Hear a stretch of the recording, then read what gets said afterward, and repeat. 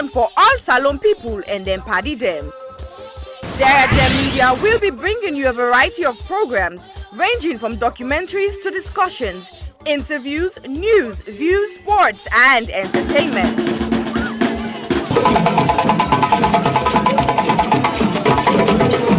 Our programs will contain matters on development, governance, the economy, and issues that are of importance to Sierra Leone. So, no left BNO because we get Bebe program then like Salon discussion, meets the ministers, the President's Hour and the Gladi program, Look Me, I Look You. All this they start soon na www.sierragemedia.org. Now who's tem these?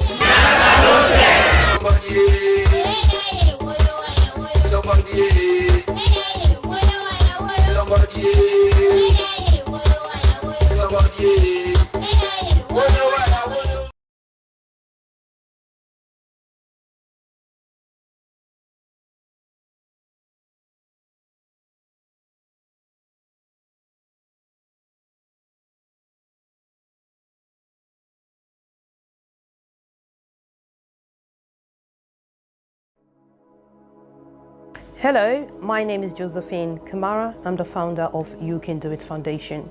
You Can Do It Foundation is a charitable organization based in Sierra Leone, West Africa. You Can Do It Foundation has been in existence for the past 2 years. We have been fighting gender-based violence against women and girls within the community. During the past 2 years, we have been offering psychosocial support, counseling, court fee, medical fee, including school items to the survivors of gender-based violence. However, during the lockdown of COVID-19, report received and confirmed that rape cases among a minor has increased tremendously within our community. Because of this, You Can Do It Foundation has secured the land to build an accommodation for the survivors of rape. However, this may almost become impossible without your generous support. We need your help to build this home for the survivors. Your help could be in cash or in kind. If you wish to join us to make a difference in a child's life, please go to our website, which is www.youcandoitcyf.org, or you can go to our GoFundMe page, which is Home of Hope for the survivors of gender-based. Or you can contact us with the details at the end of this video. We thank you greatly for your generous support, and thank you once more for making a difference in a child's life.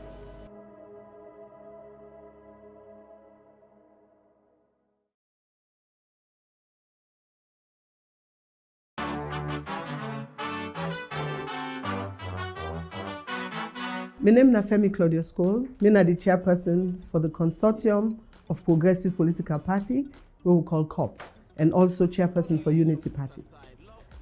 This registration process we don't start. We get some concerns. We in a COP get concerns. The first concern we get are concerning first-time voters. First-time voters, this is not the very first experience this way then they get by election business. And we want when they begin for register so today, for let them go they register and for let them go they vote, so they go. So how they experience this registration today, now you go know if next time then go come out for Kanka register. Then they encounter, then they meet up beaucoup problem then. Where we want do you and a beg with a big, let them address them problem there, where them first time voters there then they meet. One, then they left them a line long. And some of them, then they college, some of them, then they school. Then, when they don't wait in a line long, they reach now for go do the registration. Then they tell them, say, they know they take, then WASC, they know they take, then Beke result, and Boku, they know agree take, then birth certificate. Now, we want for appeal to NEC. If issue they but birth certificate, let them engage with Registrar General, let them iron her out now. But if Pikin don't get in birth certificate, he don't get in certificate back from WASC or Beke, We not understand again why then they refuse her. But then they not done. Again, when they go bring big person from their community come verify them, then they reject them back. With the yeri say councilors, then they reject them. This I don't get from the councilors, then safe. Say then they reject them. Chief, then they reject them. Imam, then say imam for face ID. Chairman for in area, then they reject them. So we want to really make an appeal to NEC.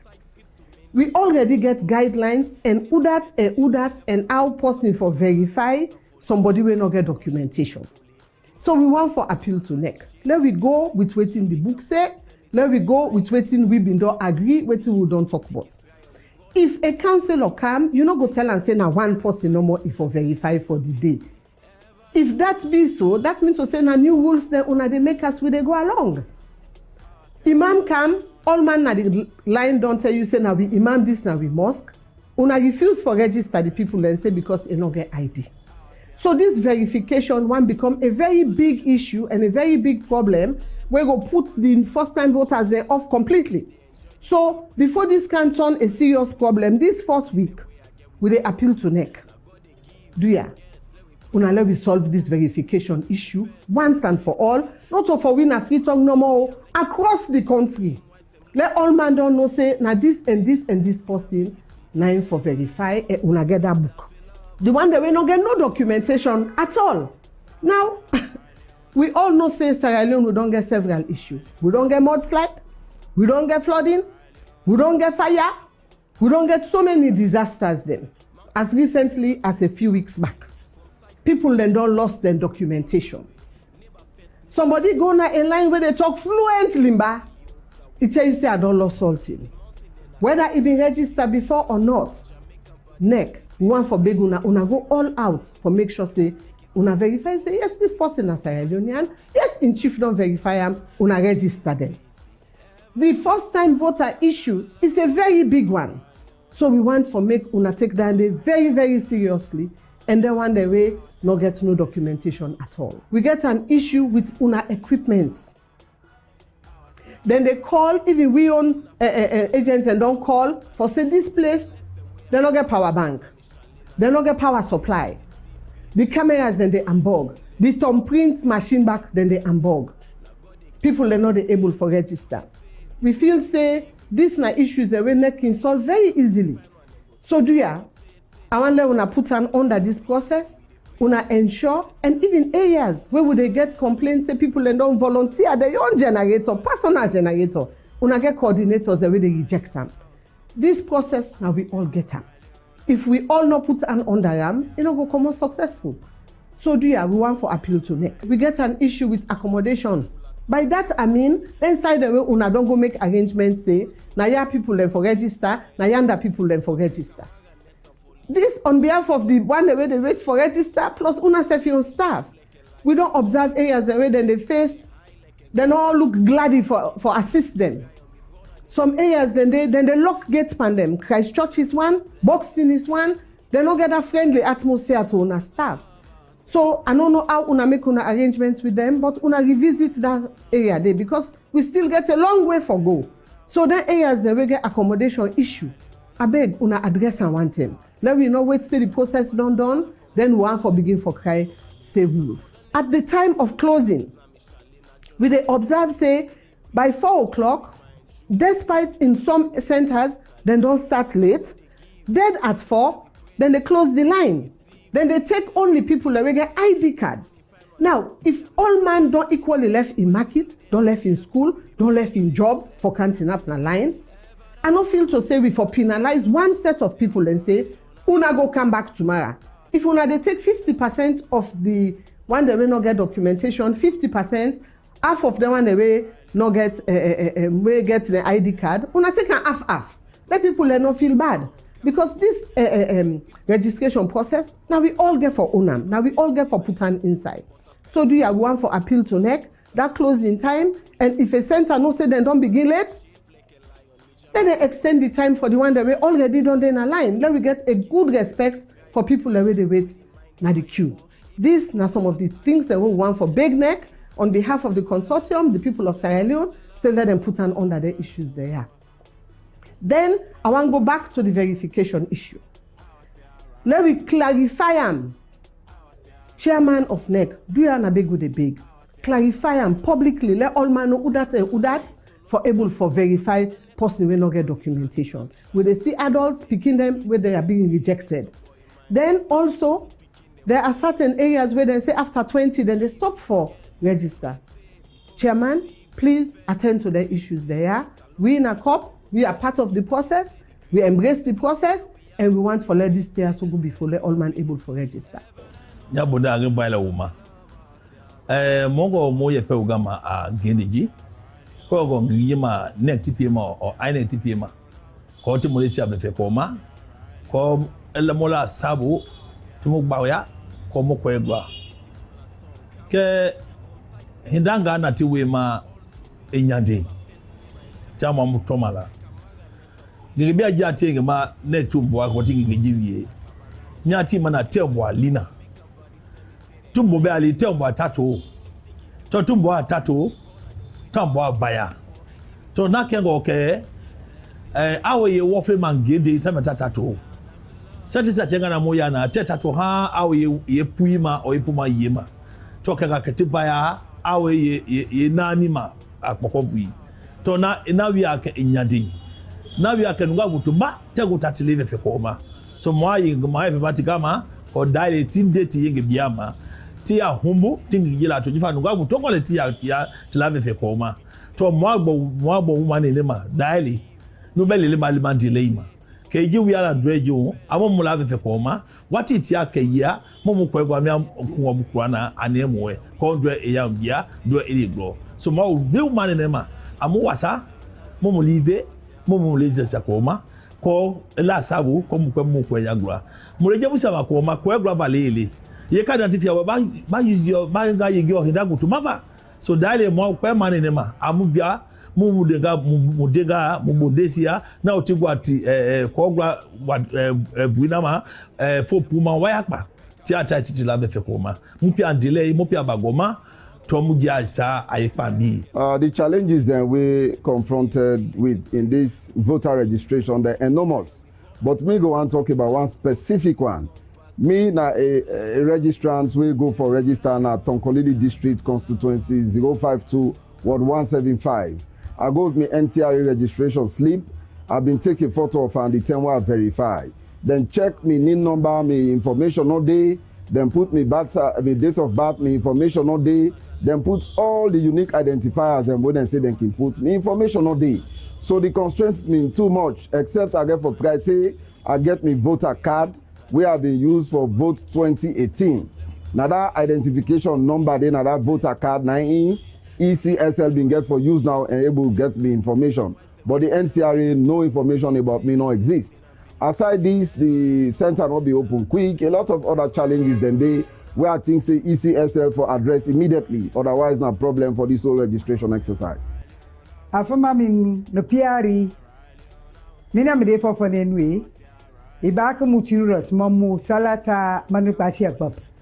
Ka register ye ma pa at register from Takabuti. Marinu imuchinu mamu napo no ko register Takabuti. Kere mama no Kakabuti. Marinu manua fetanu kankanga so ankoi kama ko register. Mo bebi register amba kabot en kabota ke kabot kolo keke medere ka 2023. So marinu urnu kama no ko register. En fait, me ko register beti akere resulting can be ke o ka MPS o ka was modi atipo bote ate lo maninga so mako abule won kaka register kaka ke mo yin afuma pati ma ko kaka register antu won di salata mo computer egbeti dokor kati so akoni otanatan kaka bot kere ta so obdim ta se bakasne Sasumuyu, hatema ntideri ake mapo bempa computer tema tukode lemp. So mari urnu kama nko register. Hateta so ye ma kama nuyo kaka atofani onko lodi. Mari nu urnu ye. Tenu nesa koko de baki one. Manu kone ma pa calculator tema lombe muyu kogbo kama nko register. take a boat. Yo, mama, salata manu so me elensi. We know say na registration period this. So we dey call all salon people then for go register. But one problem wey I don discover upon this in registration, I don discover say the number wey the political party observer then they get, wey they take note of who that can register, wey dem dey write. I discover say with electoral commission, their own staff there wey dem put on the ground, you know they meet with them the number. For example, if all the party agents don't get 50 people wey register for today, now electoral commission then they go there 70, 80. So we want make Mohammed Kone, the chairman for NEC, make a look into this problem. We don't start so. For there, every day, the electoral commission staff them and the party agents, they all figure for be the same. Young people then, especially we now we boku, and we where they suffer. It's like for say, all the baby problem they will they get from we party agents, they would inform we about the registration. It's like say now so na the northwest, so na the western area, and so na the northeast. Now they all them problems they had they come out. We know they hear better problem themselves, they come out at the other parts in the country. Now just then side there no more. And then they worry we. Me, I can't talk to Una for let Una go register. Una we they sell, Dovecot or any partner of the country. We say me, I know they left me business for go do registration. Do ya left farm go register?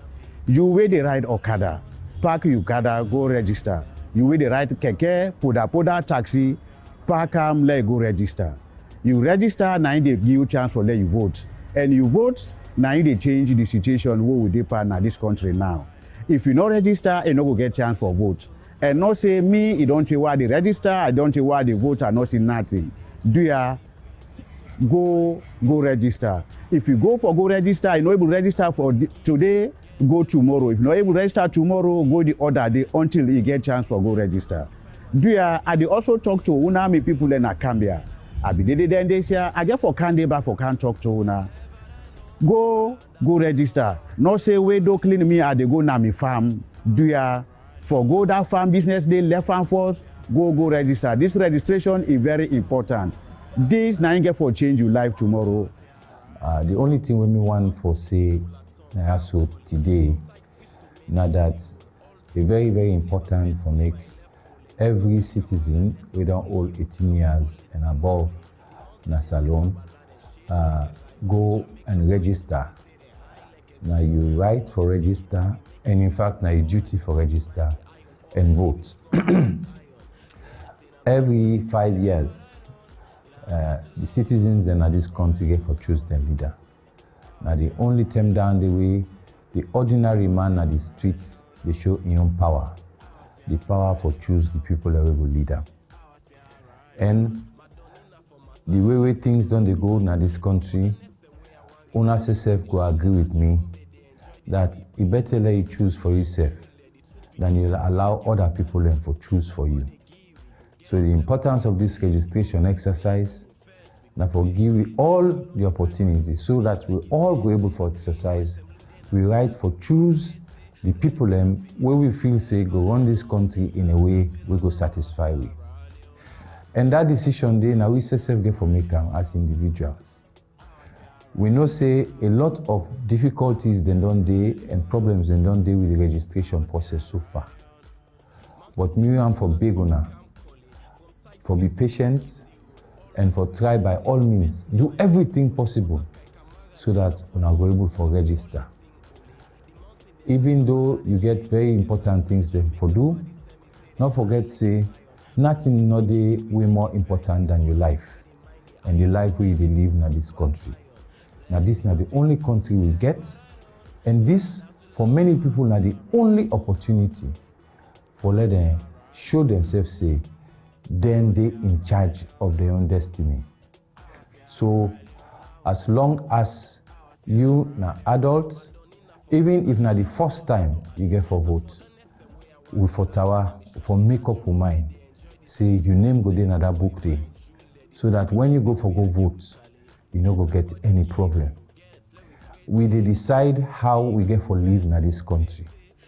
We dey decide who that for lead win in this country. But you not go take part in that decision day if now you not vote. So we want to ask everybody, not only we supporters them, but even the one themselves who know they support we. We dey ask everybody so that we will exercise we rights. Now this democracy will they try for build.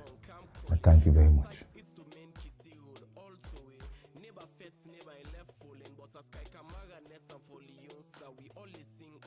The mountain in a Kabbalah, they shape like a lion. Me Jamaican body tell me say they high like a... I love my country, but I usually say Sierra Leone is the country I hate to love. I do love my country, but my God, it's painful. So this, to me, the anger is not because my father and others have been killed and laid here. The anger is coming that we are not learning. We are making the same mistakes all the time. All the time, we're making the same mistakes.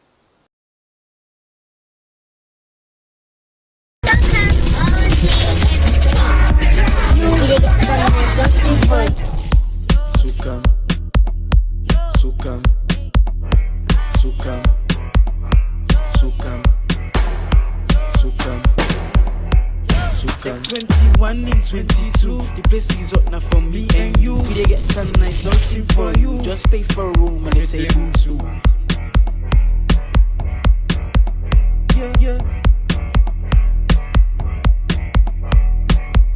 Where the party at? Sukam. Free money, quick and easy.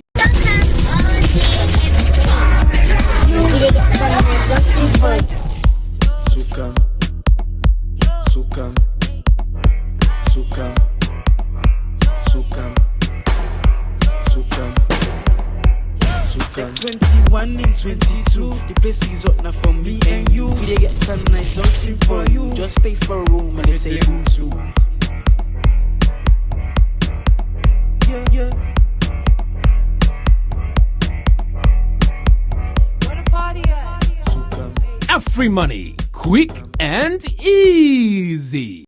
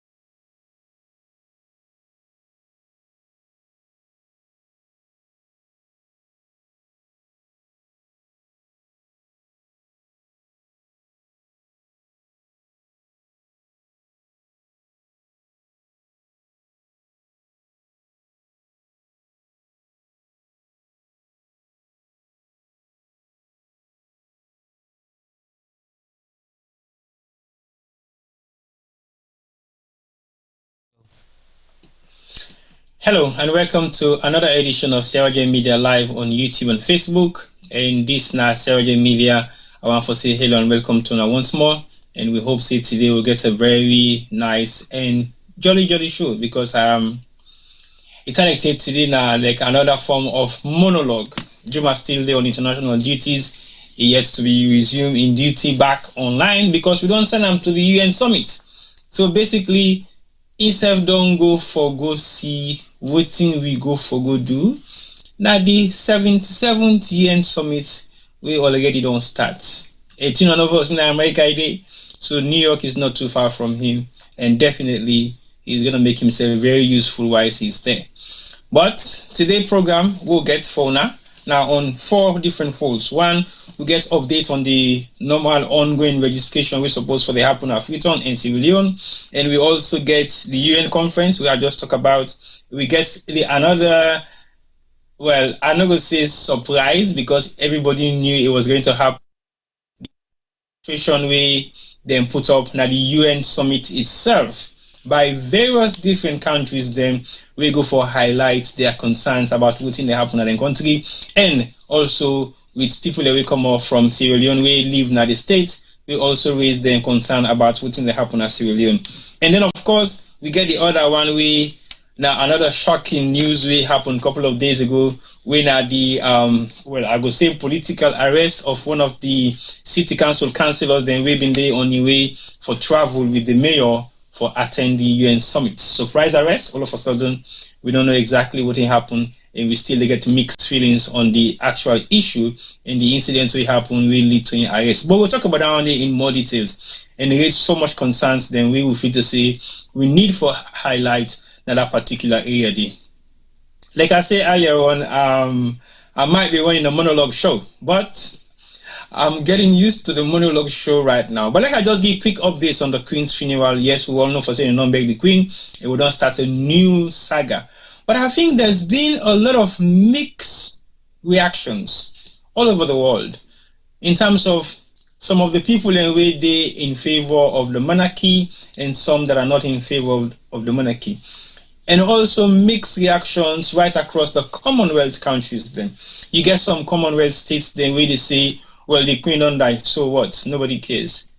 And you get some Commonwealth states then where they say, well, we get for mourn the Queen because she was also a queen for the Commonwealth states. And then you get now the English people the way they say the Commonwealth states and some parts of the world are like forced to mourn because they were one time a nation that belongs to the United Kingdom. So basically, what in then don't they do colonizing us over the years, then still want for colonize we back again when the Queen don't die. So there is a lot of mixed reactions on the Queen's death and the funeral and how you suppose or not supposed for mourn.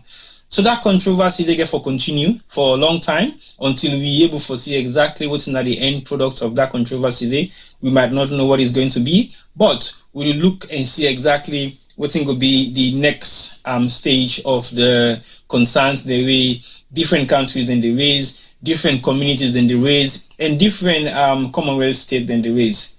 But also, is there going to be any kind of coalition among the Commonwealth states then don't they exist over the past, I would say 70 years since the Queen took over her reign? She has actually changed the face of the Commonwealth, wherein we get countries then not actually being colonized by the British, but choose to be part of the Commonwealth because they feel the Commonwealth has given some other countries a great advantage for the fact say they are part of a league of countries which share common common gender. Sorry.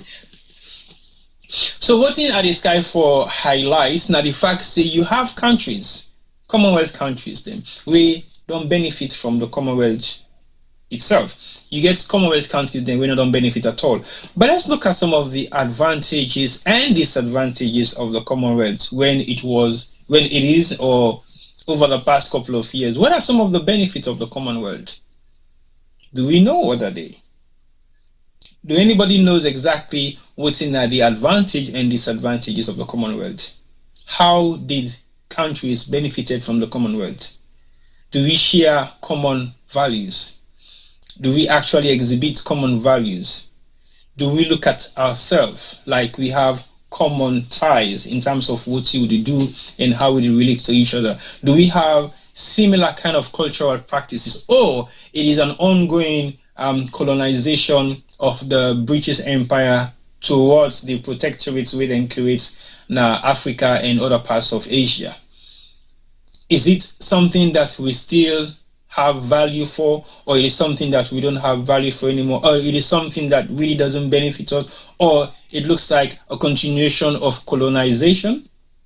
What is it that we really benefit from being part of the Commonwealth states, of Commonwealth countries and really under the Commonwealth? Who knows? Please, if you know anything about some of the benefits of the Commonwealth, please say so, or just drop with some line at the chat box. We could definitely check them out and see exactly what are some of the comments then we people need to say in regards to what has the Commonwealth benefited Commonwealth countries and what are some of the advantages and disadvantages of the Commonwealth. We so clearly say we don't have common cultural values, because definitely the African cultural values is different from the English cultural values, so we don't know what sort of commonalities that we have shared within that particular area. Maybe when it comes to education, yes, we've been not dictated to, but it was imposed on us to speak English.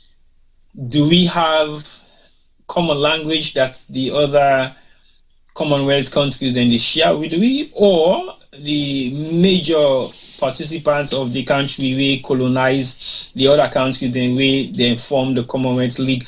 Are they trying at any point in time to speak other languages that exist within the Commonwealth? We don't know.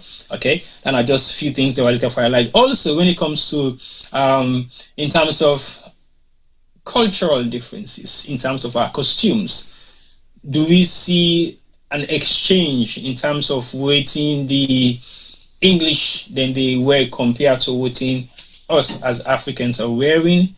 Do we share our common cultural costumes? No, we only wear that, we don't wear else. So basically, that's now one other disadvantage. But there's a lot more of that. If we begin to look at things, then the Commonwealth could benefit and within the Commonwealth they benefit from us. But now let's look at economic benefits. Within Salone, for example, they benefit economically from the Commonwealth countries, them, or specifically from Great Britain, we colonize we. Based on the Commonwealth itself specifically, do we know what? Yes, they put together Commonwealth Games, but the Commonwealth Games are all games that are actually being put together by the host nation, or the country gets the sovereignty of the Commonwealth state, they win our Great Britain. Is there any other game where we play in Africa where they incorporate into the Commonwealth Games just because we call ourselves Commonwealth states? What thing are the commonalities where we share? They said Commonwealth. So what are some of the wealth and benefits that Sierra Leone has gained from Great Britain where we share? Commonwealth. What is the Commonwealth? What is common among the wealth we would share with Great Britain? Are they sharing their natural resources with us? No. But yes, we do share our own natural resources with them, our diamond and gold, rutile and bauxite. Yes, we do. What do we benefit? Are they giving us scholarships for us to come over to the UK and study and gain knowledge and go back to Sierra Leone and implement? Question mark. Maybe, maybe not. One of the major aspects of the Commonwealth that existed in Sierra Leone for possibly more than 15 years has been shut down, one of which was the British Council. That is one of the existence of the Commonwealth benefits to Sierra Leone. We are no say done there for more than 50 years, but that has been shut down. Yes, the British Embassy still exists in Sierra Leone, but we don't know at what rate Sierra Leoneans are benefiting from the commonalities that we should share between Great Britain and Sierra Leone. Do we have the opportunity to travel free to the UK without visa? No, we used to, but not anymore. Why? Equally so, that's another question to ask. So what do we share amongst our wealth that we so-called common wealth? Anyway, that's another question for us to look into and see exactly what are the benefits and what are the advantages and disadvantages of what in the Commonwealth stand for. But then just a segment of the whole issue surrounding the monarchy. And so many other countries are actually lobbying to come out of the Commonwealth, to come out of the ruling of the queenship, where they don't be the head of state all throughout the past 70 years of her reign. Some of those countries are still being governed by the Queen, and some of them are actually looking at moving away from that sort of sovereignty state and become their own state on their own, so that they don't belong or they don't do things under the queenship of England. But now it's going to be under the kingship of England. But now let's also look at the other parts of this. The Queen, and the most important part now, when then take away all the elements of queenship, will be there on top in coffin. That's the time I realized she's no longer a queen. And then place her on a table, we represent, say, this for belong now to the king. Now, does the king have the same value that the queen has exhibited for the past 70 years of her reign? What do we really think about the king? What are some of the expectations of the king? The king is, I would say, highly political. He's a highly political figure before he became a king. Are we still going to see the king as a political figure that stands for certain political values, for example, one of which would be the climate change, also reduction of poverty alongside developing countries, also lobbies for equal rights and justice for people of color and people that cannot afford daily meal or people that are destitute. These are some of the values that he possesses before he became the king. Are we going to see some of those qualities of him? We'll wait and see. And I think that is very, very much interesting to see what sort of priorities the king is going to exhibit during his reign. That is going to be something that everybody will like to see, but we don't know what it's going to be like anyway. He hasn't actually officially started to perform any of his official duties apart from the funeral of his mom. And I think the whole world is looking forward to what will be his first engagement as a king. I bet many people haven't seen him yet with a crown, and we're all looking forward to that day that he's going to wear the crown and take the position of the king and act like a king and start to execute his duties as the King of England. But that is majority of our problems, because that will also determine what in the next phase of the next century is going to be like. Are we looking forward to that? Yes, maybe, maybe not. No, I don't know. Yes, definitely. I am looking forward to that, because it's not just for my own benefit, but how it could benefit we Grand Pikinde. Because they now will be the next generation of the people that we get to see the new king in action. Some of us will have that opportunity for the next 30, 40 years, by God's grace. But I don't know whether he will live for another 30 to 40 years. Maybe we will be the first for see the change of 3 reign of the monarchy before something God take we own life. And they anticipate say the king therefore get short life, but we all now know that he's going towards 70 or above 70. So basically, even if he live as long as his mama live, he still gets something like a 20-something years for live for as a king. By then, I will be likely, Femi will be in age.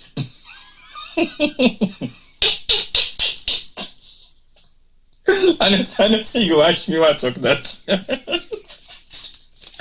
Oh God. Anyway, that's not a joke, it's serious. So by the time Femi gets to the king's age as he is right now, I will definitely be of that same age at some point. So yes, I get for live for see the change of 3 monarchy. The queen, the king, and the king, maybe the queen. We're not too sure yet, but we're sure definitely for say we get a king now. We don't know whether we're going to have a king or a queen. But according to the lineage, we should have a king.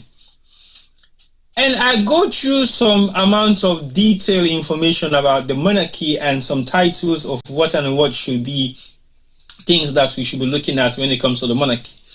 But anyway, I'll leave that for another discussion, because we get to talk about a lot of stuff the way they happen within our communities.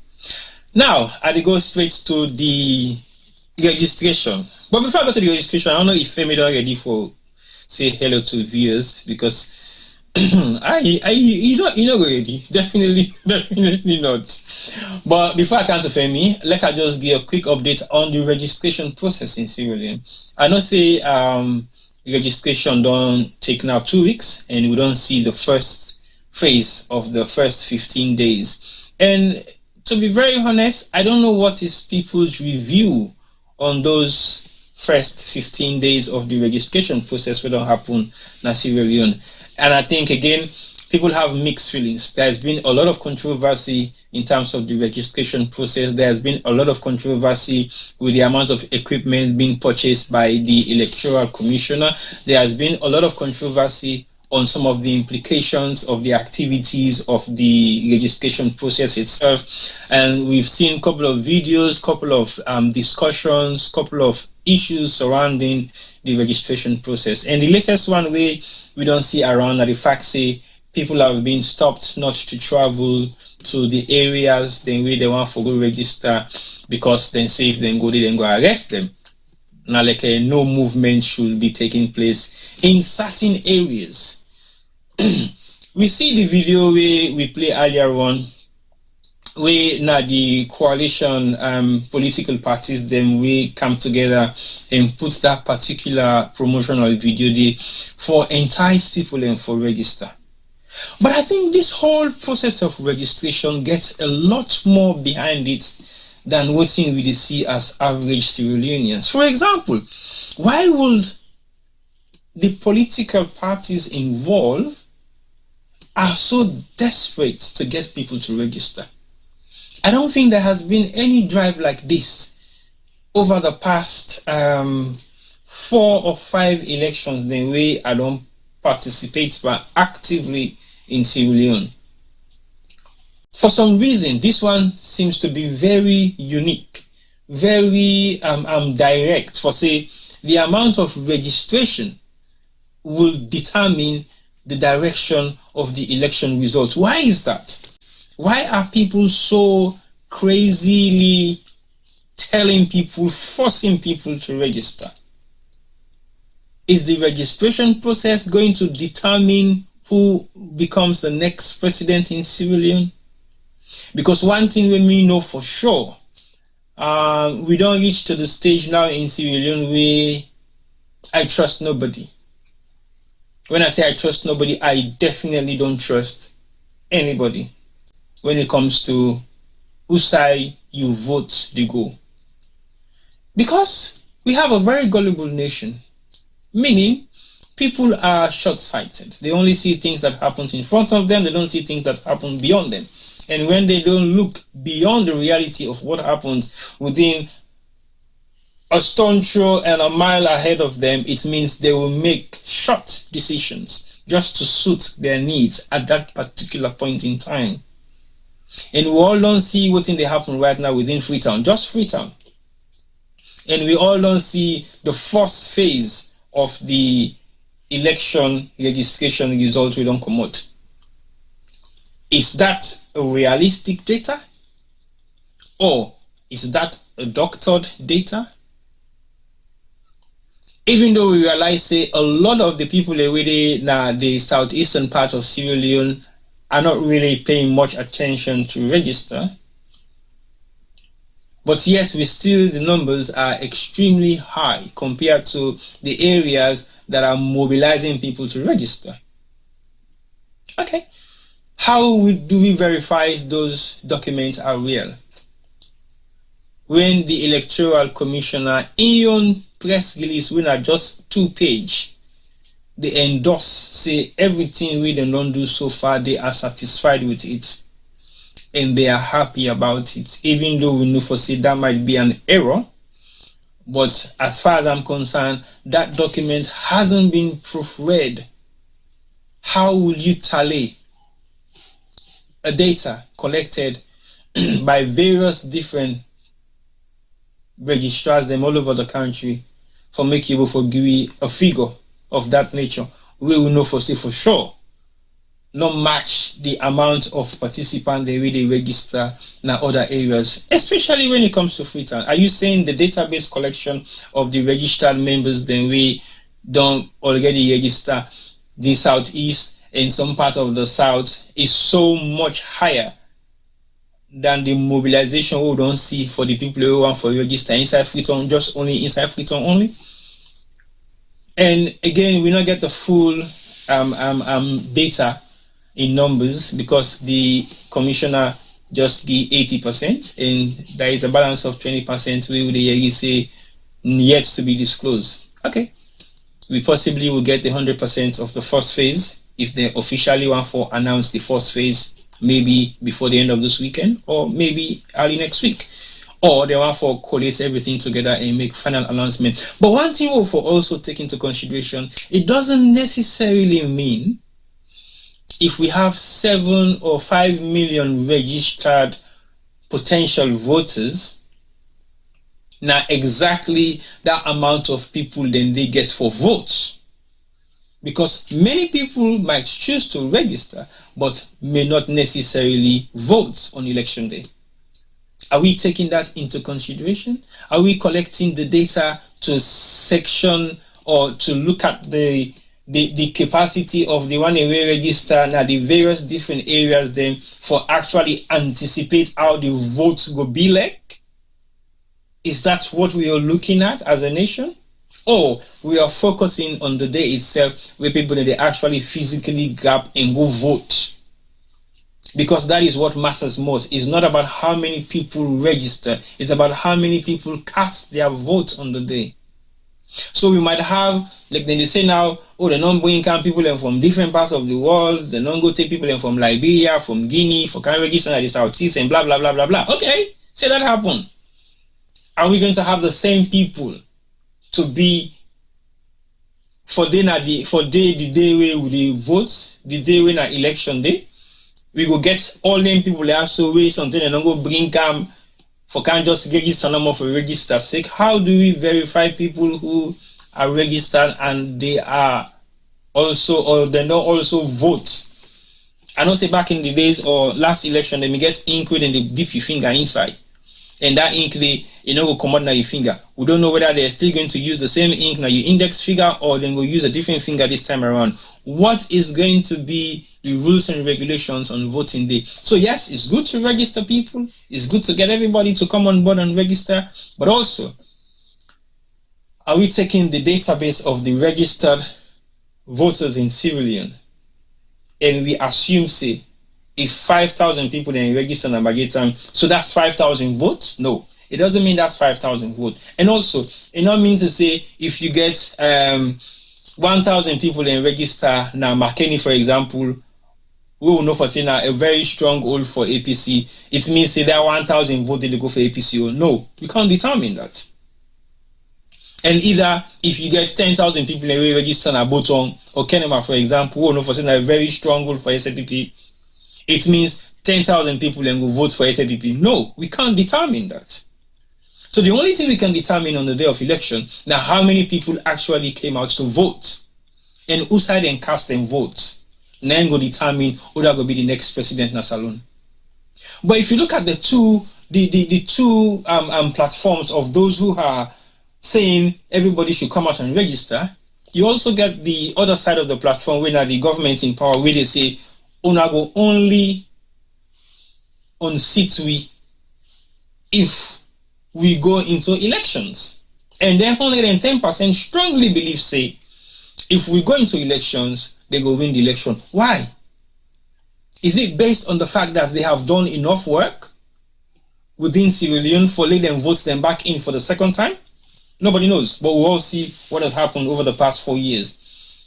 Is it because they believe, say, if they go into election, then go able for rig the election, for win the election? We don't know. We don't know what's going to be the rules and regulations of the election itself on the day.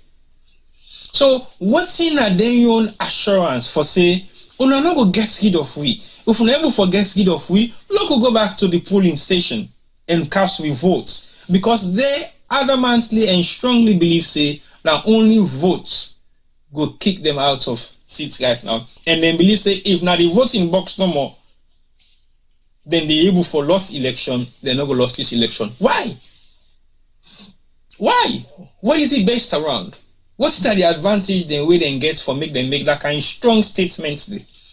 And that statement did not only come out from the members of the political party or members in government, it come out from the president, the president's wife, and possibly all the presidents in cabinet ministers, them, and the entire political party itself. For those who don't know, not everybody within government agrees with the policies of government. Not everybody within government supports the policies of government, but everybody that works in government will toe the line of whatever the government put across as white paper, or to whatever the government put across as legislation with them for follow suit, because they are civil servants. If you're not happy about voting now the operations of the civil services at that particular point in time that you are employed, resign. But you might not have enough voice to challenge policies that are already being sanctioned or verified or vetted by Parliament or ministers within their ministries. But I bring in Femi and let Femi say hello to viewers them and make himself a much small pan the registration process of voting we don't start with for the program for today. Over to you, Femi. Hi Tibo, can you hear me? Loud and clear. It's good. So thank you T-Boy. Family them una welcome. T-Boy yeah kuna say they introduce me. You know very well say no boy make I can't talk because Ibam pa me if you say I go left and gam. But me I know they fet me case. I left me case give God. Now make today if you notice in background on the eat am up. So T-Boy in background no they will see difference between the two today. Now for the feature we want feature and big one. So anyway, thank you guys for joining us. I've been patiently listening to T-Boy way beginning opening. So before we get to the registration, I want to talk on a couple of things with T-Boy being mentioned. And he spoke about our late queen. May God forgive in sins them and make Gam good rest in place beside on this so today. It's been a somber time in the UK for the last couple of weeks, if I foresee. I think 2 weeks today or something like that. Today was a Wednesday, so 2 weeks tomorrow. So it's been sad. You can see television them all. We know they get adverts on most of the channels them. Most of the channels switch them programs them. And yes, T-Boy right. There's a lot of controversy. There's a lot of disagreement. We all not go ever see the same way. Then you say all you hand in your finger not to one. So we all are different people. We all get Usai, with the lean form depending on the experiences the world don't get. As people of the Commonwealth, we get mixed feelings because the Commonwealth, yes, as it is now, it's not a bad thing. Maybe T-Boy right, maybe we'll get for question within the Commonwealth they bring to we, in particular we African states, because other states same like Australia, Canada, I should say, they're okay, but maybe they talk for we own people them. So I'm not really sure the benefits of the Commonwealth. But let's not forget this not person in Ghana, in Mama. I'm not going to say in sister no more because obviously in sister Binongo, but friends, great Ghani, we don't pass so, and now the queen for the United Kingdom and for the Commonwealth. So you get people at the Commonwealth we feel them, because they've seen this woman as a motherly figure or grandmotherly figure around. So I think personally, not speaking for anybody, I think for some of the people we get small grievances, I think this is the right time for voicing grievances, and let's allow people and for more na person die. We can pick up on what she could have done better. We see, we not for taking the next person, and we can do all that in the later. But I think now it's a little time for make we mourn. And if I mourn, that's fine. Just let we respect the one that we want mourn, and no to them. So I was on the road on Monday, actually Como Airport, and literally it was West London was a joke. So Heathrow, we tried to take a cab from Heathrow and the roads were blocked. We couldn't get an Uber. We jumped on the underground. Piccadilly line, it came up to a certain point, then it stopped and it was blocked. The whole of the country, it's like say they all turn out for go watch the Queen and say farewell to them.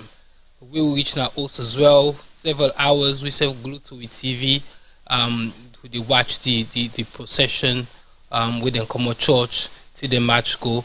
One thing Tibo we amaze me na the soldier man them.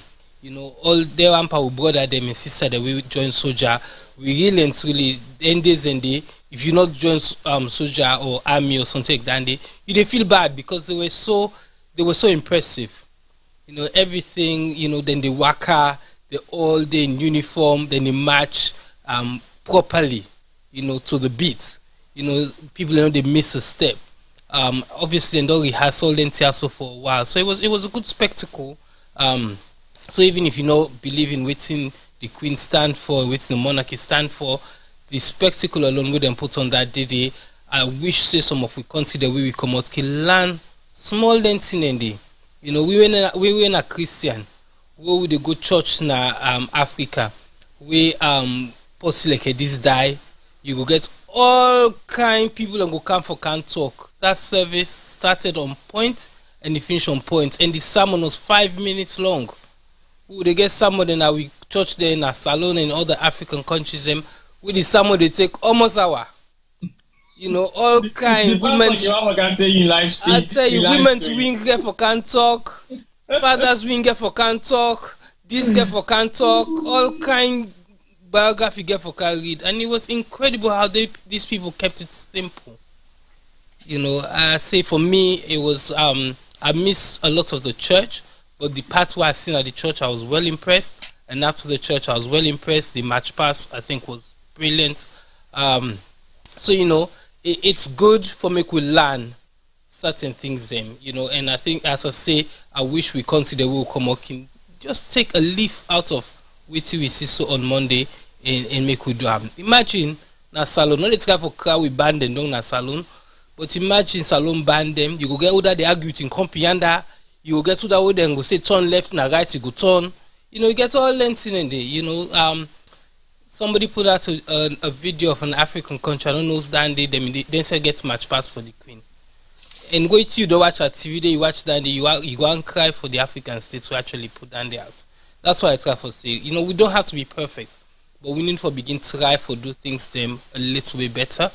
And you know, for copy na easy thing. Solomon they will like copy from small. Tibo na be one person where they go copy them song the nine book. I remember it's in book that they be naming. They copy the song the word for word. So you know, we get leakage them. Women and the copy leakage them for go na exam field. So we sabi copy. So why when it comes to the good thing, we know the copy but always we the copy the bad thing. That question they me get. But I go left hand for we guess them if they and T-boy if they go answer me, and we go to the registration again. Why we know the copy good thing? You know, not today first we begin get election as alone. Why would they get so many problems them for just register people them? We don't send it all over the world. Even salon self we don't see them do them in the past and then get a right. Or then get a almost right. Why would they copy some of them here so and learn for put things in place? So now they know me want to. I'm very disappointed in the organization of how we conduct this process. It's a very important process. Then they talk about they were sideline all the new voters them. That's ridiculous. People them for the last 5 years we don't get the opportunity for votes. Now they don't get and you can't sideline them. I think it's ridiculous. And we know so with population very useful. So every 5 years we they get if not thousands, we they get millions of new voters because we get a very useful population. So if we do everything that we power for ensure that them people have to take part in the democratic process in picking the next president of Sierra Leone. Because now them president, now me president, now we all presidents, not to president of a particular region only. Over to you, T-Boy. All right, thank you very much, Femi. I agree with you on so many points then, especially with the Queen point. We talk say we need to copy the right thing then. And I believe say what you will try to mention earlier on na logbook. And then saying they really young picking and get logbook.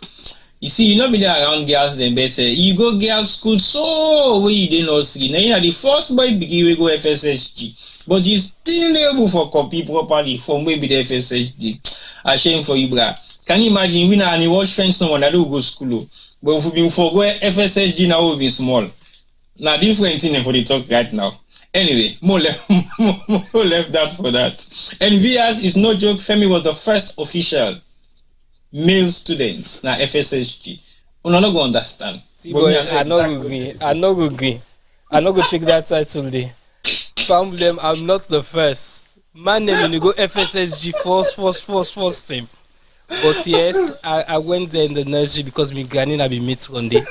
So even they hold me and go school. When my mama don't go back to work, I mean go school with me granny. So at the tender age, I think I was just about 1, and they actually sew the FSS uniform for me. So Femi will actually wear I've been get blue trousers. I've been get blue trousers and blue and white check shirt. And now interesting story. Me granny and Auntie Sabina, when I've been the owner of Gonsabs, I've been good friends and possibly relative. And he can FSG, you can see me granny, and he see this young man there will be wearing in uniform. Now he kidnapped me, now he came me go on Sam. He said the man actually wear a uniform, now pull me FSG, came me go on Sam. So now the story that. Well, Vias, I just want for making enough for saying more feminine having official male students now a female school. But anyway, that's now another discussion. But he used to make a pull down because he tells me say will be the copy, then they will be the copy song. Then when he go girls school as the only man, he will be able for copy nothing day. Anyway, shame on you. But Femi, you're so right when you say we're not copy positive things from other parts of the world, which I think we should be able to do. And we make example of positive things then when it comes to we favor, who want for favor we serve in whatever we're doing, whether good or bad. But when it comes to copying stuff, we need to copy the right thing. And so the first way you talk about, yes, I totally agree with you on that. The sermon, the church service itself, it was for an hour maximum, couple of few minutes on top of it not exceed that at all. People might be thinking, but hold on, the time we go pa Tijan Kaba in na salon, we need to cover them fully. We spent possibly about 3 hours or more in a stadium, just stadium. All man need for can talk.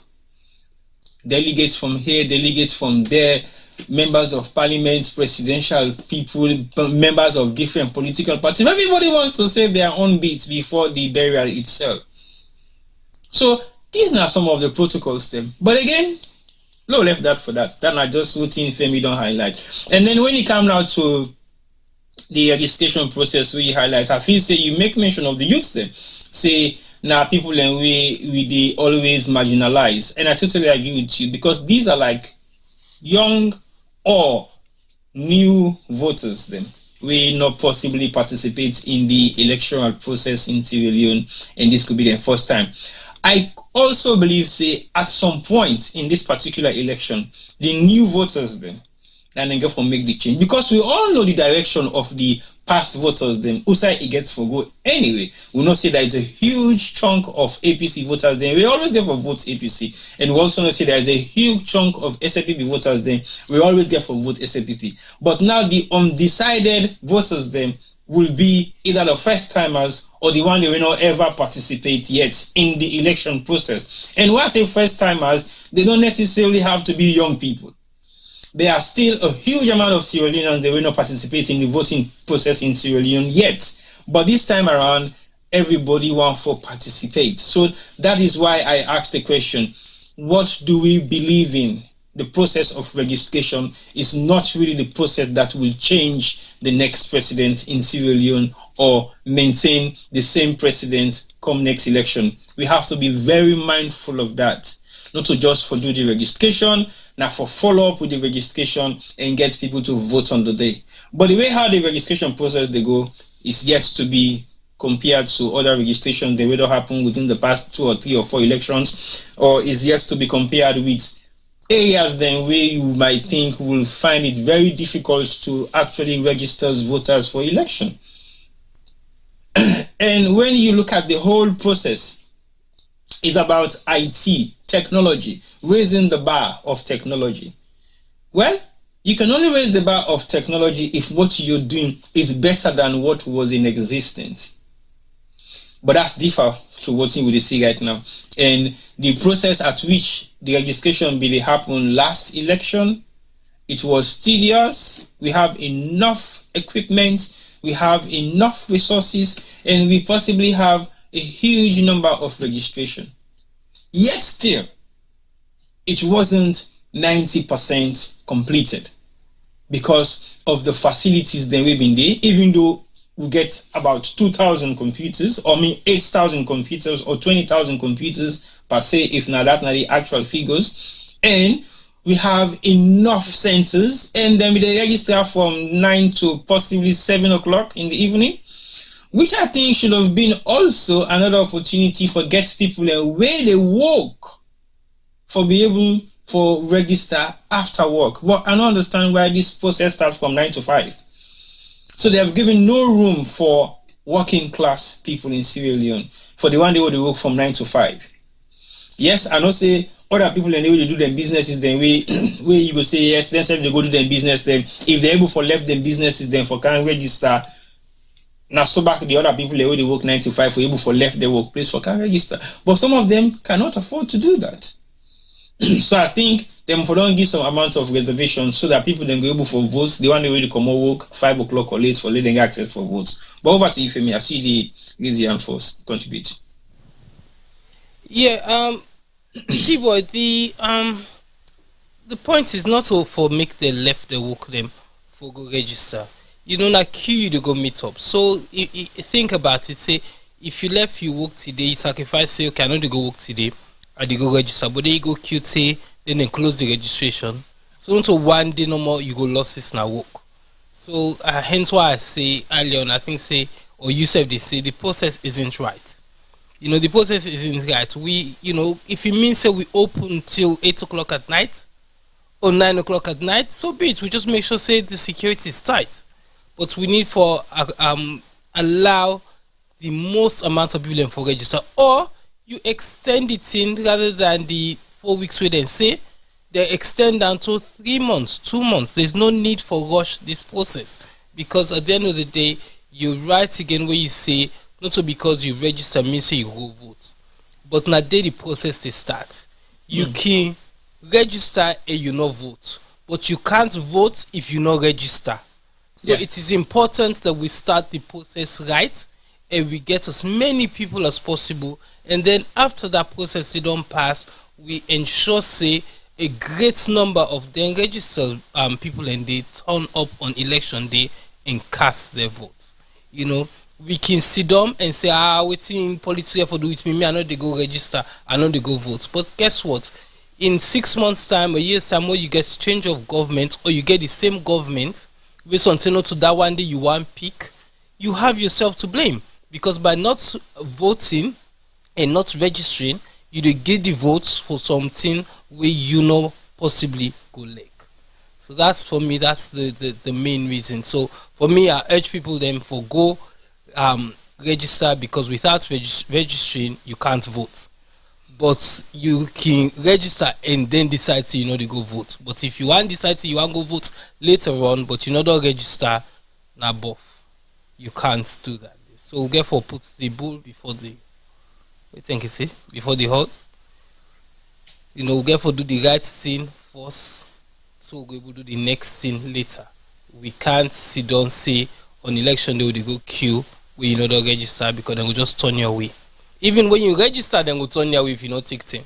So imagine if you don't register now. And some of the process of registration are listening to Femi Claudius call in message. For example, say, okay, there has been a lot of natural disasters over the past couple of years in Sierra Leone. We don't see flooding, we don't see fire disaster, we don't see a few other things that will happen. It not necessarily means say people then will get their documentation, and during the process of the registration process will be happening during the census. We highlight some of them concerns they also say, how do you verify who is a Sierra Leonean? That was one of the biggest challenge, and the basis of the individual where they identify you for be a Sierra Leonean can only do so based on his discretion not by the evidence provided to him. And that now one serious question. Say for example, somebody you want for proof say this is salon person. You get few specific questions they really ask them for confirm say yes, this is a true Sierra Leonean. 1, who's are you born to, you know, which tribe, 3, which language you speak, which school you go, primary or secondary school, or you talking in local language where you say that your language, or name 1 or 2 person when are your family member for identify say yes, you know true Sierra Leonean.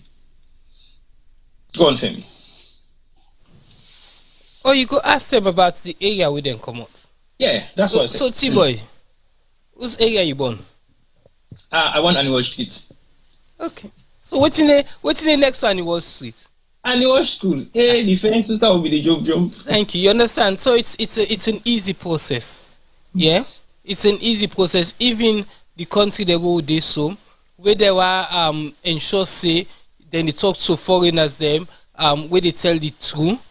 Then they go find person from your tongue or from your country, and then they ask you questions on their country. Then and the person where they alongside them, they verify if not true, you they talk or not so true. So these are processes for proof people their identity. As I say earlier on, we need to learn to copy from when thing and do right. I know they say we try and do right all the time, but we get the habit for copy where then they do wrong. But when they do good thing them, with the feel for confidence, and that's for me is the problem. Well, okay, that's true for me. Again, you're still talking about the copy syndrome, where we feel to say we need to do right. But if we decide for copy anything in terms of the registration process, where they highlight so right now, I think we don't copy from the past registration process we go through, and if we not copy from the last registration process where we go through last election, it means we need to copy even we don't think they will do right. So if we need to copy we don't think they will do right, how will copy somebody else and we're not in there with it? We'll not even get half or maybe 1/10 of the resources where them people in they get. We cannot get it right if we need to copy the best practices of what we do within our country. So the process of registration therefore be an ongoing thing. We don't know whether they're going to extend it for another couple of weeks or months after the official timeline with the non-set, or it's going to be just like that.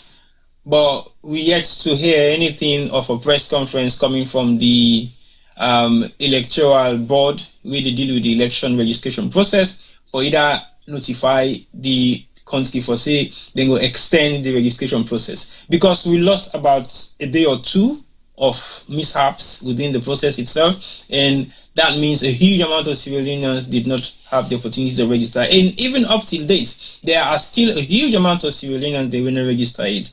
And the complaints they come out from areas of the opposition. We don't know why specifically this complaint they come out from areas of the opposition where now the strongholds of the APC political party. We need to get too much issues or concerns when they come out from the strongholds of the SLPP. But again, I am not in Sierra Leone, so I possibly might not have that opportunity to verify this myself, but I wish I was there. I would be able to say to you, yes, this is confirmed and verified. But most of what they are not just on videos or some recordings, then way they come out either the day of the event itself, activities on site. So basically, these are not activities that you can physically deny because they have evidence of showing exactly where they are and some of the activities that they are fighting against and some of the privileges that are taken away from some of the people who want to register. So we cannot challenge them physically to say they are not correct. We cannot challenge them physically to say they are 110% correct. But I believe majority of voting they come out from the outskirts of Sierra Leone or Freetown itself are likely going to be confirmed sources of those particular videos where they happen on site. So a lot of stuff then they really happen where we get for begin look at critically why do we have this sort of discrepancy with the process then where they happen, and how you they turn people them down for say no una young batch not reach it or una go first with the register on tomorrow. Like when Femi say few of the people away sometimes me and Ingo Sabi don't travel all the way for go salon. We don't take a couple of days of work in the UK for go register. But guess what? When they go, then spend time at the queue, then turn them down. And they only have like a day or 2. And maybe they are there for just registration, but they'll get for do 1 or 2 more different things. They will not just the registration process then go for. It means they're going to lose out a lot of time a lot of money, a lot of holiday where they don't take Naya, so where they're not supposed to take, and the amount of money within the loss is so huge. So I still ask the question once more, whether with diaspora will be meaningful come 2028 election, because 2023 don't pass. So basically, are we going to push forward whoever sits in the power of authority after 2023? I think the diaspora need for be rest assured for say we will be able to participate in the registration and voting process. Because otherwise, I don't know for fame you, but I will physically start a campaign. We will be able to put diaspora in the right position, because we are not going to be taken for granted anymore in Sierra Leone, because I think we are doing a lot for boost the economy of Sierra Leone. But yes, still, then they give you that kind of then they disadvantage we and they tell we say, "Bona shut up, una sina diaspora they make boku no ezuna kanaya." And then when we can't lay back again, they tell you say, "No, we need student also because we're not get right for vote now because not one idea." So what do you want? You want our money? You don't want our ideas. You want our money? You don't want to facilitate some of the things that can make us also participate in the election process or in the development of Sierra Leone. So when they urge we for go invest. Yes, we can invest.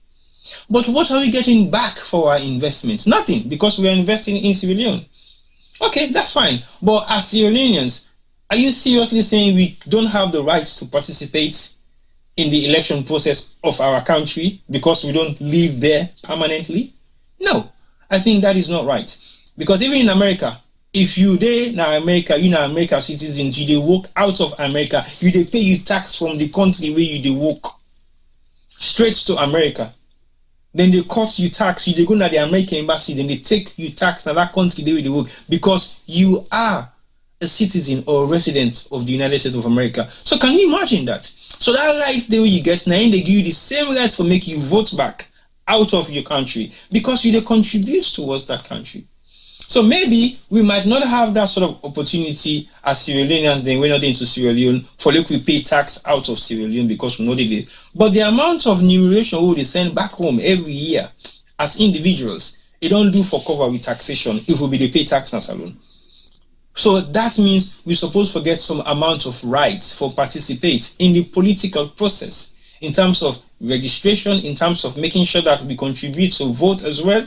And also, if we want to take up certain positions in office, yes, we will be scrutinized to see where our loyalty lies. But at the same time, if we can deliver, then I don't think that should be a problem. But shame on those that have been appointed for the past 10, 15 years to serve in Sierra Leone from the diaspora, and they have failed us woefully. So I believe, say, sometimes now some of the concerns then that way the Sierra Leone and the Waiting Inside Salon get, because they don't try we anyway. They don't try some of we not get any hope within this part of the world, but don't go sit down salon. Yes, don't make money, but at the same time, they only think about themselves. They know all the importance of what development is. They know all the importance of economic constraints within all over the world. But yes, still, then they go continue for add more burden to the society. And then we talk, say, we go for good change salon because we get knowledge from the diaspora. Sometimes I feel ashamed while they talk for the diaspora. But that doesn't still mean we not forget we write for votes or register or participate with the political process, because the contribution is highly meaningful to Salon's economy. Over to you, Femi. So, T-Boy, yeah, I hear you, but you're not for shame, because honestly, to be honest, the problem with the diaspora and way they return, I'm not gonna say not them faults really. It's the people where they pick them and then get the fault. We can't they pick people then because then are we brother, family, or then support we, or then give you 50 pound when you be unemployed for 20 years, or then give 500 pound. That's the problem. When you begin give people them certain important jobs them just no more because they're affiliated with you, isn't right for the country. So yes, you go see some of the diasporans that we go they sell we shorts, they make people and get a negative opinion of everybody in the diaspora. But you know, in other cases, as you say earlier on, they come to this side of the world, then they beg we for make we take we hard earned cash, go buy land, go invest in businesses, go build school, go build hospital them, build churches, contribute to the alma mater them. You know, they're encouraging us to spend our money in Sierra Leone. But when it comes to, you know, the fact is, when we get the opportunity for actually help for pick the right person and the right people that we for lead the country, we don't have the opportunity. Then they put all kinds of stumbling block in front of we. Then you get for can register. There's a fine window of opportunity for register. All them saying for slow we down and slow the tempo so that then go dissuade we from doing certain things. It's all calculated, yeah. And the problem is, you can give us the right to vote from here. You can give us the right to register from anywhere we are because we get embassies. Yeah, inside we embassy them or high commission, we can get the process right for make, you know, me, you and anybody in the diaspora able for work inside we embassies or high commission, prove we identification, which is easy for we for do because majority of we get passports, we get national identity card, we get bills of how they pay with bills and at this side of the world. So it's easy for me to identify we and no say yes, we are this person and prove saying a salon we born or we get salon passport. So it's easy for them to, and if they want question with passport, they say at the embassies they can actually ask us to return on a such and such a date where they will get somebody will come on at the area where you say you come out, we go verify, say yes, this man is Sabi usada corner de bienda corner anda bienda wall anda, you know, that kind of thing. They should be, it should be a lot easier. But the only way they go salon, they see an opportunity and they take it. And usually it's because they say don't sell themselves short. They don't sell themselves to them party, so they blinkered. Then they see say the party and they do wrong, so but they will not say that. They will continue for the praise them so that they will get the opportunity to go get some kind, you know, good job, some kind big contract, this and that. But really and truly, the people that will for blame now, we leaders them, we know very well say that person they not qualify for hold this position, not get the experience for hold this position, but yet then they give them. And it's not just about qualification, experience is key. You know, in my job, I manage people. I do regular interviews, and one of the key things them na experience. You know, and it's hard for young people, especially with the common university, because they don't have the experience. So they need the experiences. So you can forget an opening for encourage young people, them vibrant people who will come in and can make a difference. But you get for look at experience. You know, if we get all them so-called engineered in a salon, we know one they do practical in their life. Clearly, that is not an engineer degree you don't get. As far as me concerned, you can't study engineering and a book no more you read. You have to have practical experience. So now then, after 10 years, that's why they say we supposed to get people where they make the right decision them with the right source them, and not because that person na me fumble, na me wife in brother, na me sister in man, na me sister in Pekin, na me auntie in boyfriend. You understand? We need to be picking people for the right reason. So if the Canada diaspora, let's get a database of people that will do certain jobs. And so when you know saying a doctor you want, you know they go find nurse for can be doctor. You defend nurse for go get nurse job. You defend doctor for go get doctor job. You defend electrician for go do electrical engineering, not for go do marine stuff. You understand? You can't just pick people them because now you paddy them. We need to get out of dandy. You know, that sababu thing, it's a good thing in many ways, but it's also a bad thing, and it holds our country down. And if the leaders are able to see so, then we get a long, long way to go. Well, I think we get a long, long way to go, Femi, because I believe, say, we leaders them in positions, then still able to see that direction there. It's an unknown direction, and but that's the direction we seems to be going for the past 20 years. We don't begin actively involved in Sierra Leone politics. And we know say politics now the biggest employer. I would say government is the biggest employer in Sierra Leone, and everything that comes down to government na sababu. Now somebody we know somebody we know somebody we know somebody. You don't possibly have to have the qualification or experience to get certain jobs, but you will get it anyway. But that's something for another discussion we will talk about sometime soon.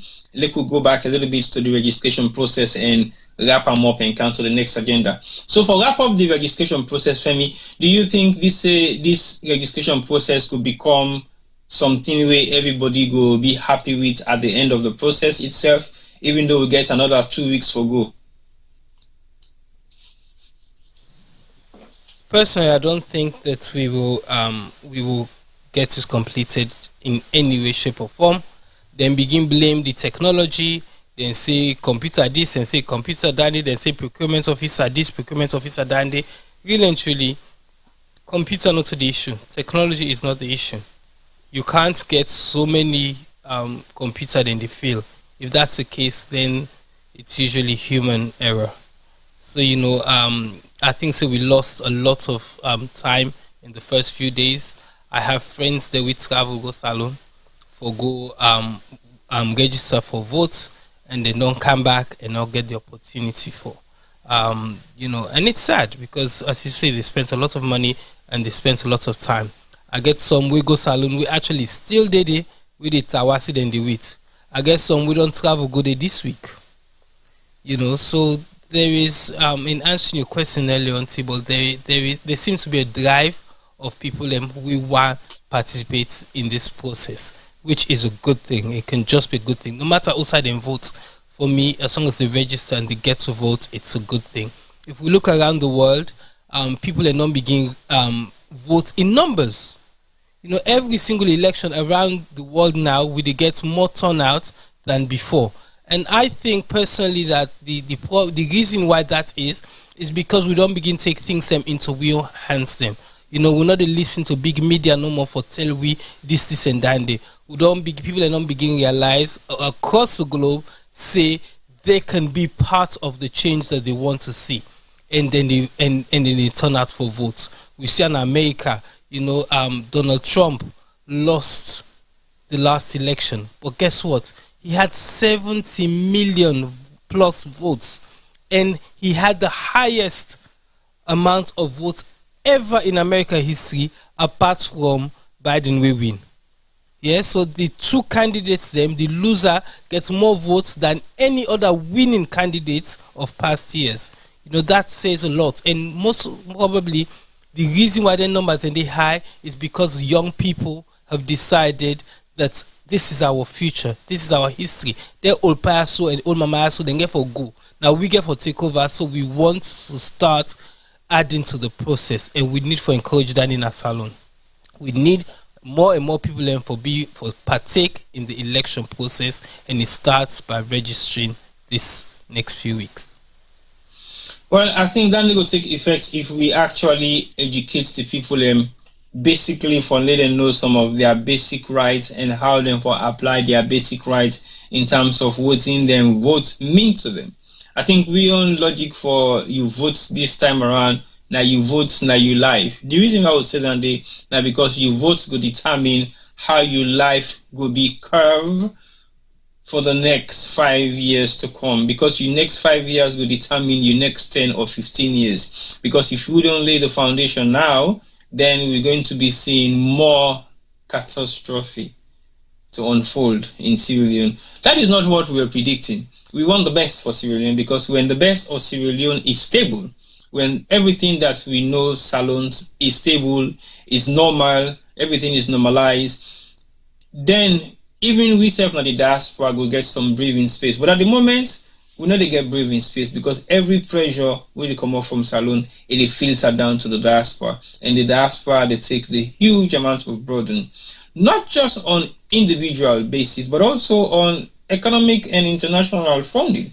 Because the worst of Sierra Leone, it means they ask for more funding. So the one way they fund we not go for be happy, because we they ask for more money, because the country they go down the drain, we will not go want time for make it go. So for as long as the government they request for more funding, imagine now what the people then go able for ask for from the influence we then get to people the way they live in the diaspora. That's also going to increase.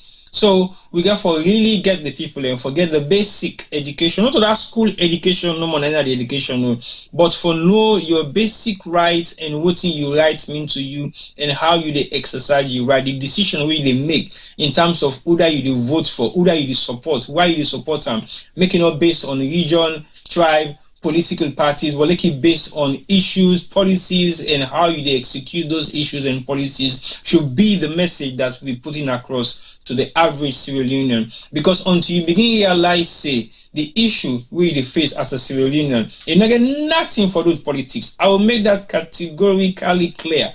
Politicians are using politics to cover their bad footsteps of what they are doing, to cover their dirty work, to cover the embezzlement of what they do. So they cast it on political parties fight, and it not get nothing for do that. Because when one of the same political parties sit in office, they will do exactly what in the other political party when in office they can do. So why would you blame it on political parties? Why you go begin blame APC? Why you go begin blame SAPP? So for stop that political blame game and now focus on deliverables. What's in you deliverable? You say you manifesto, you do A, B, C, D, E, F, G, H. What you don't do for suit you manifesto? You know me tell you say you manifesto now for 10 years. You tell you say you manifesto now for 5 years. And these are some of the things you're going to execute immediately if you take over office. Have you done that? Are we holding anybody to account for what in the non-promise we do not even execute or start for execute? Say, now that's the politics of Sierra Leone for B. Now that's the politics of Africa for B. Now that's the politics of the world for B. Because if you look at the Western world, yes, they might not get everything right. But at the same time, then they hold them accountable of some of the things then they made strong promises over. And we don't see the detriment of political promises that has gone down the drain and what it cost to them political party leaders then they, and some of them what it cost to the political party then self. So you don't just ruin your individual career, but you ruin the whole party structure. Because when you make that promise day for that political party day, you're not talking for yourself. You're talking for the political party that you're representing. Because i.e., you will say, the Labour Party that I support, if you elect me as your Prime Minister, I will be able to do A, B, C, D, and E. And when you fail to do that, they don't come and hold you responsible, say this na Femi when I be the Prime Minister for Labour Party. Then they say this na the Labour Party Prime Minister, Femi na you not perform so. So basically the party structure, they suffer the consequences of possibly not having a Prime Minister for possibly 2 terms of the next government. So that's not the consequences. And you got to begin for prove yourself back again for say, okay, that we need that they don't make few mistakes, we correct the mistake. And they give you just 5 years for that mistake. They might give you 10 years. Some might not even give you any time. Some, even though you win the election legitimately, you are democratically elected to be the Prime Minister, we don't see where they happen. Your party will vote against you if they think what you're doing is not in line with either the constitutional policies of voting the country stand for or the political values of voting the political party stand for in terms of satisfying the population. So basically, we got to begin look at then kind driven strategy that also for like we able for use them for elect we leaders then. It depends on what sort of leadership we're looking at. But every leader should be elected or selected in Sierra Leone based on deliverables, not because of your political party, not because of your tribe, not because of your relation with that particular person. It has to be based on your integrity to deliver. Femi, over to you. I see you want to say something. Oh, you know what? You just be watching me no more in admiration. What they talk me, we talk after. Well, I'm not going to talk when she don't talk now. So yeah, I really don't know Insai for go again. I think you know, we dey talk about this here so every week. Somebody saying at the chat earlier on say, you know, I think they both get some of the conversation what they get. We see make them give we na the diaspora the opportunity. Who they beg, who they challenge you now. If una know so they do good, no problem. Una give it the opportunity, let we can vote. Then we will know really and truly, what's happening, because there's thousands, if not millions, of Sierra Leoneans them with the out of Sierra Leone. We mean well for we country. Una give it the opportunity, let we can vote. That's all I'm going to say to you on this. Okay, on well. This note. Me they say if we're not given that opportunity this time around, come 2028, I think we will fight for that opportunity there, because as soon as the election done, now that campaign they force will begin put. Now anybody will be the next president of Sierra Leone after 2023. Now for make sure say the parliament, the constitution, and everything we govern election process is going to endorse the fact say diasporans should participate in the process. There is nothing to be doubtful of, because if you get 10,000 diaspora and they register for votes, I think the counting process therefore be the same transparent counting process where they happen in a salon anyway. As long as all the registration don't happen, all the votes they don't come in, they will count vote for vote. It has happened, it is happening, it happened at salon. So African countries the way they are around with Guinea, Liberia, Guinea specifically, I will confirm, because even when I was younger, I mean they see Guineans, then they queue in a Guinea embassy every other election year, and you go the one that say what's in the that? Oh, then they can't votes in a Guinea election so today. So we don't see that it don't happen over the past 30 years in Sierra Leone. So it is not impossible. And imagine technology not be even that sophisticated. I possibly will say there was not even any form of technology that can be used in terms of election processes 30 years back. I don't think it was available to Africans. I don't think even if it was available to Africans, not to something we've been that sophisticated way will cause any kind of problem. That was the time when we do vote for vote. So why not go back to the same process if we do vote for vote? Marble. Then they vote with. So basically, then you don't get question mark. You get blue, you get red, you get other colors, them depending on the political party you vote for. So we know for say all the red marble in APC marble, all the green marble in SAP marble. But some people don't even know the type of marble that they vote with, because we only know some on a marble. But which type marble? That's the question. So basically, we're going to begin to look at all them processes and they back again and see whether we'll be able to go back to analog if digital is not working for us. I don't think there's anything wrong with going back to the analog system, because the analog system might be tedious, but I think it can be also effective. Yes, it doesn't mean the analog system is 110%, but at least you can see the amount of clarity in it. Because now vote for vote, count for count. 1, 2, 3, 4, 5, 6, 7, 9, 10. I don't know how it's done, but you'll be able to monitor the process until the process ends. And mid-on day, now counting polling stations them over the past election. And I don't see exactly the process of counting election votes in Sierra Leone. So people might be thinking, okay, then go rogue here, and that. The only way how you go able for rogue election. Now, if you get election polling station, we not get the other political parties representation, then yes, I will say there will be some amount of rigging will go happen. But also you get all the political parties then representation. You have civil societies, you have independent observers.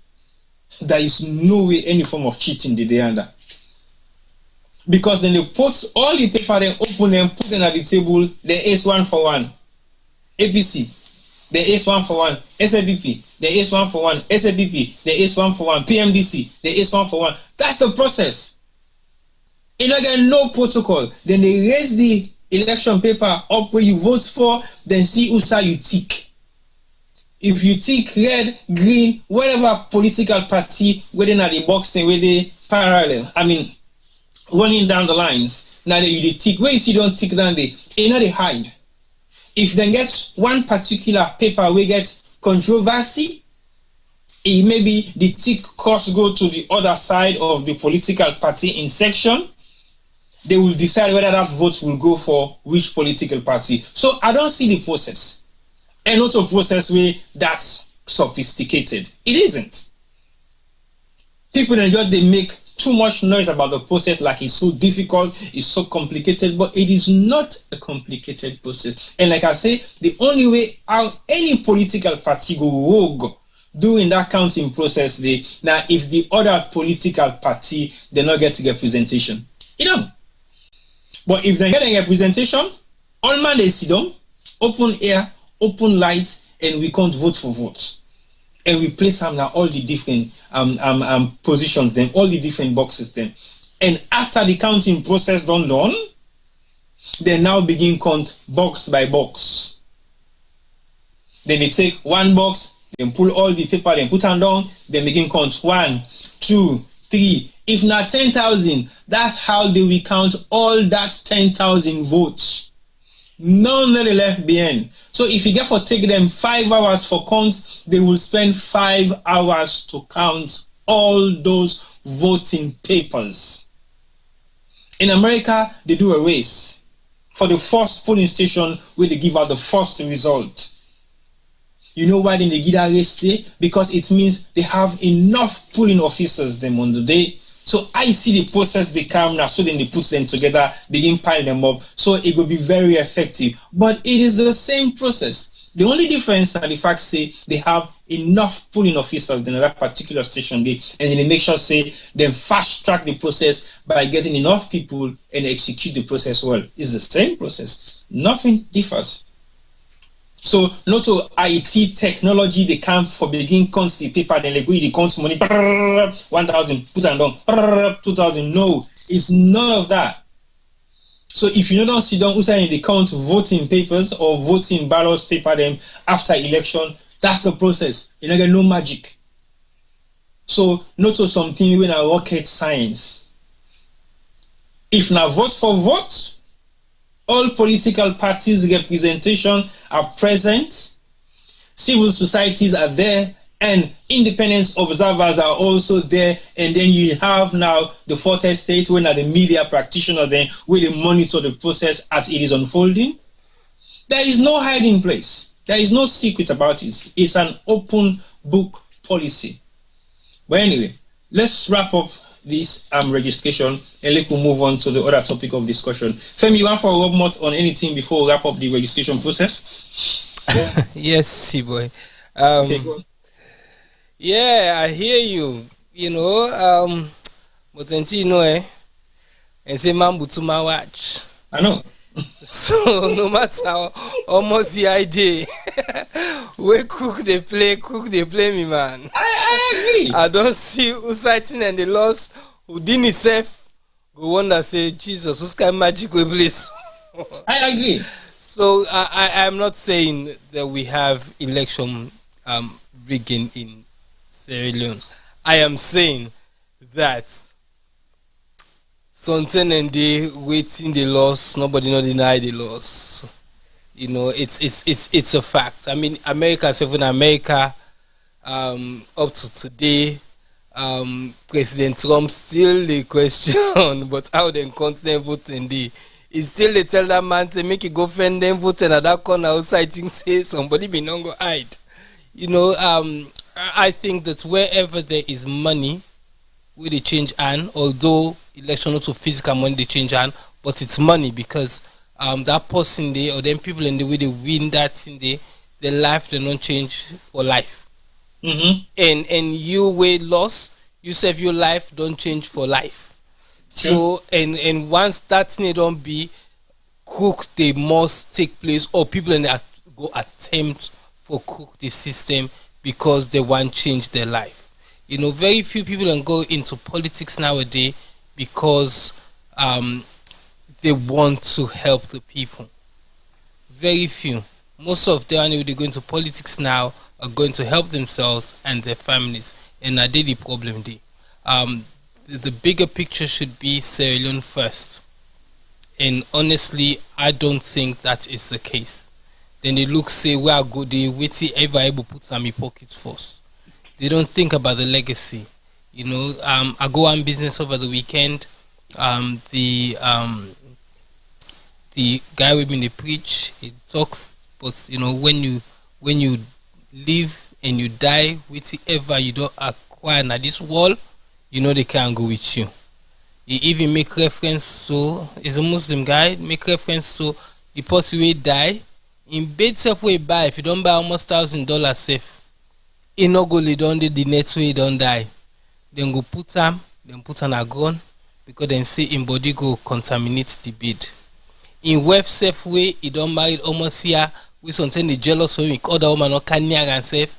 The day where the man die, the woman no go boil lay down at the same room with him. He go and go sleep other side because he afraid say the man go come for him. You know, so whatever we achieve in this world, really and truly, now this world you get for life. So for me, legacy is something you can't take the physical has to go with you, but what you can do, you can leave a legacy. You can put money into building a church, a school, a mosque, a hospital, or you can make a difference to society by changing or helping to change certain laws them we go guarantee say the betterment of the bigger side of the country, not to just one green region or one green people, but the whole country, and people are going to appreciate you and your name will live on forever. Although you don't go, your name go live on forever because they go say T-Boy and I do this for we. In 30-40 years time, where people then go don't forget what T-Boy if you not been do that day, then go they still remember, then go they sing T-Boy name at the school where he open, then go they praise him at the hospital where he open, then go the diasporans go they praise and say T-Boy and give you the opportunity for make able for votes na Sierra Leone and for votes for we country. So your name will live on. So although you know they take thing and go with you, you're able for live your life well and live a good legacy. We I think say with people and they think of where they go into politics now. I think I will wrap up the electoral registration process with that because I will say a very important say Femi don't mention waiting na your legacy. They determine what you will be like where you know they exist now the world again. So let's think about that very carefully. And if we want to get involved in anything they get involved with, like we know and find out and realize say what is going to be in it for me that I will leave behind for generations to come and benefit from this particular thing. Now for be the most important thing because no matter how much material things you get in this world, you're not gonna take it with you. If you're a Muslim, then they bury you with one piece, not even one piece shirting. They go even they cut the shirting for me they able to take some part of them and then wrap you, and somebody else go take the rest home. So basically, you will be buried alone. If you're not Christian, then go bury you with coffin. If you're not Muslim, then go bury you with shouting. So that's not the element of truth where nobody can deny. They need to bury you with any of your world. Like I said the other day, when they take all the crown thing, then the queen supposed for take, will be the same the queen, then take them off in coffin. And everything else will go down that particular altar. Now the thing that they get for burial with. And it not include the crown, it not include the staff, it not include the globe, it not include in wealth, it not include Buckingham Palace, it not include Balmoral, it not include nothing other than a stick where they break into two. Now one of the most important elements that the way we see from the outside of the coffin where they bury with. So can you imagine that sort of environment, that sort of instance where they beg somebody we na queen for a great kingdom. So imagine you will not reach to that level they what in go bury you with. So therefore be very mindful of what they do and let we make sure see we follow the registration process, and if we're able to facilitate and make it possible for like everybody register, please play your own part for make you get people and for being involved in the registration process so that they're able to execute the right for vote come 2023 when at the election time for the next election in Sierra Leone.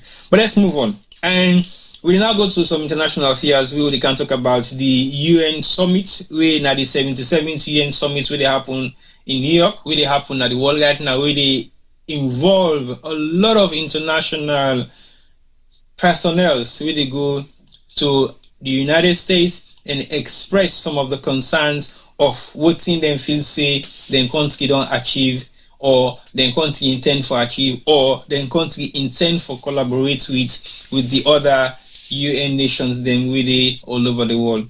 And the theme, I think, for this particular UN summit is security, the well-being of planet and people. So basically, those are the concerns of this particular summit, and they want for looking to all those areas of security, the well-being of people, and also the well-being of the planet. They talk about global warming as one of the biggest killer in the world. Salon, they suffer a lot of that at the moment. How serious are we taking that into consideration? And also, we look at another area where now security. Security comes in different versions. And when I say security, it doesn't necessarily mean security apparatus where you see physical military security might know. Now the security concern all over the world is technology. And the technology security risk we face in the world right now is even worse than the physical security risk we sometimes don't face over the past couple of years. So for like this particular UN summit focus on those few areas, it means those areas has been a huge amount of concern for the international community for address and see how they're able for mitigate some of the issues then we're surrounded by their concerns they also, and how they're able for minimize some of the risk of these concerns. They might not totally and entirely eradicate some of them, but then you'll get some way they're able for put under control. Some might not be put under control. Some might be in the position wherein they will be able to go half and half and say, well, okay, that's fine. This is what we can only do for this particular area. Maybe the next UN summit before he arrives will be able to actually say something that will be different from what we can talk about. But let me go through the UN Secretary General Guterres in message for this particular UN conference. And Guterres calls for coalition of the world to overcome divisions, provide hope in place of turmoil. And he further on say, with people from all points of the globe crying out for relief and hope, international action on major challenges from climate to conflicts and securing sustainable development is paralyzed by diffusion and held hostage to political tensions. That is the message from the UN Secretary General. And that message, they gets a lot of emphasis on few things then.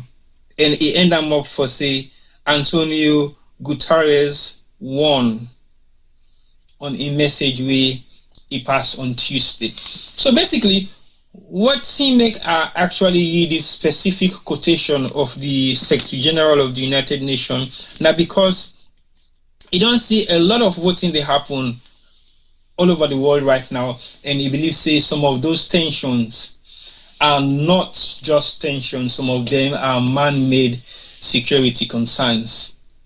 And it is time for see how best those security concerns can be addressed. And it not just they talk about it, but they warn the world. I don't know what is the essence of the warning where it put across to the world, whether not for warn them, for tell them, say, if you are caught, or if you are found, or if you are part of, or it is one way for say we get for be very mindful and careful, otherwise the world will go into another state where nobody no be able for live peacefully. So I don't know what sort of warning we want for being across to the world. That would be my question. But over to you, Femi. I see you want to take something in regards to the UN summit where they happen in America. Over to you. I've been just on talk say I think say that one in the now for we. I think say as we Sierra Leoneans, I think say he actually, because honestly, what we see last month in Sierra Leone was terrible.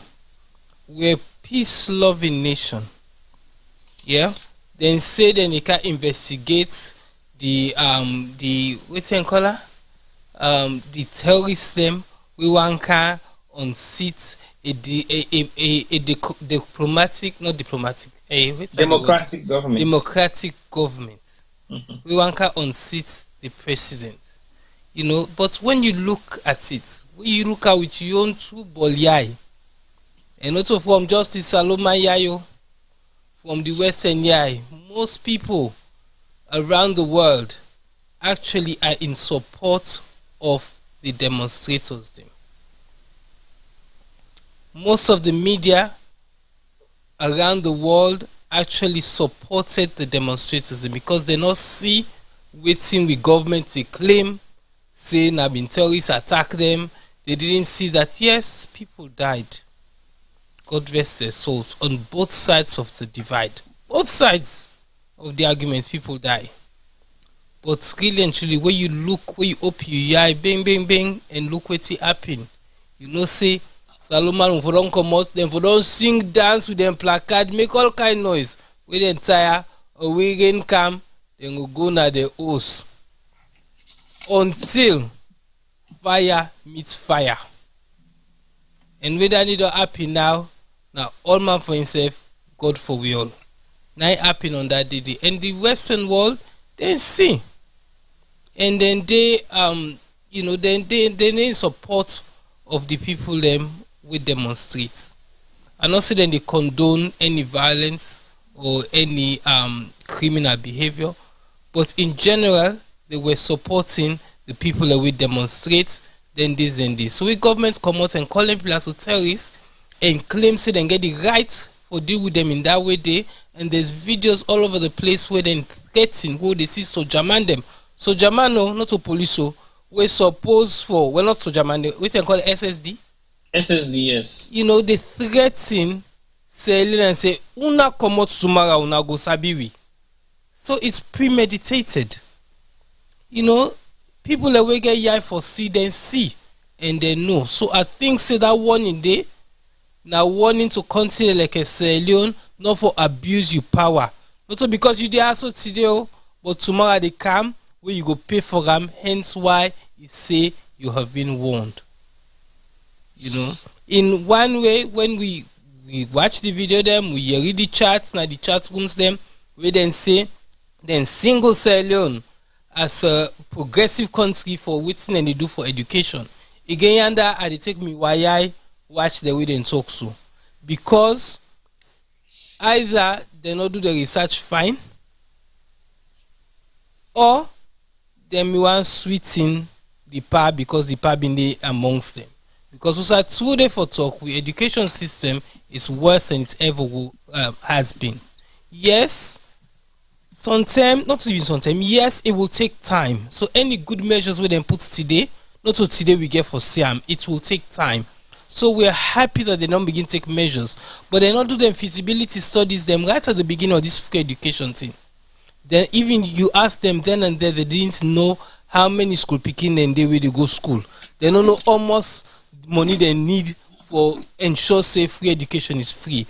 They not put measures in place for get teacher them, not for sell pamphlets to picking them. So it looks if you know they pay that 20-something thousand loan for a year for go school, but they pay all the other ridiculous costs there so.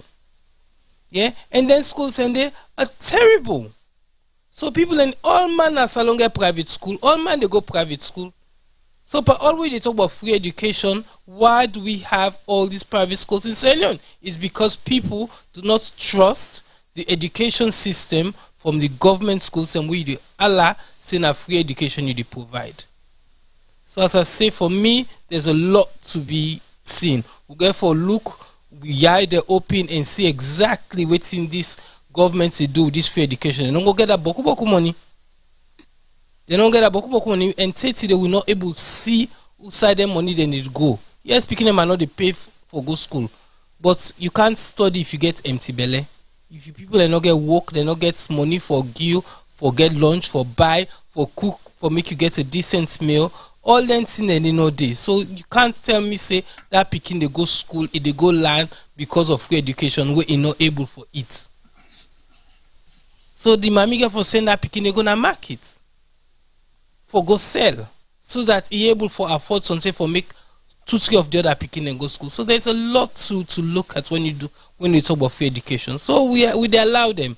We tune television today, we hear and they congratulate Sierra Leone, but really and truly, we know say they're not really and truly either then they talk so because they want please the part because the part did it, or then they talk so because they not do their own homework well for realize say this free education isn't really free? Well, I guess my own theory on the facts he make mention of the free education, and for the facts the UN don't praise Sierra Leone for pushing the agenda of educating every child in Sierra Leone based on the fact that they have invested a lot of money into the education sector in Sierra Leone. I always say the UN is an institution, and the UN they seek funding for fund other developing countries then for me able for carve down the deprived communities they will then get in terms of economic development and education and possibly social inclusion. But with the UN also, they have a strategy of raising fund, and Usain they raise fund, they also get for give reports about some of the funding then they try for raise for support to developing countries then. So if the UN raise, for example, $10 million, they want for give Salon governments $10 million for push towards education, they expect Sierra Leone government to give them a report. And now it is down to them whether they're able for look at the report and evaluate the report and possibly review the report in terms of them sending somebody down on the ground, make sure say it go through the basis of the report and try to see whether the report is actually matching to some of the descriptions of what is happening in terms of education in Sierra Leone. So I always say, me for one, I blame the international communities for the corrupt practices that we have in developing countries. Why?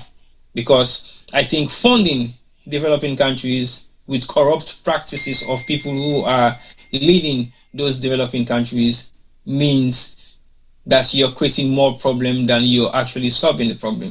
Because if you don't fund these people, then they won't be able to be corrupt, because the small resources they will then get then will be very naked for utilize them properly, because they're not able for embezzle that small resources they will then get. But when you put millions and millions of dollars in front of them, which some they not ever see possibly $50,000 or $100,000 for the first time of their life, and they are coming in contact with thousands of dollars, it gives them the opportunity to be corrupt. And some of them are not disciplined enough. Some of them don't have that sort of integrity for be able to say to themselves, this is not my money. This money is meant to be going for the people of Sierra Leone, but I'm going to embezzle it. But also, I always say international communities are to be blamed in the other way around, especially the UN. Yes, the UN can do whatever they want to do. They can hold you accountable. They can actually take you to courts. They can commission you to be arrested because of illegal activities or crimes committed against humanity all over the world. But I still don't trust the UN. I have my own reservation with the UN. Some of the reservation are the fact say the UN might facilitate $1 million projects for education in Sierra Leone, and 60% of that $1 million projects, they go to their own expertise that they're going to recommend for implementation. 30% of that $1 million or 10% of that $1 million go to backdoor officials. We possibly go lobby and negotiate for them deal. And we don't see it happen as alone anyway. With UN agencies, then you get back-end people, they really take 10%, 20% for lobby for funding, and the funding they go to those agencies that has representatives in those different countries. And then the 30% where now you go bring down for implement, you get government officials, they will go on for each for that money back. So all majority of the money they go to administrative costs. And then when the actual problem cannot for implement, there is no money left. So basically what happened, then go back to the UN. Say, sorry, we now need money for implementation because the money we not send now for administration no more. We don't spend all in administrative costs. So basically they want to be funded again so that they go able for now execute the project itself. Go on, Femi. I see you, ATM. Yeah, T-Boy. So quick question for you. I hear what you're saying. But if you almost people that you know, T-Boy, where they build house na Sierra Leone, we actually go sit down a salon for CSS them project complete. How many people do you know we don't do that? Andy? Not many. I go say to you, not many. And the reason why they say not many, because at some point in the early, I would say like 20 years back, most people who the billions na salon go in the diaspora, but not anymore. Okay, so the one in the diaspora, T-boy, you they say not many they go to.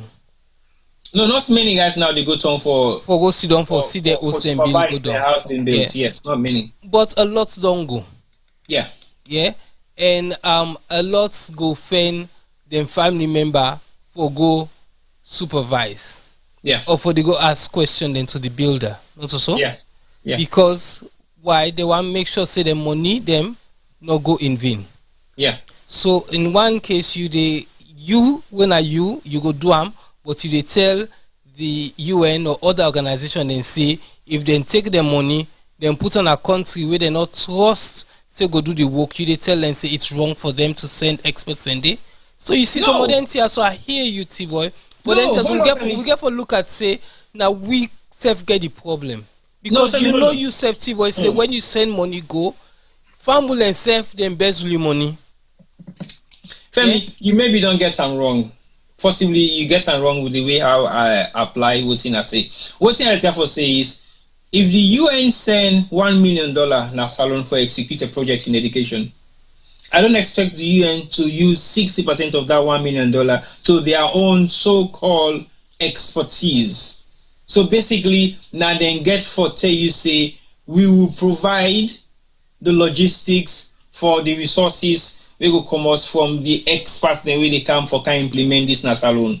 That is what I have a problem with because a huge chunk of that money is going back to the UN because now they provide you the logistics or now they provide now they procure for you the expert them where they come for can execute that particular project. So if 60% of the $1 million don't go to their own expertise, it means the resources of that money is still not going to be spent in Sierra Leone. But if 30% of the money, maybe they count experts, then we can work with the indigenous, the way they gone. It means if they spend 60% of that money they to really expert the way they inside salon, the money will be filtered into the economy. So it means it will create more job employment for the people and we get small scale businesses them for execute this particular project. That is what I meant. Of course, if you send money going to salon, you forget somebody who you send alongside for go watch and see how then they execute for spend this money and how they spend the money. But also, if you look at some back again the other way around, you get some kind of government system then really connive with some of the UN agencies then for backhand stuff. So basically, they put together a project, they facilitate the funding, and then they give them their own percentage. So these are projects that will not be executed because they are projects possibly being generated from the rogue politicians the way something will get in that particular area. I don't put the blame on the UN for total irresponsibility, but I still will blame them because if they don't realize, say, this particular project has not been executed, but has the plan for it to be executed, but it stalls, and we haven't seen the physical evidence of the work that has been done, I will not fund that project and just leave it in the hands of Sierra Leoneans to run, for example. Go on. So it's not just it's not just the UN and any other organization like that, but it's part of our fault. We need for look within because again, some of the people that where they travel abroad, where they can sign some of them paper there, so where they can cut some of them deal there, so not they cut them in the interest of Sierra Leone. So I'm not even they read the document, so they don't even know. That's the problem. So you know, we they blame somebody where you in a way you they say then they take advantage per way. But again, it's about time so we hire them for open. You know, we all know what you talk about that thin line. You know, that small message where they can catch in a corner. Yes. So when you go with people, if you not get time, you pass and give the next person. T-boy, I beg, I never read this here so. Read this here so for me. I no good again. I don't talk old pa. I never read this here so. Read this here so make sure say it works for Sierra Leone. I agree. First and foremost. Yeah, and then we tell them say sorry, we don't want on a loan or on a grant because it come with this kind statement where we not think say rights for we people them. But until we get the balls for until we get the mind for begin, talk them thing and some of them politics then and hold people in those parts of the world accountable, then we're failing our children. All picking in a salon. If they don't want to be president, they want to be minister. If they don't want to be minister, they want to work for the UN or they want to work for NGO. So that says it all. These are the people that run our countries, and it's about time where we as people therefore hold them people as so accountable for what they do. Governments they go sit down, government officials and they sit down, and then big table they also and sign documents them when not they at Sierra Leone interest. And that's the case. So for me, I would not blame any organization in the West. I will blame our people. We all within our government, we for Sabigi the right. If you don't understand that word, you can Google them. Or you take the right representative for go. And so our representative, we get bearing the other day. Then say world leaders are invited. Leaders, government officials are invited. But yet, Sierra send Dandy, we send a first lady. These are the things that what they do wrong, and we don't realize. No, we didn't realize. But for me, I agree with what you said to some points, but I still get some reservation when it comes to the external agencies then where they fund project them in Sierra Leone. I totally agree with you, yes. Again, if we dey seek then kind agreement they also with international funders them, we for able for read the blueprints them, the small text them, the small information away you need to see with your naked eye. But most times we just go and sign this document. They don't have time to even read the project. They don't get time for even look at the projects, how they actually execute the projects, or what in the clause them we bind the projects. Sometimes now only after signing this project then go begin realize say, well, 30% of this project they go to online mini skills until only the work could save. Or 15% of this project they go to develop organization with something a small scale development in organizations them. So they might not even know the content of the project itself, and the agreement binding this project we get we then secure the funding for. So it gets a lot of things where they play around now, but I will not totally and entirely still not blame the international funders them for the fact say they are funding corrupt practices in Africa, and they still continue to fund these practices in Africa. But T-Boy, even though enough for say the economic state of them particular funders they are, so they need to really execute them to the way how they should. Yeah, go on. T-Boy, if I offer you something and say rights for you, you get the rights for turn and dog, not so? Sure. Yeah. So that's my question. If we offered things that we know are not right for Sierra Leone, why are we signing those papers? So because we can't keep blaming external factors. Yeah. At some point we get for look within and say it is my choice, not to power for say you go give me this loan if I no want take them. Not to power say you go give me this grant if I no want take them. Yes. You understand? Because the consequences might be too much. Something and they would go apply for loan at bank. With the bank tell with the interest rate, would they say, no, make a pass. Because the interest rate's not right for me. I will be paying that debt for the rest of my life, and no go can do. That's what responsible people should be doing. Yeah.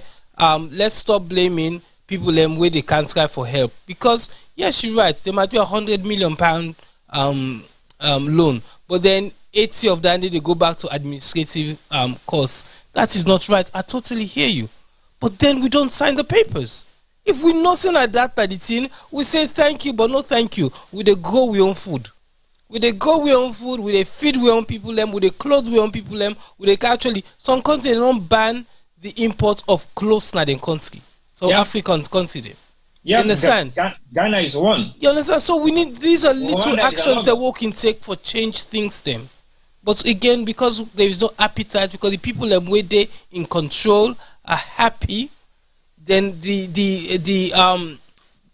way the country cannot affect them, Then the money then they spend not to then they earn them like the country the money for the people them. Then they spend as them pocket money them. Then they spend for charter plane the way they travel. Then they spend for go shop na Covent Garden. Then they spend for go trip na New York for go receive accolades them. Then they spend for Canberra na England.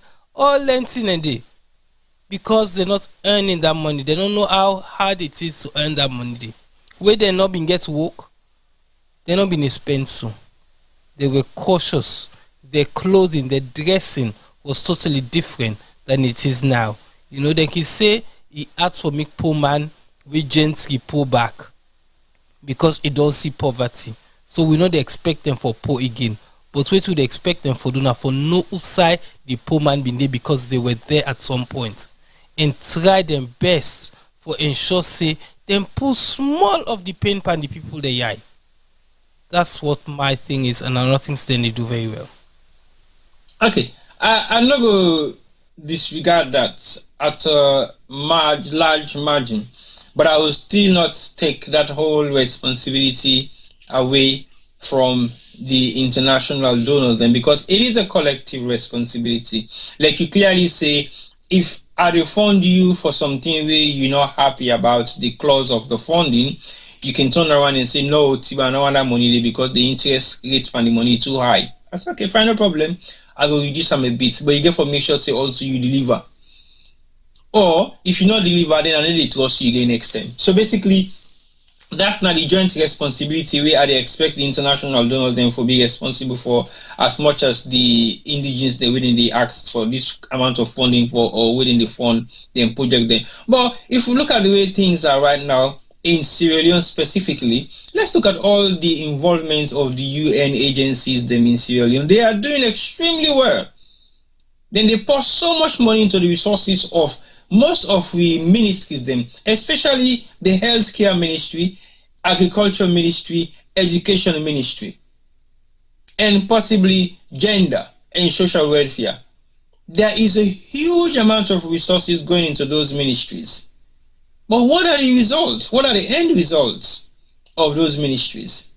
We still struggle to get basic medical facilities, then basic medical equipment, basic medical supports for government medical institutions. Then we will know for say, not for struggle for the anything. And then they get serious funding from international donors. And then they even get serious funding from local international individuals where they live in the diaspora. But yet still, they're able to do with the resources of the budgeting for those particular ministries. And they still get support from UN agencies then. So I know the UN is playing a great role in developing countries, but I still believe that they can do more to monitor the funding they when they do now then developing countries they are so, and make sure say they reduce some of the expertise they when they bring come. So if the money is being filtered within that particular country where then the so-called developing country, it means a lot of job employments will be created, because if you go hire a small scale company for do a massive big project, you not get the capacity, you got to employ more people.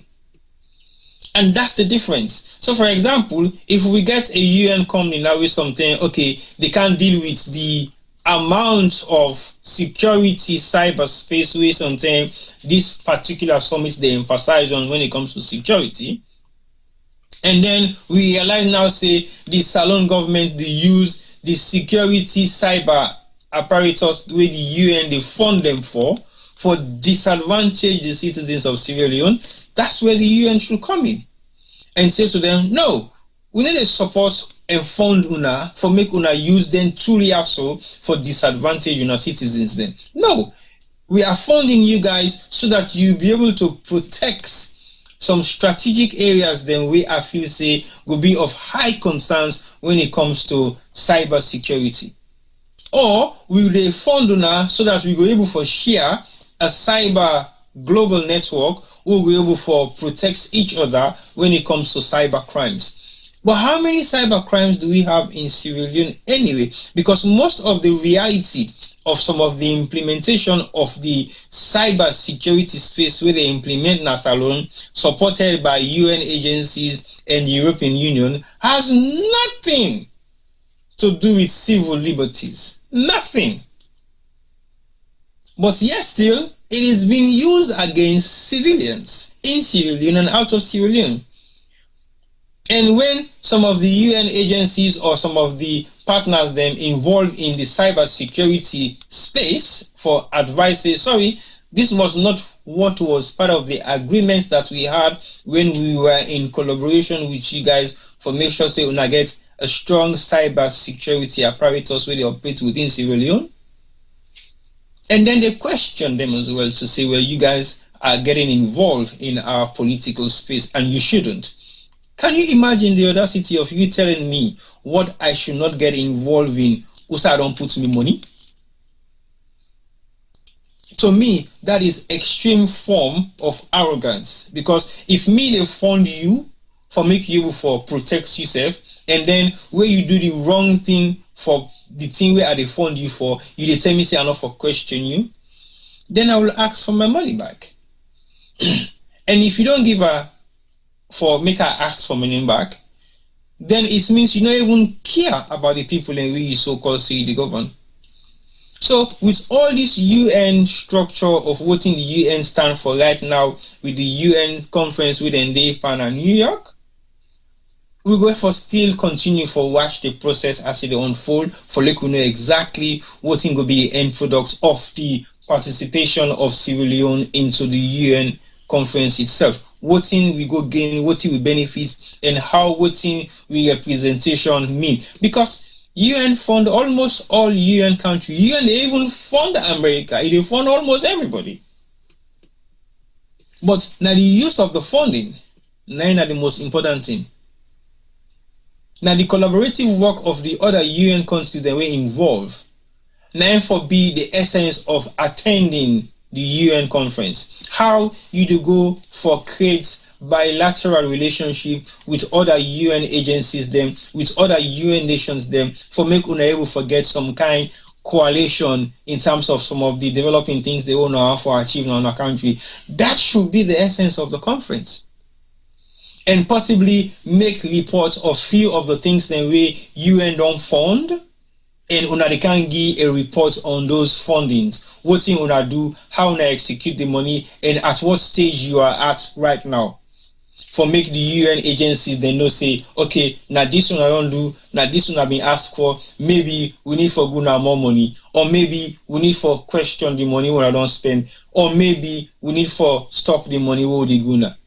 That should be the concern of the UN summit itself. But it's not about hosting separate individual summits on your own to create what? I don't understand. So if we see series of different posts of the UN summit in New York, and most of those posts, some of them are like self put together events by delegates that are present within the states of America, how is it going to benefit Sierra Leone? Because a lot of money has been poured into those private activities. How are those private activities benefiting us? To say thank you for what we don't know. Because one of the videos that I watched on one of the private summits that was put together by the government of Sierra Leone, to be honest to you, was not meaningful. I am not saying it wasn't relevant, but I'm looking at the benefit of that particular summit. You're saying thank you. To who? People who have helped and support you to stop rape in Sierra Leone. That has been an issue for the past 30, 40, 50 years. It became notorious. Yes, we agreed. And it's definitely something that any government should pounce on. But what has the government of Sierra Leone done to stop rape in Sierra Leone? To actually chase people who have been accused, who have been suspects. We've seen rape cases of young girls We don't know how many boys are raped in Sierra Leone, but they still rape boys in Sierra Leone. It's a taboo. Nobody wants to talk about it. But yes, they rape girls in Sierra Leone. What are the consequences of the perpetrators? What are they doing? What is happening? So to hold a summit and say thank you, for what? We don't see plenty rape cases that don't happen at Salon. We don't left for big buff case. Nothing not come out of them. And then you're putting together a small summit to say thank you to your donors or to the people who have helped to facilitate X, Y, Z, Z, Z. That is just one of many. But when it comes to education, again, yes, but there are other issues. We have other Sierra Leoneans who are participating in serious other discussions regarding climate change. When one of the biggest things they suffer for Nasalon. We dey pray God make rain come, but anytime rain come, we dey engage again say how many people engage for die with this rain don't come, because not to just rain, it end up for be flood. It end up for take away communities. But we're not saying nothing about that. That is not important. And these are some of the main concerns of this particular UN summit. Climate change, natural disaster that is happening all over the world. And Africa, Sierra Leone specifically, suffers a lot of natural disasters within the past 5 to 10 years. Natural disaster don't change with landscape. It don't change with atmospheric condition of what will be called fresh air. It doesn't exist in Sierra Leone no more. With geographical landscape don't change drastically. We don't have no mangrove possibly anymore in Sierra Leone. If there is any, it will be a very small portion. And what are some of the reasons for that? Now, the deliberate cultivation of land that are meant to be preserved. There is no forest anymore. So there is a lot missing. So we therefore begin to look at the reason and the purpose of this UN summit, how we go benefit from them, and what thing we go take home, we go be of benefits to Sierra Leone, not to individuals. We therefore begin to look at some of them reasons they are so why would they represent all over the world, and what will they go sit down for, and then conferences they are so, and how will they able to gain something out of them, and how will they utilize whatever will they gain from them particular summit they are so. Because otherwise, it's just lip service. To say I attend, I made a speech, and that's it. I collect my per diem, I fly to the States, I live in a posh hotel, and I take 20, 40, 50,000 back home in my pocket. And it benefits the country zero. So let's be considerate. Do we need to fly X amount of diplomats to go and just take notes? Do we need to do that? What are their involvements? Why do they need to fly them to the United States? Is it because they want to take a huge amount of delegates just for their own personal or private reason? How many of them are going to sit in any meetings, in any conference? How many deals are they going to negotiate? How many contracts are they going to put together? How many coalitions are they going to form with other UN nations? These are some of the things you should be asking. But we concerned? No, we don't care. But we go make noise, say, oh, Malabi don't go, now UN, you don't go spend almost $1,000 and blah, blah, blah, blah, blah. And we fail for ask the right question and we push the wrong agenda. Yes, he don't fly go, we all know. You're not supposed to fly go, but what he go do? We dey find out for know what he go do? We dey find out for know how many meetings he attend? We dey find out to know what's the outcomes of those meetings? No, we not care. But we go make the noise say he don't fly, he don't go to country money. It's not just about that.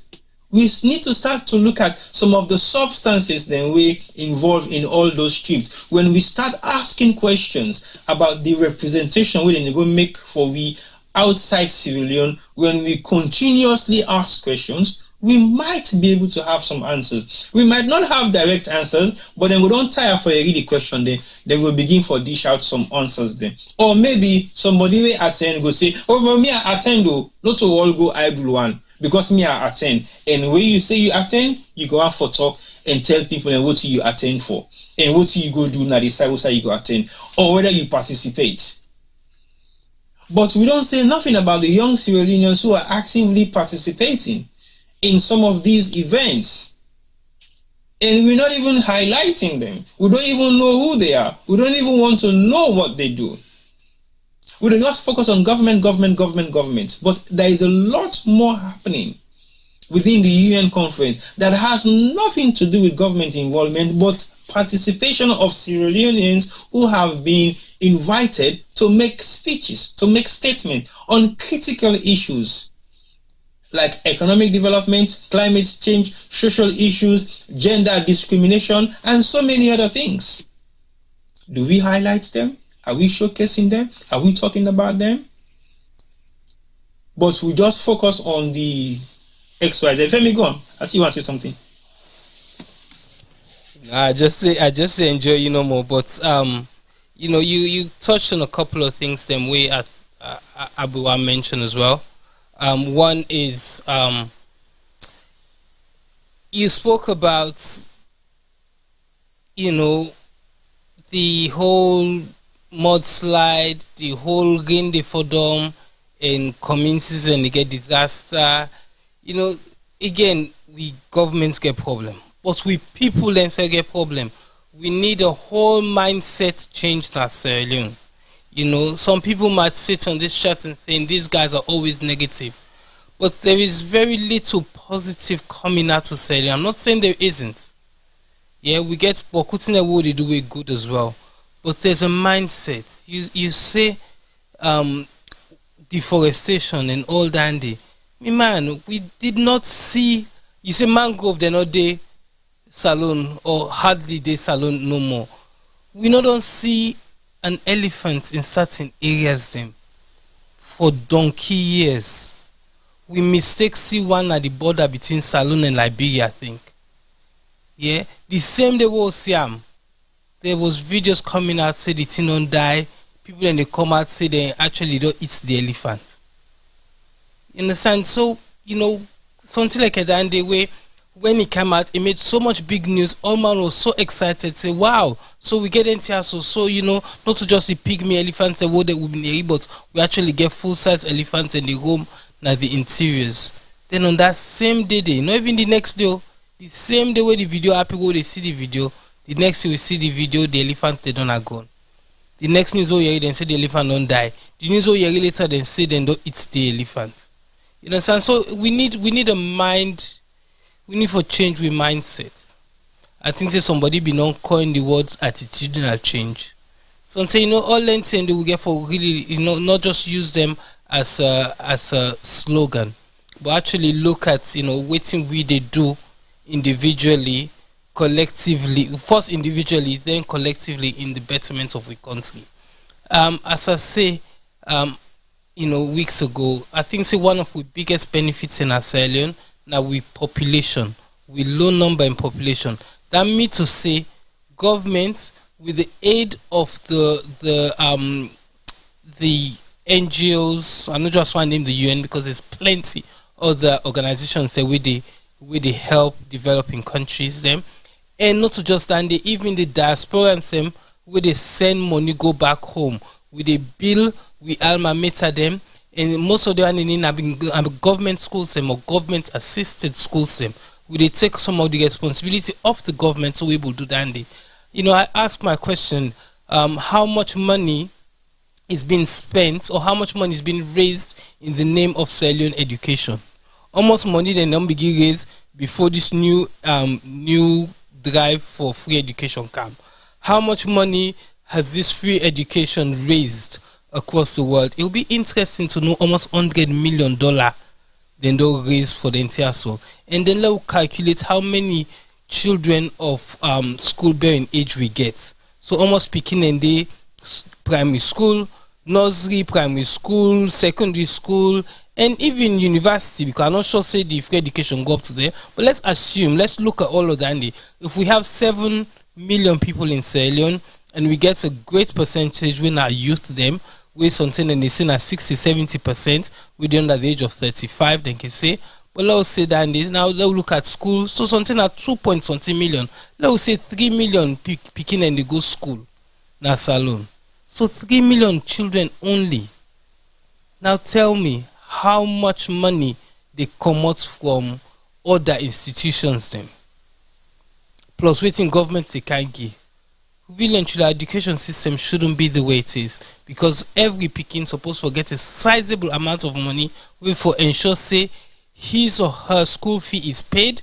He gets money now and for get lunch for go school. He get free uniform. He gets free textbook and all that. I believe so the money what they raise in the aid of free education supposed to provide for them PKS. So I'll be interested to know if we then give the praise to Sierra Leone today or yesterday, they actually mention how much money this government still is.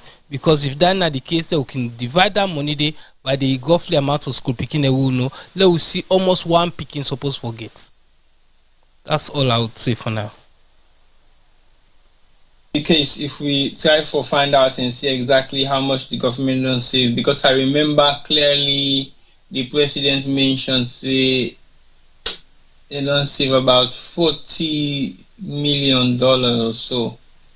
I don't know the exact figure, but I think he mentioned a figure which relates to the amount of money they don't save based on the implementation of free education. But again, we yet to see what they're doing with the money being saved. I don't know whether they put them towards education or they put them in other areas. But to be very honest to you, clearly say it all. If you get 3 million students going to school in Sierra Leone on all the different levels of education, I don't think we should be able to struggle to deal with that. But we have a minister who don't boastfully say he get a database of every school-going child in Sierra Leone. But I saw a booklet that was published, I think a couple of weeks ago, which entail enough data on the research and the analysis of the education system in Sierra Leone. But I don't know whether that book is accessible to average Sierra Leoneans or whether it was just a blueprint that was only put together for display purposes. I don't know whether that book is available either online or is available for people and forget access for either. But I will ask further questions maybe later on after the show for see whether we're able to get access to that particular book day. Because that book day is supposed to be the manual of the research put together by the Minister of Education, where is it lower education, David Senge, where he say that book day now like the resourceful manual where they give you all the information where you don't find out about the statistics of school-going kids in Sierra Leone. The percentage of how many girls return back to school after pregnancy, the percentages of girls then where they go school, the percentages of girls then we don't increase, we are young mothers them. So that book they get a lot of information where you say, but I don't know whether that book is accessible to the public. And these now some of the things that we then for make accessible to the public where they question their ability for deliver what in a deliver. Because if we don't have access to these materials, then we don't have any evidence of what you guys are saying you're doing. Because I don't tire for your lip services of what we have done, what we are going to do, and what we intend to do. I've heard that a lot. But I haven't been able to see the physical evidence of that. And when it comes to physical evidence of actually making comparison to the statistics, it's always figures.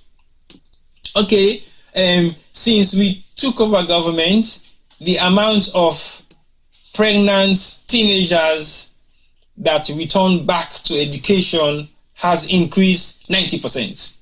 Okay, what was the previous percentage before? We don't know. Okay, why was the percentage before so low? And what has changed the percentage for it to be increased to 90%? We don't know. So these are some of the things we need to ask. These are some of the questions. But we're always asking, if you're there as the Minister of Education or having a link to the Minister of Education, please extend our request that we want to sit with him and have a discussion on the improvement of what he has brought into education in Sierra Leone, so that we will not know where they outside, we need to see, go able to believe in the figures then way it is showy and go able for believe in the thing then way it say it don't implement and we would they see. Because one of the first things that surprised me where he take over advisor to IT and technology and creativity within the government of Sierra Leone where President Madabio just take office. Now the fact say he introduced a 3D printer in the State House. I don't know what is the use of a 3D printer in the State House of Sierra Leone. What thing the president will really do with that printer there, I'm yet to see it. Because we all know the purpose of a 3D printer. Is it going to be a furniture just lying down in the office of the president, or is it going to be utilized? I don't know the essence of that. I am still questioning myself why you buy a 3D printer and you make a public announcement for say we don't get the first 3D printer na salon. Where I remember during COVID, a young girl at the age of 12 creates in own 3D printer where he used for begin build face shield. A 12-year-old girl in the UK. Yes, technology is way improved compared to Sierra Leone, but that should not be something we should be proud of and be boastful of. And Papi show them all over the country say we get a 3D printer and the first.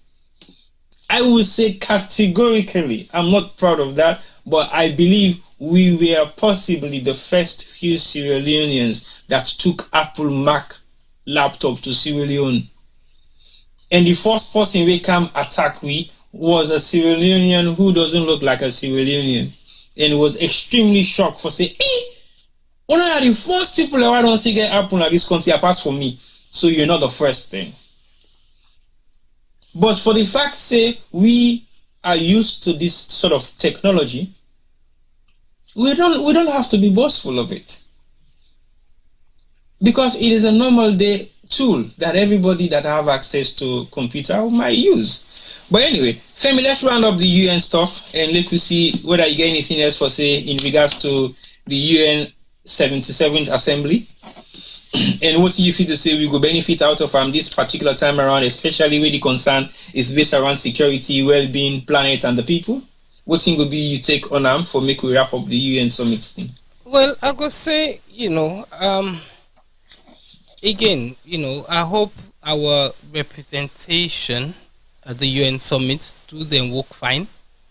I hope say we so-called speech writers them, we so-called advisors them, advise the pa for talk fine, write thoroughly reviewed speeches, then we the pa get for make and the mami get for make.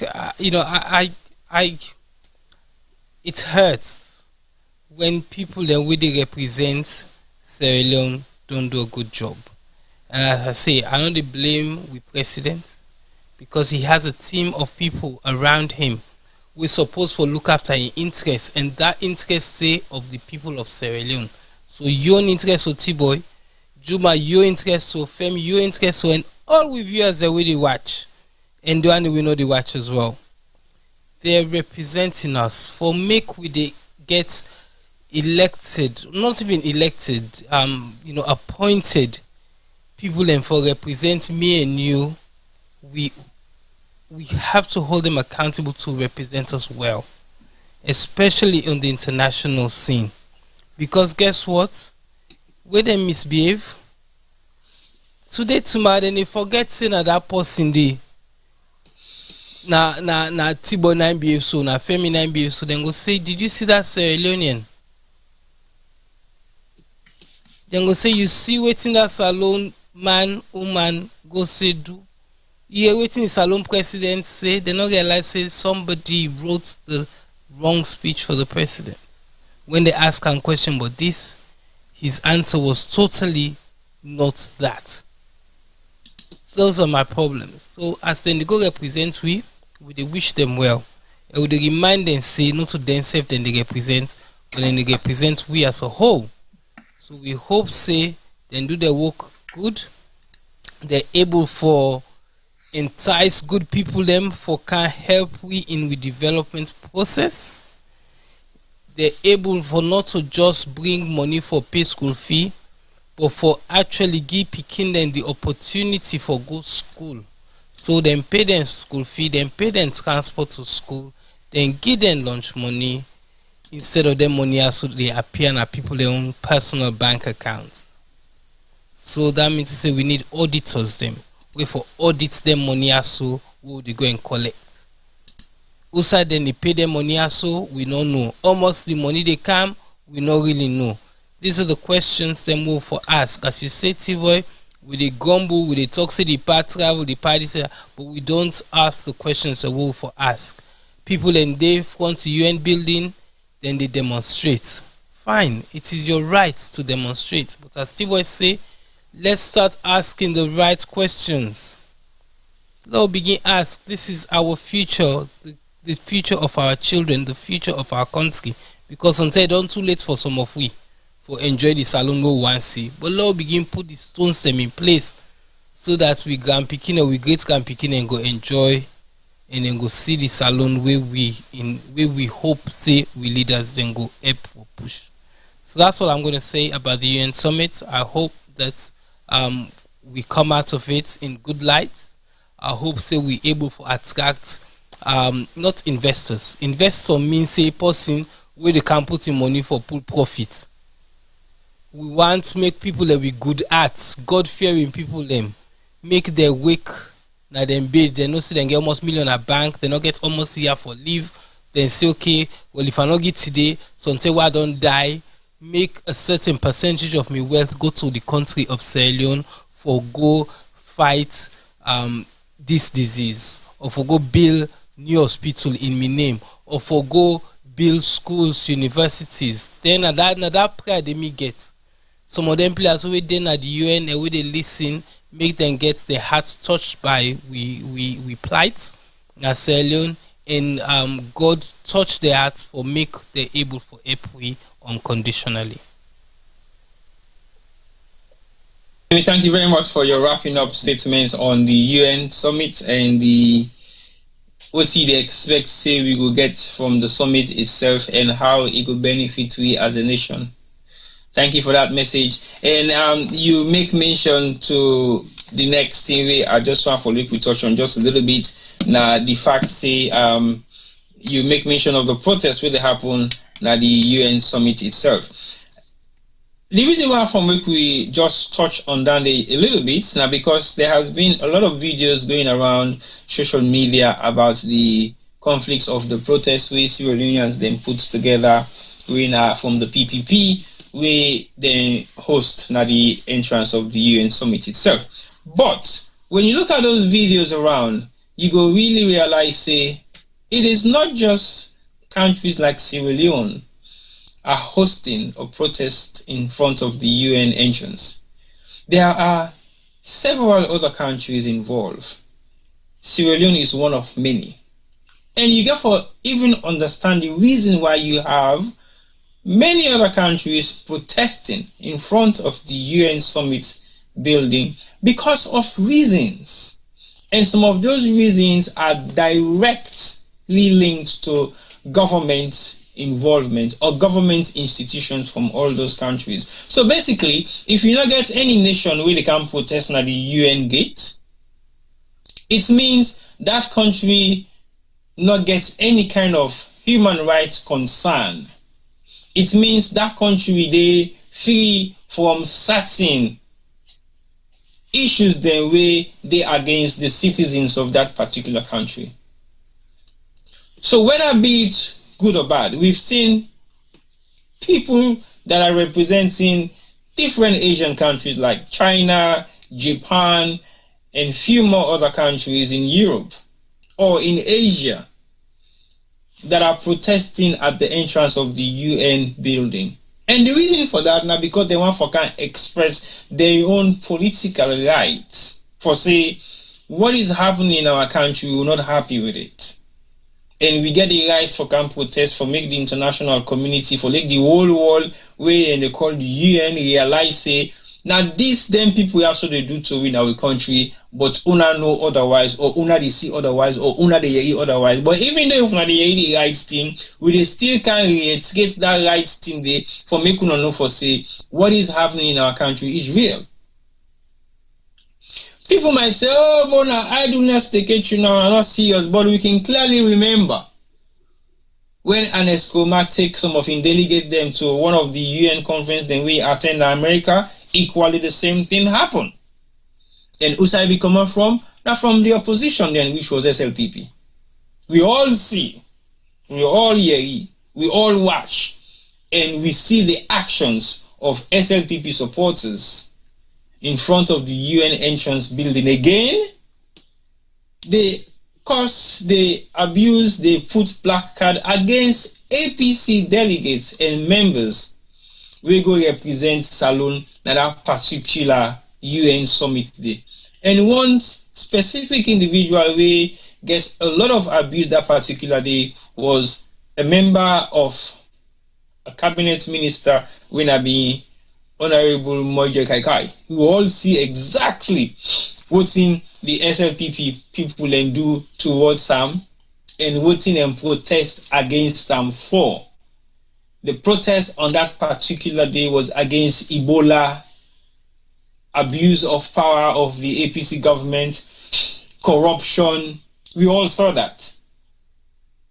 And I don't think you'll be surprised if you see anything of this nature, sometimes coming directly, maybe from the opposition in our APC or from concerned Sierra Leoneans. Because I go say clearly back again, not to be just SLPP people and not more being there na the UN summit a couple of years ago with them protest against an Escoman government. No, it was a mixture of party members and also normal average Sierra Leoneans who are possibly not involved in politics but wants to raise their own concern. And also members of the same APC party back as well, they will not been like the operations of the APC then, when they criticize the Escoma government and they exercise their rights to protest against any government when they feel to say they suppress their citizens. So when I saw the videos flying over the place, I'm thinking, wow, okay, this is an exact repeat of what has happened, but this time around, it is against human rights abuse. It is against unlawful arrests, unlawful killings, and corruption. Because the element of natural disaster was not playing enough within this protest with them put against the current government of Sierra Leone. Because if I don't say COVID corruption, but yes, we kind of get COVID, but I think we know they pay much attention on COVID because we haven't suffered a lot of human loss within the COVID period when COVID was at its prime.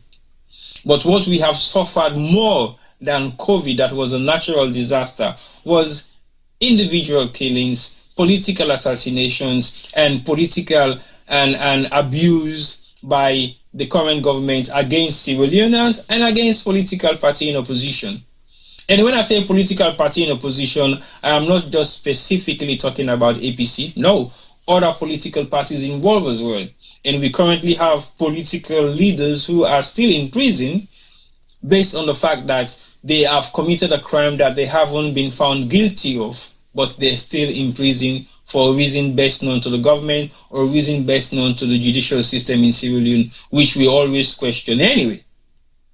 So, what's in the happen right now, not something new, it's not something strange, it's not something that anybody should not expect. Our country is in a state and people are not sure of what is happening. The security apparatus cannot be trusted. Not just the security apparatus, but the legal apparatus cannot be trusted. And there is a lot happening that is not in the open. But very few or many people might have seen those things, might have experienced it, might have lived to say it.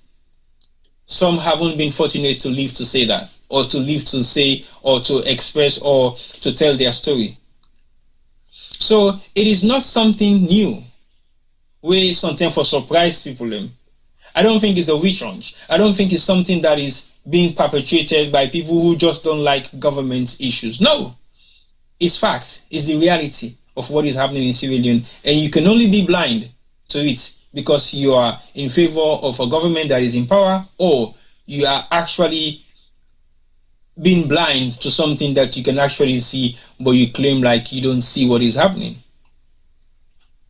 So Femi, you wanna bring it in quickly? We can't really could dwell on this that much because I'm not fit to say the protest therefore take enough for full time. It just find them for make we just highlight and for make people understand. Say yes, it's one of the new development that will happen within the past couple of days. And since we make mention of the UN summit itself, we also go highlight some of the activities that will happen at the UN, good, bad, negative, and positive. So over to you. What will be your take on the protest itself and how you compare them to the last protest we then be staged against the Anescoma government?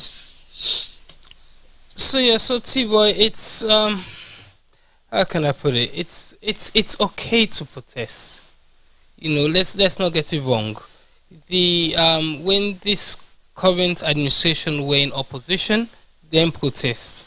We now then in government, it should be right to the opposition to protest.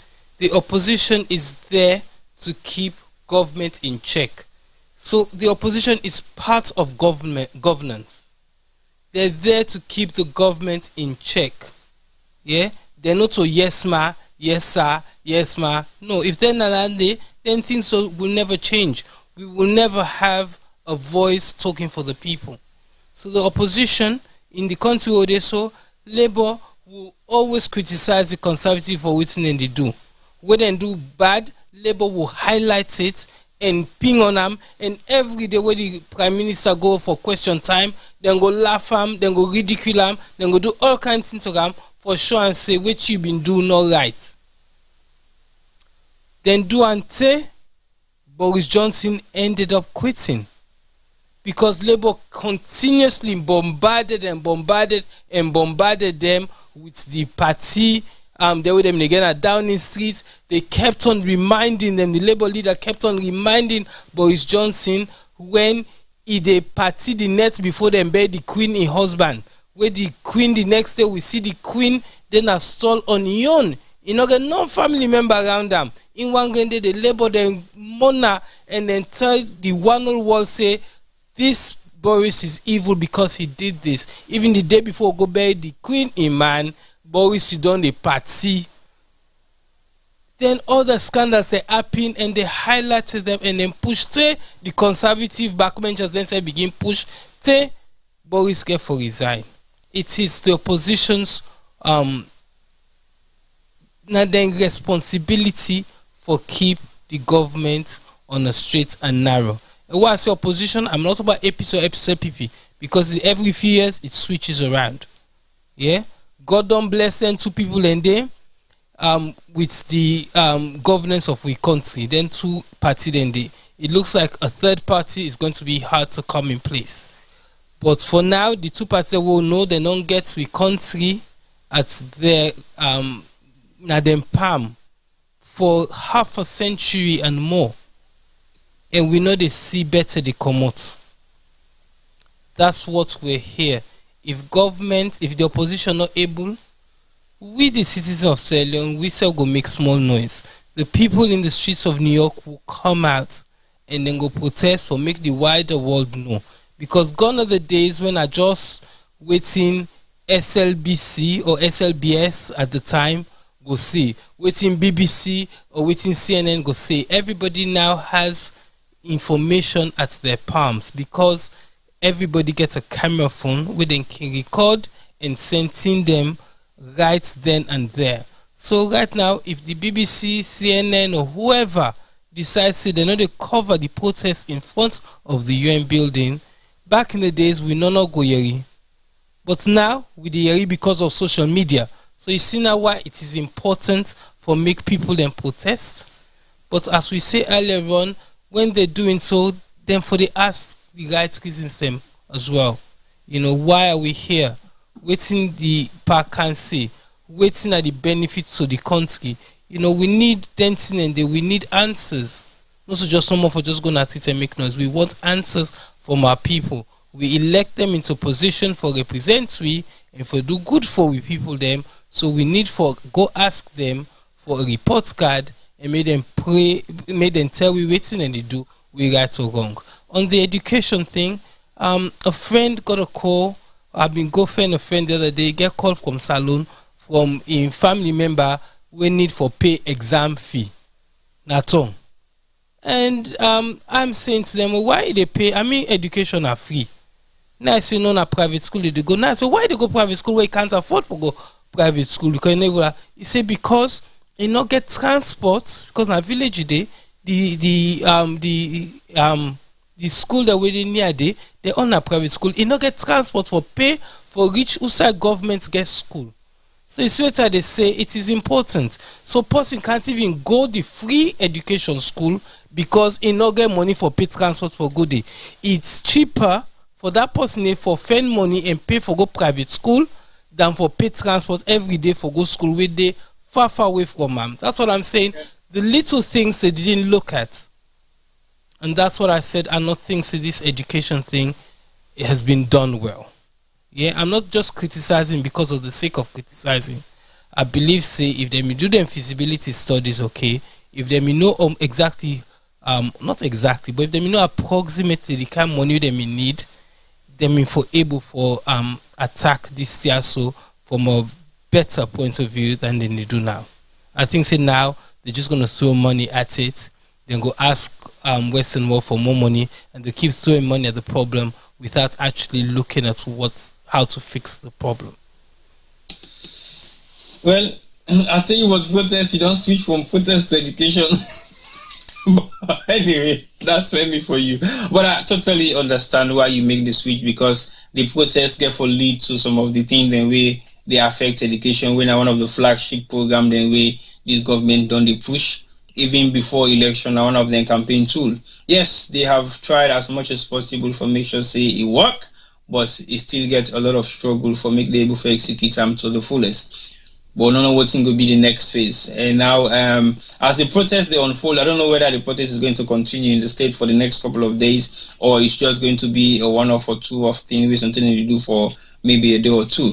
But again, like Femi said, everybody has the right to protest because it's about holding governments accountable.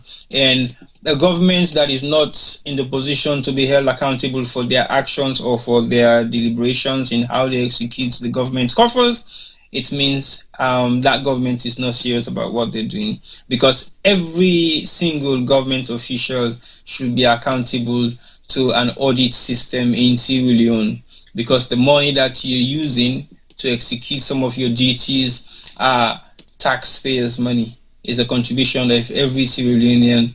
Now you make them able to get access, they forget that money they forgive for spend. So when you spend them, you need to be accountable to the people of Sierra Leone, regardless what position you hold. As long as not government money you spend, you get for account to government. And government, definitely, now the people then combine and make government. So if you're able to be accountable to the government, then you get for continue for the get a lot of them can protest there also. Because that is some of the reason why the Labour governments, be the whole, the conservative governments, into accounts every single time when Boris Johnson gap for talk, they remind them of in past dealings them. They remind them of in untrustworthiness. Then they remind them of in corrupt practices them. Then they remind them of in deceitfulness where it be done actually execute alongside women. Then they remind them of all in past activities then way so damning for make it become the Prime Minister of the Great Britain. So that's now one of the key things where the Labour government insist and continuously do, even though Boris Johnson is a democratically elected leader, they're still able for force him for resign because of the amount of pressure where he gets from the opposition. Then go to the extent they rally around Indian political party. So they were protesting against him every single day on television, on radio, on newspapers, in parliament, in cabinet sittings, everywhere. Then they go after Boris Johnson until they realize, say, you have to resign. He resigned because guess what? He not resign now because he is Boris Johnson. No. He is the representation of a political party. Where not one person go can ruin that political party and put them underneath the gutters of the Great Britain. They have to let go of him and force him to resign. I'll give an example of one political party where the leader actually dragged the party to the gutters. Liberal them. Back in the days when they have the coalition government with conservative, Femina, what's not been a leader in name again? Call the leader in name, man. Not beginning to make like you understand. I don't forget the guy name. Oh, you want text unto me for? I'll call the guy name. Never mind. Okay, would I ever know about UK politics to know exactly what they say? Maybe somebody go put the name up in the chat. But anyway, forget it. But what I can for highlight now the fact say this particular political leader based in campaign around coalition and he choose conservative where we get a split vote within the election process. And he gives some certain pledges then when have been the pledges then will then be totally they against as an opposition. Then don't grow to the top of their best of their best. That was the best of the liberal them. Possibly even closer to the might of voting Labour Party be don't reach. They were that close. But when they make a decision, we go against almost all their principles and policies then where they stand for as a political party. That was the end of it. That was the end of the hard work we then put together for the past 15, 20 years for make the party become a household third force we for reckon with. We change the political landscape of politics in the UK. That's not just the length at which you take your party towards what the party not stand for. You feel say conservative go allow that to happen. Over to you, Femi.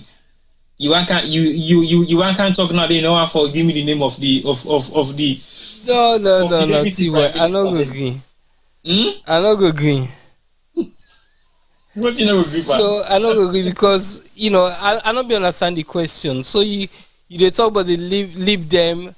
You not try because he actually. Yeah, he actually have been the deputy prime minister for 5 years. Yeah, so he not just gone in party down as in the Lib Dem, Stanley Clegg, I think. But he was deputy prime minister because of the deal down there he cut. Yeah, but that's what I'm saying. So you see, he cut deal for himself. For himself. He cut deal for himself. He became the deputy prime minister for 5 years. Now this country. And most of the main reason why he lost a lot of momentum, or Lib Dem lost a lot of momentum under him, now because they campaigned during that election day for certain things then. But when they got deal with the conservative, all the things that we then campaign for, they not deliver on the none. And money have been I don't know if you remember the bedroom tax. The bedroom tax, the students, grants, all them things and they were then campaign for, and a lot of students can come out and voted for them. Hence why they were in a position of power where they're able for lend the conservative for win the election outright. But then when they went into politics now, they forgot about them. So what happened? The voters themselves will vote for Lib Dem, turn them back on the Lib Dem, and they lost a lot of seats.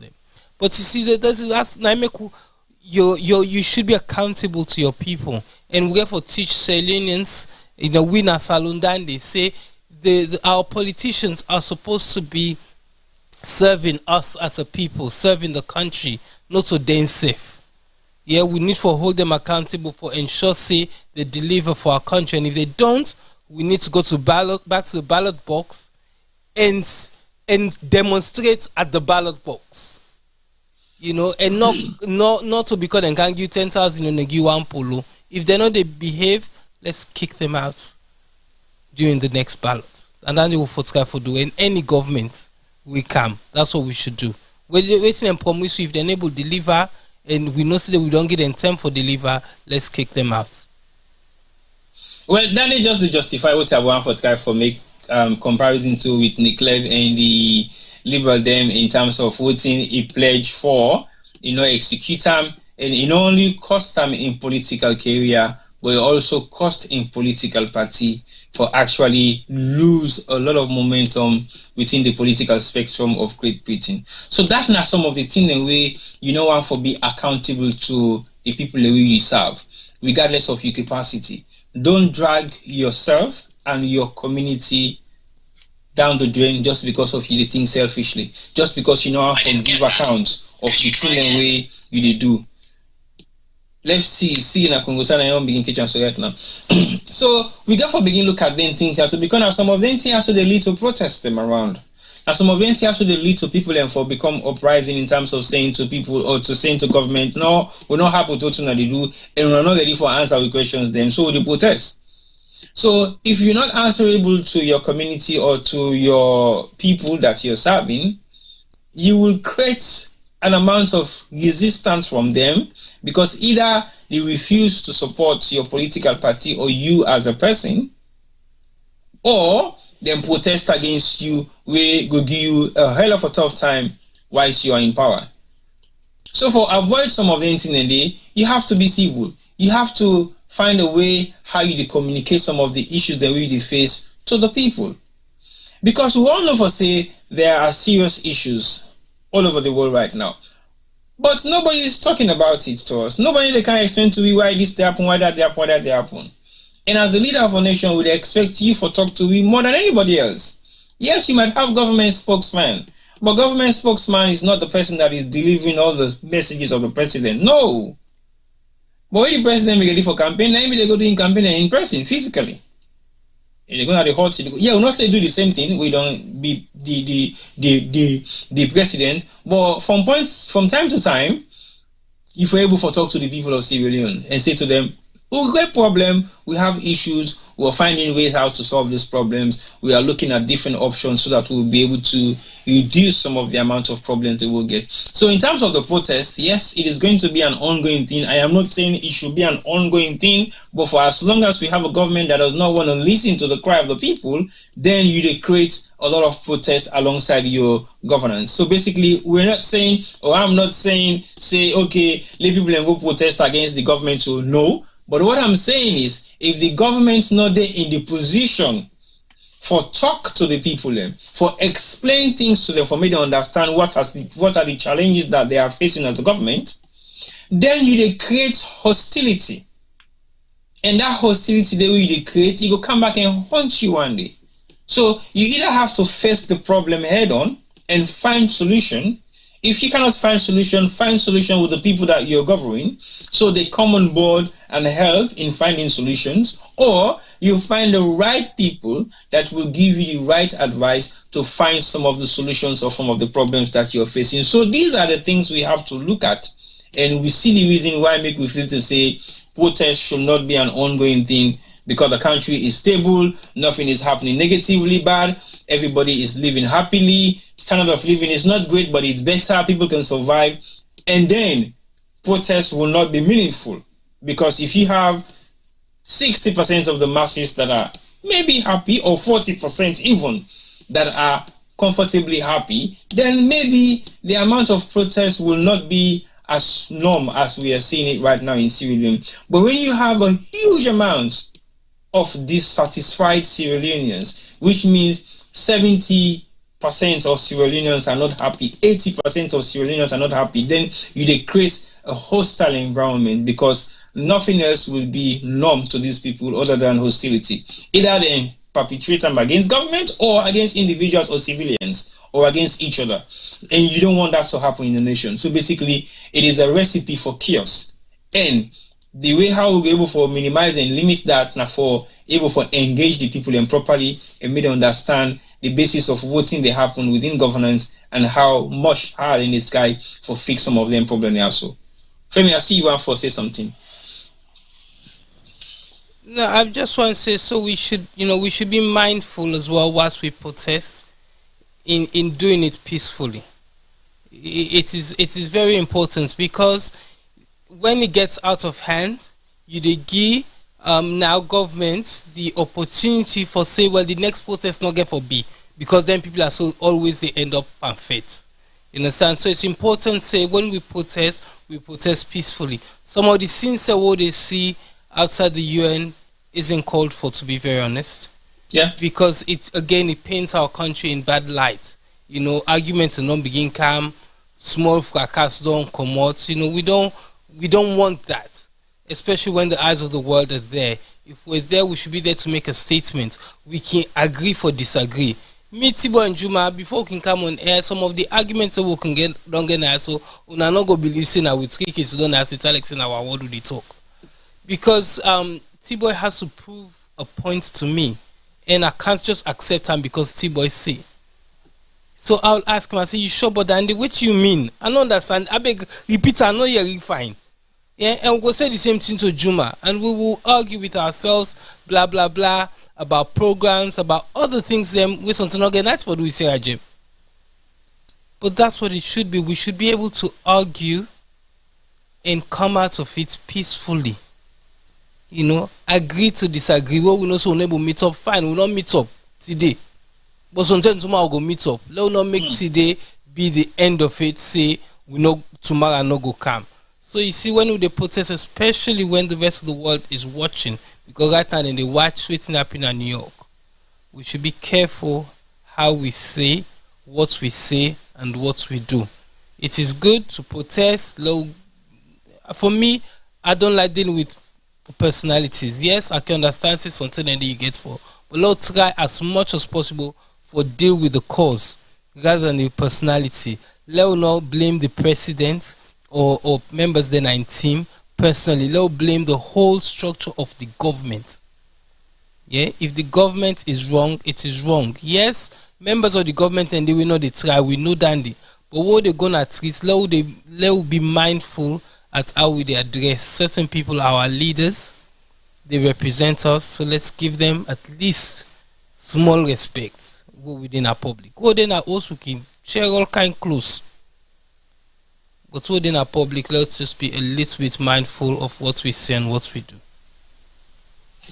All right, thank you very much, Femi. I think we will wrap up the protest thing, and I believe say yes, you get for protest, but in a very civil way, in peaceful manner. We not will create any kind of I'm not gonna say embarrassment, but we not will create any kind of harm to any individual. We go there around that surrounding day. But like I said, there are other countries where protest, but they have their planks, they have their boards, they have their picture slides, they have everything that they think they need for million protests go on smoothly. It's just about raising your concern, raising your voice, raising your messages so that the world can see what is happening there. When you do a silent protest, you might have results. Maybe the results might not come straight away, but a violent protest cannot even give you results straight away either. It might create more problems over the issues than really try for tackle.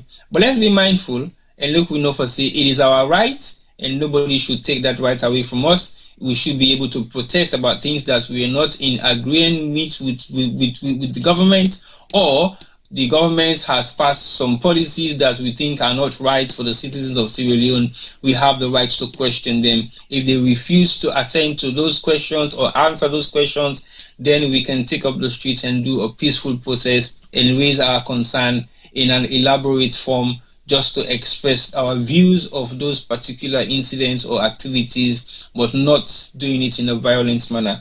That is not acceptable, and I think we should try as much as possible also for encourage the security apparatus, then way they supervise or monitor them protests, then they make sure themselves go according to the rules of the game of security, which means nobody should be harassed, nobody should be pushed to the wall for reaction. I don't think gunshots or tear gas should be part of the security measures. Then only if the protesters then go violent, then yes. And there is always a reason why things like that will happen, either over anxiety or possibly provoked situation on both sides. So we have to look at these issues very carefully, and then we see what is possibly going to be the way forward, whether protests should be something that the security apparatus should monitor, but should not actually stop, because it is the right of every given citizen of a nation to protest against anything. You can have one-man protest, you can have a group of people to protest, you can have organizations to protest, but what I think is discriminating in Sierra Leone, that the fact say other institutions then they protest, but nothing comes out of it. They give them the audience, they give them the platform, they don't even ask for the audience, they don't even ask for the platform, they don't even request for it. They will just state it on their own mandate or on their platform to say, will they go out tomorrow, next week, the other day, for protest against some salaries, for protest against discrimination at work, for protest against gender equalities. And they do that all the time, and nothing comes out of it. Professionals, lawyers, doctors, university students, teachers, they all protest. Civil servants, they all protest, but nothing really happen. So we therefore begin to look at the reason why some of them things really happen and nothing really happen. But protest, like I said, is the giving rights to every citizen. We therefore use them properly, and we use them in the best interest of voting with the type of fight for. Otherwise, it will come back to us in a negative way. All right, the last thing we'll talk about today, now another drama that unfolded a couple of days ago before the mayor of Freetown, Mayor Akinsoya, on her way to the UN summit, Idina Lunge Airport, and he say he get a phone call, or there was an announcement made at the airport. Announcement speakers then waiting at the airport say they want for see in councilor way is supposed for the travel with for going to the UN summit, and then an hour or two later he realized say then don't arrest in councilor.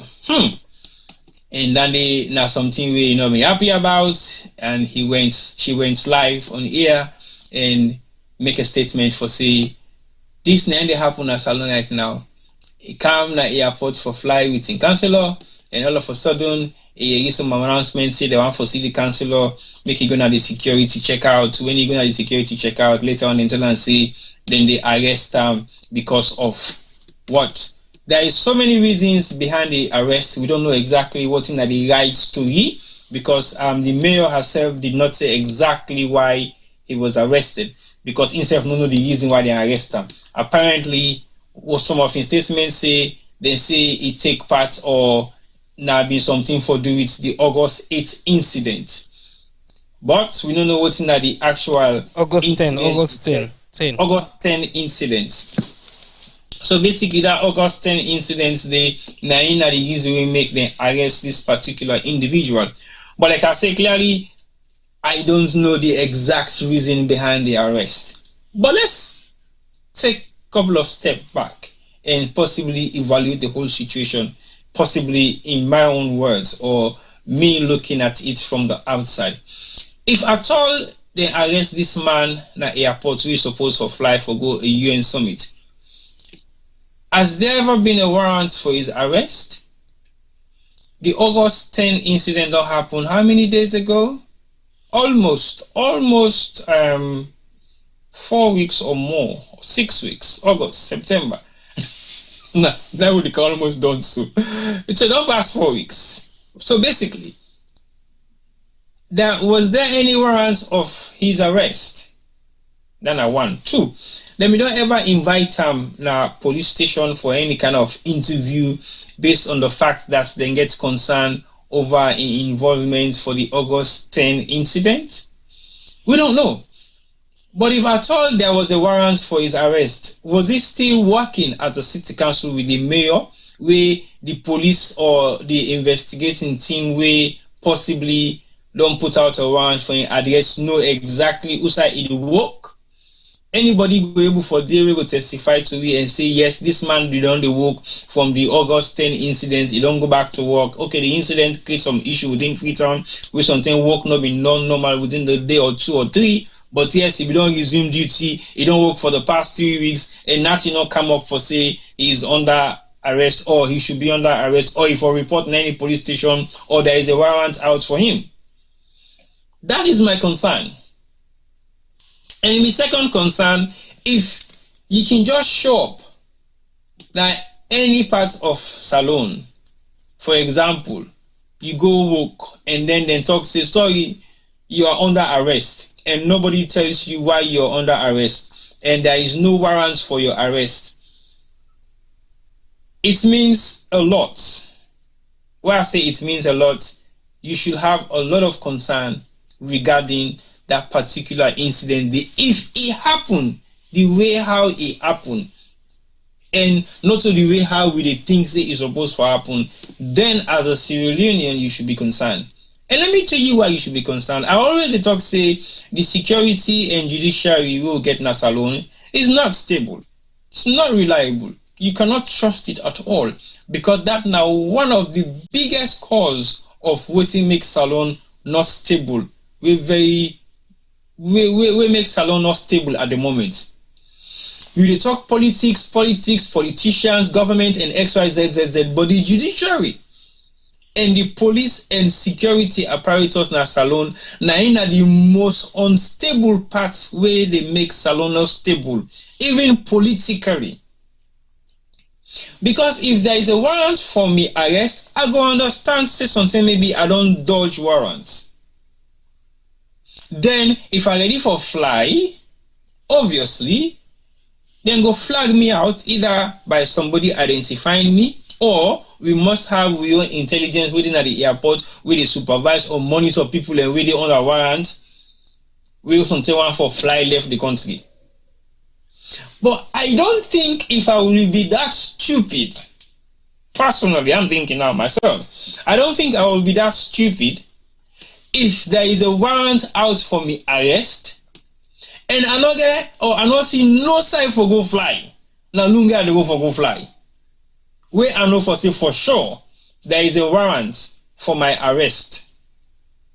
And I don't dey in hiding for 1 week, 2 weeks, 3 weeks, 4 weeks, 5 weeks. Nobody knows how they. Then I get the guts for back grab, say I they can't fly for left the country, I they go past Nalungi. Now Chris don't catch me. So am I saying this guy is knowledgeable to the extent that he knows say there has been no warrant for his arrest at any given point in time? Now he get that confidence they for say, okay, I they fly Nalungi with the mayor. Because if you get warrant out on you, the mayor will not be able to protect you. So I don't feel say he go that dumb or that stupid or that naive for believe say the mayor will protect me. If I want for fly out of the country, I will go with him. It means I will be safe. Hell no. So to me, now two things. Either there hasn't been any warrant that has been put out to the public for say this particular individual for reports na any police station for investigation or for make any kind of statements, or then prepare the warrants but they not send them to the public but then keep no more for say the day when they see you where you want for left this country will arrest you. Okay, I don't know, but if at all it happened the way how we see them say it happened, we should be concerned. And when I say we should be concerned as Sierra Leoneans, not as any political affiliated individual, but as Sierra Leoneans. Because the judiciary system and the police force of Sierra Leone is supposed to be serving Sierra Leoneans, no political parties. But we see the different side of it anyway. But my question now will be, who that issued this warrant for this man in arrest? When was the warrant issued for his arrest? If the warrant wasn't issued for his arrest, why was he arrested? What are the evidence of his activities related to the August 10 incident that they have in picture, in live video footage, or as evidence for corroborate their story or their allegation? What are some of the basis of this allegation? Which something me and you don't know, for make them warrant for arrest this particular individual. So my question will be, is it a specific attack on him to spite the mayor, or is it a specific attack on him for send a message for say we go arrest you when we feel for arrest you and nothing they come out of that day? Or is it the system that we so believe, say we for trust, say go do the best in the interest of citizens of Sierra Leone for protect their rights? Because if but offshore by no reasonable doubt, if that guy they be involved in any form of violence on the day mentioned, then of course yes, he should be arrested and he should not be allowed to travel. But on certain grounds: one, there has been a warrant for his arrest. Two, there are strong evidence, even though they didn't put out a warrant for his arrest, but there are strong evidence to show that he was guilty, or he was part of, or he actively participated in some of the amount of violence that took place on that specific date that they are highlighting to him. Apart from that, if none of those reasons are valid for his arrest, if none of those issues are related to his arrest, then you should be highly concerned if you are a citizen of Sierra Leone.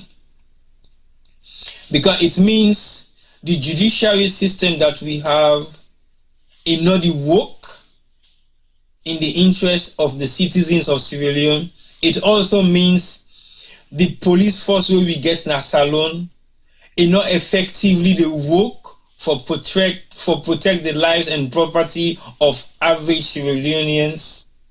And if then two things then they, now the thing the way they make any country stable in terms of security and all other economic issues around that particular country, you should be very concerned within the status quo of that particular nation.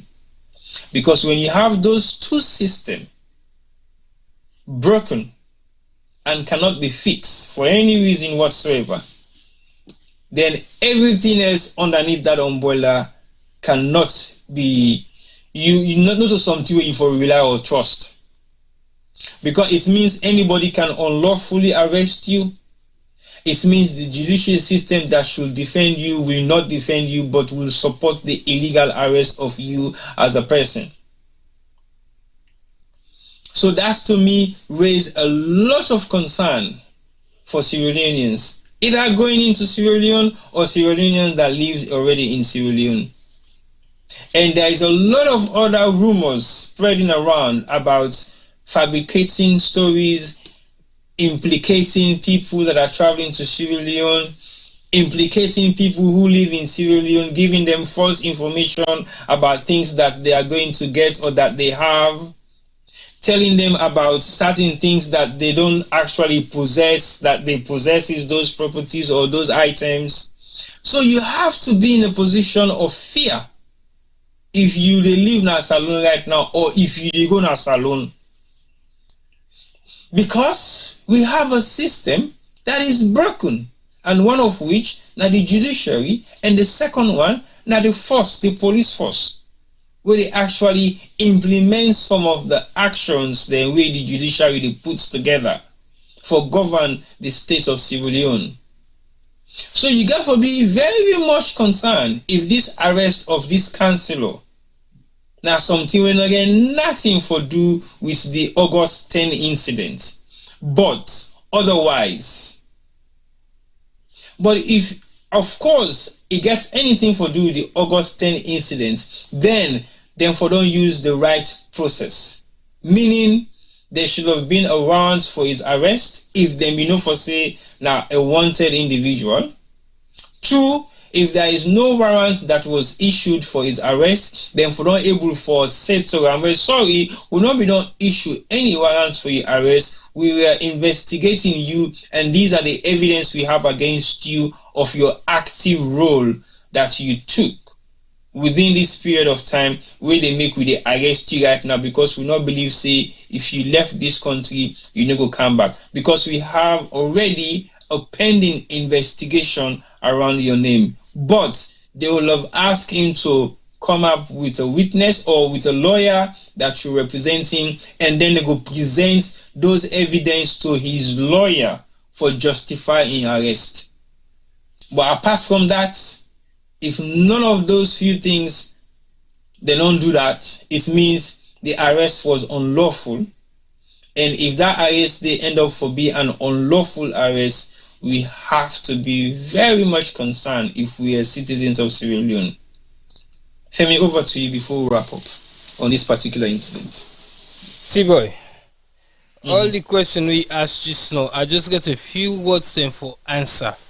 Now, both case. You go they laugh no more, but that is the honest truth.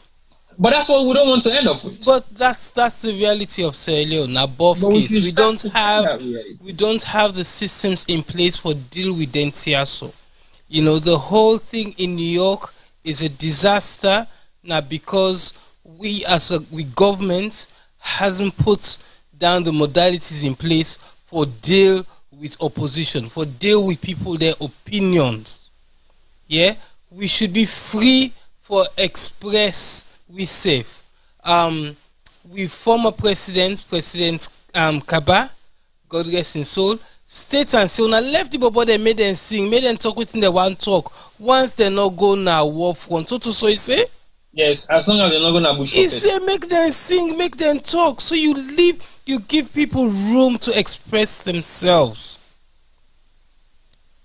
Then they happen. Same thing. Then they try for possibly quiz the mayor in truth so that he no go travel out of the country. You know, they waited till the last minute. They waited till the last minute for go set this kombolo. Where they don't hold him, nothing not get for B. Then go investigate. The case go die, we'll not go able the case no more in a few weeks' time. It was all planned for ensure sometimes the mayor not travel, because sometimes they're not gonna make it go overshadow certain people them at the same place where they self they go. These are all politically motivated things. Same, you know, we have a mayor of the capital city. She should be respected by central government because now the mayor of the capital city. Una might be from two different parties. It doesn't matter. She's an elected member and she needs to have the respect for make it carry on and do in duties them. The guy, if una be one time for one reason or another, there was plenty of time to have done so. Okay, he's just a councilor, but he's an elected person. The question what I get for we learned friends them, the lawyers them amongst we, or people that we know a little bit past something me, are you allowed to arrest members of parliament or people that we they don't vote into office? Is the police allowed to arrest them? I be always feel to say these people have some kind immunity. We sometimes then go ask them for go to police station. You know, then go invite them to the police station for go discuss certain things. Them with sometimes the law might not be happy of their behavior. But I've always been under the impression, or I read some site some time ago, say certain people them can't just be arrested like a dandy in a public place. I might be wrong, so I ask una we you're not wrong, Femi, you're correct. For make una tell we, you know, if this man about for boarding plane and they, as T-Boy said, there's no warrant for his arrest, then the arrest is illegal. But honestly, T-Boy, above case, because really and truly, you tell me now who's judiciary will get a salon, we go able for deal with that in them and hold the people them, we break the law accountable. Yeah, because if then he claims say this gentleman break the law by inciting, because that's what they're saying, by inciting people and for the August 10, then say they break the law by abusing their powers and overstretching their powers into area the way they're not supposed for them. But again, as I say, for me, Usami Sidom, I believe say this case, an above case, inside a few weeks' time, we'll not get about this case again. It was all a ploy for unbog the mayor in travel or for make it look silly. And I think say, a lot of these things have been happening and it's wrong. We need to give certain people and the respect we them due. I believe say the mayor might not be perfect, but it did do a splendid work for Sierra Leone. During COP, she put Sierra Leone on the map with her agenda for Freetown, the tree town. I think she labeled this we capital city, and then they've been sidom right in the center of the discussion of COP. Where we current king where we get now, don't they highlight for years climate change, the importance of not clearing mass forest lands, the importance of planting trees, the importance of looking after our environment. So waiting the mail been a talk, been sidom right now the right place at the right time.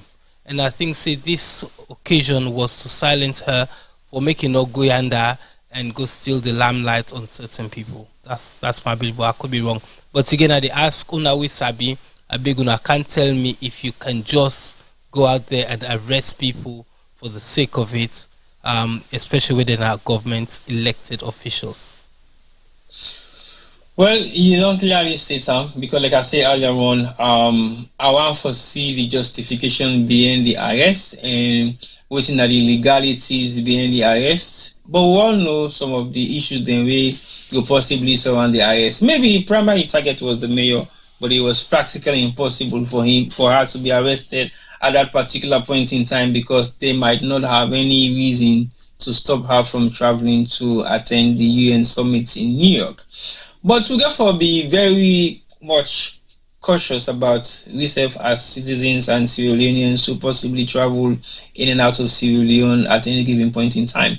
We know for say these are very crucial times in Sierra Leone, and we therefore be mindful, very mindful with our environment, because certain things and the way they happen with our environment, we nothing the way they be put together by the judiciary itself, or the police force, or the force then we will feel to say gets power for execute certain things them in Sierra Leone. So we got to be very careful and watch we back wherever we are in Sierra Leone. If you're in a person where they travel to Sierra Leone on a regular basis, it doesn't matter whether you support any political party or not. You still have to be mindful when you're in Sierra Leone. We're not highlighting any form of risk, we're not creating any form of tension, but if we see this amount of unlawful arrest and single-handedly picking people out of the group of people that they want to single out, you don't know whether you might be the next person to be singled out of the bunch to be arrested unlawfully and kept behind bars for no reason.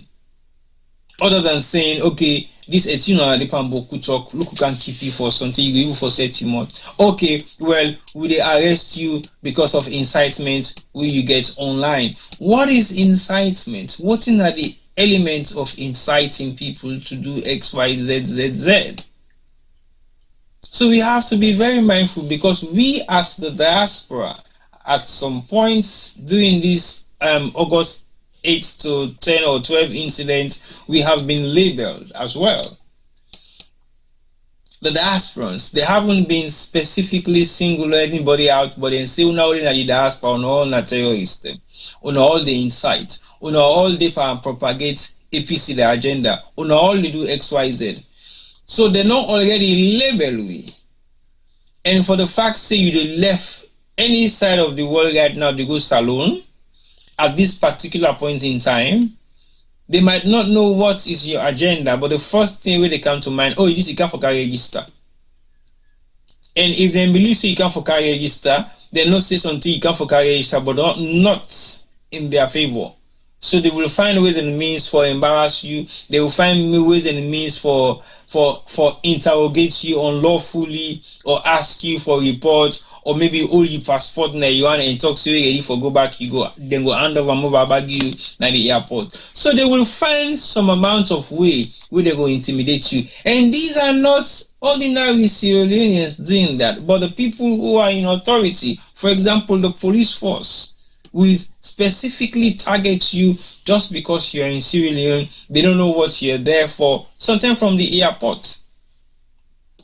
So we got to be very mindful as Sierra Leoneans then, because if we continue for the see a lot of these unlawful arrests where they happen on a regular basis, there is no specific discrimination for say, okay, you na man who go left you, or you na woman who go left you, or you don't old who go left you, or you young who go left you. No, there hasn't been any preference. Anybody where they feel say na threats to what in they do or what in they believe in, where they are against anything where they stand for or object or criticize or question, you are automatically an enemy of the state. So we as the diasporans, and then they say we are enemy of the state, so but they don't class we to be enemy of the state. It depends now on how you read into that, or it depends on what you they do in your small corner for make you fit into that category. But we all know the amount of people within the diaspora we already fit that criteria. If you know yourself, you know yourself. But still, that's not justify the fact say you forgo na your country with two minds, thinking, am I going to be arrested? For what? I don't know. That's the very big question I keep asking myself every other day. And I'm not asking myself this question now. I've been asking myself this question 10 years ago. But the question that I'm asking now has escalated from the point at which I was asking it 10 years ago. It don't increase to maybe 150% more. So it means I don't feel safe in Sierra Leone at any given point in time. If I can think about 10 years back, it don't increase 5 years back, it escalates within the next couple of months. And the main reason for that has nothing to do with politics. And again, nothing to do with any political party, but just two institutions, the judiciary and the police force. Now, then, I'm a major concern. We make not feel safe in Sierra Leone because policeman go carry arrest me. He say, I arrest you for what you don't broke traffic. Usai, you don't go up King's Street. You're not supposed to go up. Now, don't you for come? Okay, at the K gonna police. We're gonna police. You go for can answer and defend yourself. And that man go come gonna police. After for like lock me up for like a 1 day, 2 days, 3 days. And then he come back day 4. Hey, you still in there? We don't forget about yourself. Okay, we're going to left hand. So I am being arrested and sent behind bars for 4 days unlawfully, and nothing happens. And the man will arrest me, will put me in a cell. He even forget self I didn't cell for 3 days. Sometimes he don't take 3 days off. And then when he come back, nobody not release me because not to then send me inside prison or police cell. You still in there, so you're not left yesterday. But come on, Lobo, come on, look, you're going to use. They say not here for you. So that man has arrested you unlawfully for 3 days, and guess what? You can't even take him up on him for say what you arrest me for at the KUGO court because now unlawful arrest. Because the court where you can go, they even give you case time for make they even sit on your case. Your case not here forever exist anyway. So those are the two institutions where they give me serious concern about the security apparatus in Sierra Leone. It not nothing for do with politics. Nothing absolutely for do with politics, because those two institutions has been corrupt for the past 20 years in Sierra Leone, and nothing has changed. It just they get worse. The last time I apologized to the party they were getting a lawyer, said that is one of the most crooked career in Sierra Leone right now. I trust no lawyer in Sierra Leone. And I say and clearly, and I don't talk in front of me, like I get say, sorry, I don't trust you guys because you have been corrupt within the system of Sierra Leone, and you can actually turn a blind eye to justice just to protect your image or to protect your livelihood or to protect your contracts. And it is fact. You don't have to deny that. And we all know say that is a sad fact. And it is so true. Because I don't get series of conversation with people that I know who are lawyers, and I ask them specific questions. And some of those specific questions just need a basic yes or no answer. But as you know, lawyers, yes, I know they will not come with a yes or no answer, but they would like to defend or deliberate on some of those yes or no answers. But that doesn't bother me. What bothers me most is the fact that they cannot protect you as an individual if you have any issue with government, if you have any issue with somebody that is in any position of authority, whether it's political, it's civil, it's finance, it's anything, they will not be in the position to defend you because they have to protect their own interest. And some of them will say to you, hey, bro, you want for can lock Usai myself they survive? So if the policeman can arrest you, the lawyer cannot defend you, what in the magistrate could do? Can you imagine that cycle? And that is a very vicious cycle. Because as an individual, I can come to this policeman and tell him, say, me man, I don't like the way how Femi talked to me yesterday. He disrespects me in front of me. I beg when I will keep him for me for a few days. Femi, so I will make you an example. And then I actually send police for go arrest Femi. I say, when I take Femi, go down. Why they arrest me? You want to tell you why they arrest you? You want to argue me? You want to obstruct justice? We can't go answer to me in a police station. Take him down to the police station, send him behind bars, and keep him there for like a few hours. And then Femi start asking questions. Knowing Femi Wasabi, you know, we'll just go behind bars no more for nothing. He go out for begin to tell you some feature what was we go at you. And you just they aggravate the situation. When I mean they talk to say, well, you know, you go there for the next couple of hours. Sometimes they keep on this for the next. And they go say first one flow. So these are some of the concerns. So if we begin see unlawful arrest by police officers in Sierra Leone, and they are actually laughing about the issue when the mayor was so much in distress, expressing the way she's not happy. One of the policemen in Sierra Leone, they laugh. They're like, you don't see yourself. No, they make noise for so. Like they say for say you crazy. Now rubbish they talk to them. And can you imagine the mayor of Sodok is talking to a police officer where arrest one of his councilor and unable to justify the arrest before that they laugh at that mayor in Sodok. Can you imagine that situation in the UK? Over to you, Femi. No, Tibo, you not try. You can't say that. It's not. If you want equator, you get for equator properly. Not to the mayor of Sodok. The mayor of Sodok na small fish. We dey talk about the mayor of London. What's my name? Let's say the mayor of Sadiq Khan. We dey talk say then go arrest one pan Sadiq Khan in councilor there. Then go sit down and go talk foolish to her. Look what happened a few months ago. The police commissioner, the Metropolitan Police Commissioner had to resign in position because he and Sadiq Khan had a falling out. That's how powerful them people are so supposed to be. But yet we see we mayor because possibly she's a woman and because possibly in all lack too much force, in all lack too much arguments, then they take the piss out of her. That's what's happening. Not that son this one not go day. The mayor na New York, nobody no crazy go talk to the mayor na New York, the other than he talk to the mayor. Because not so you job no more go. You not go craze up your mouth and talk to the mayor of a major metropolitan like New York or London. You go talk to the mayor of Freetown. We remember say Freetown, the mayor of Freetown supposed to be even more powerful than the mayor of the other two cities here, so don't call. Because then two cities here, so then get other bigger cities around them.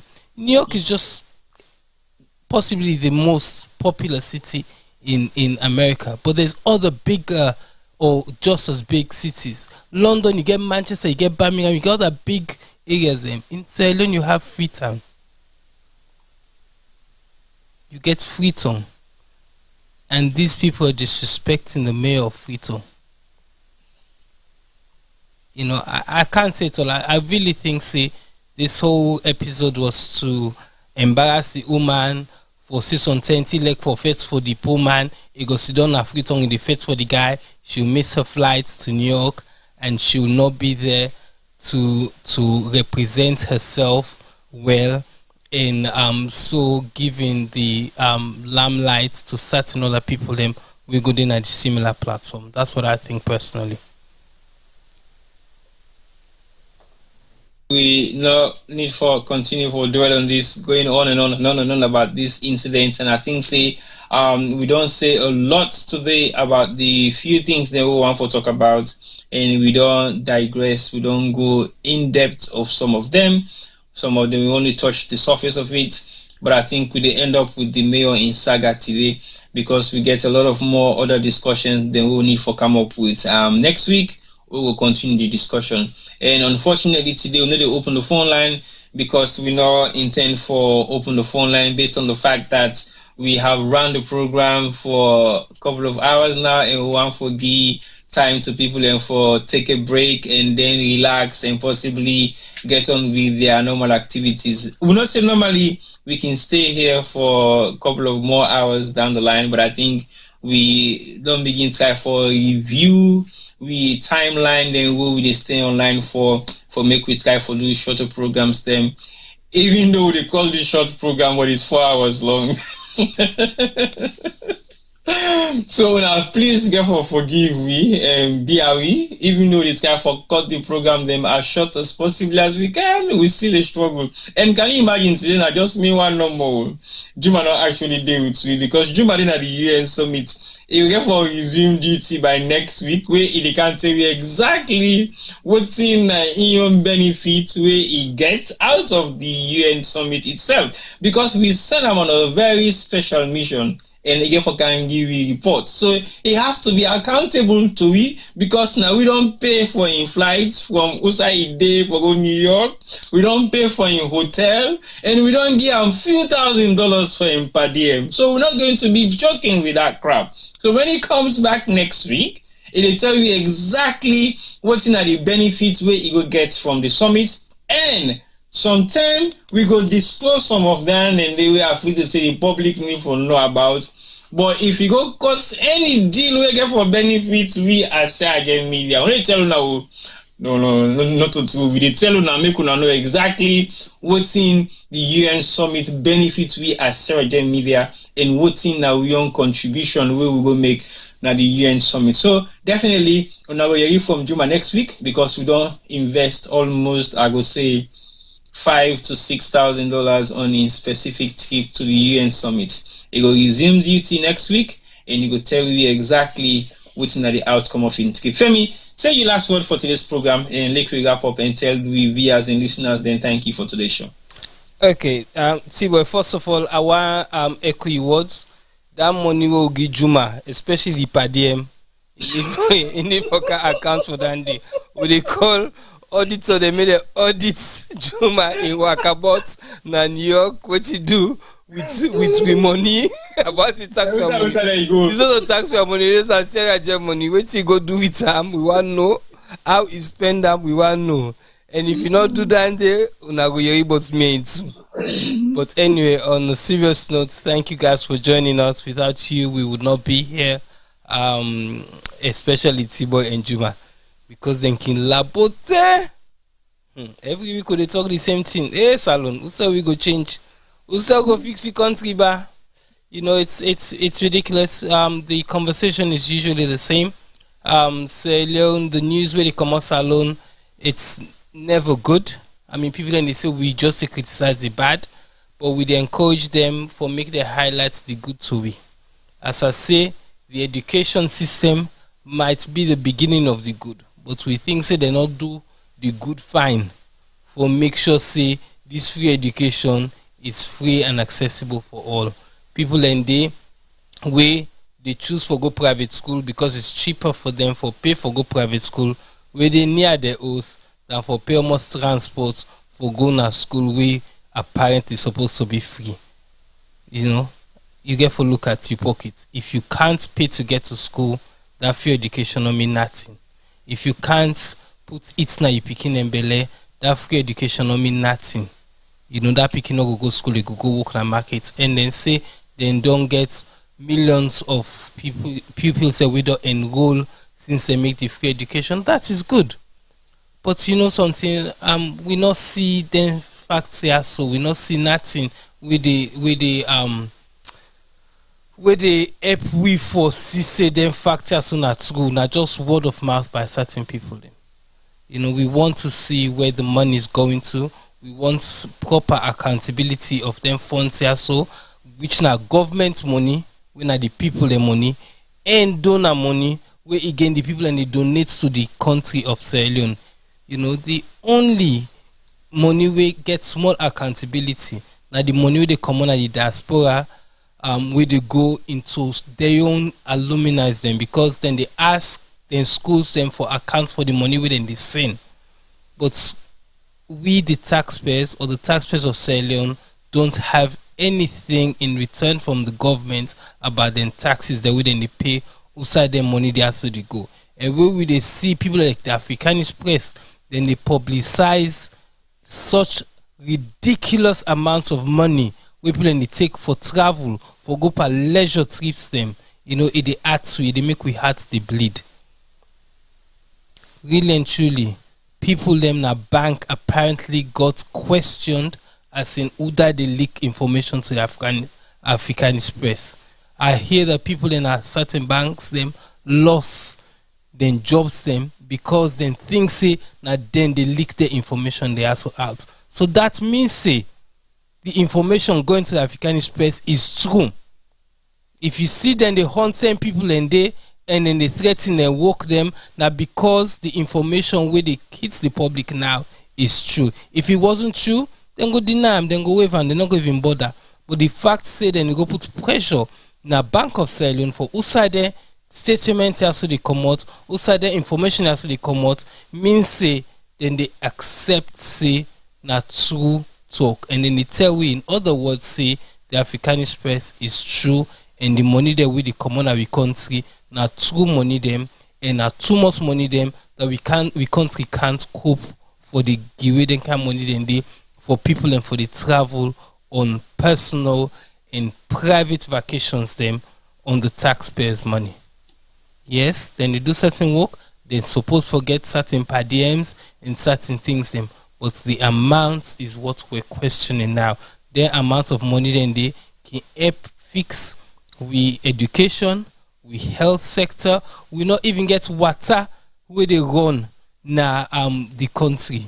We not get water where they run at the capital city. In new building where most of we ministries and then toilets and not the flush. In Shaka Stevens Street we get well them where then they take forget our water. And if you know say Shaka Stevens Street today, you know they too far off the coast. You know they too far off some of the area then water area then they we have been heavily populated by people, and that means to say there's a lot of waste there. So that water the way then they get that is not even clean. Imagine Shaka Stevens Street is supposed to be one of the business districts of Sierra Leone.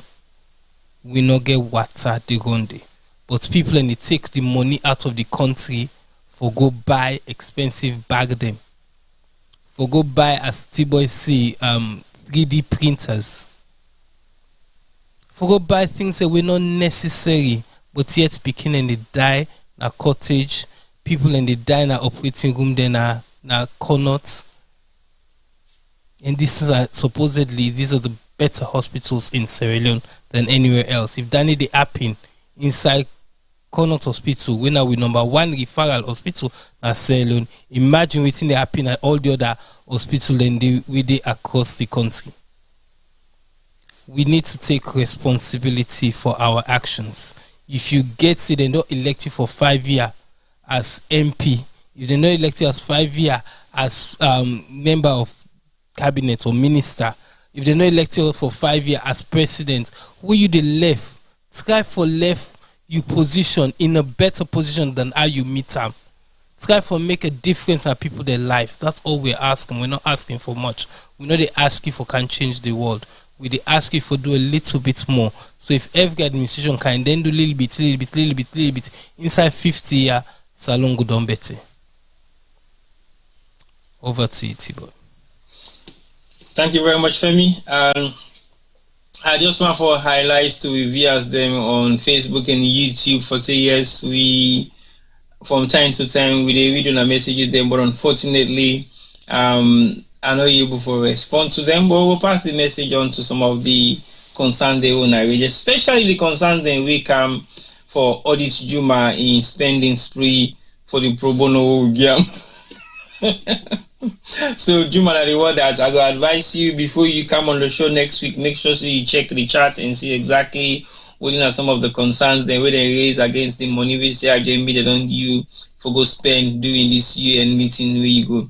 But I want to say thank you to we guests them we don't join we since we start the program by 10 o'clock. We guests them we don't join we on YouTube and Facebook, and I want to say thank you for your contribution.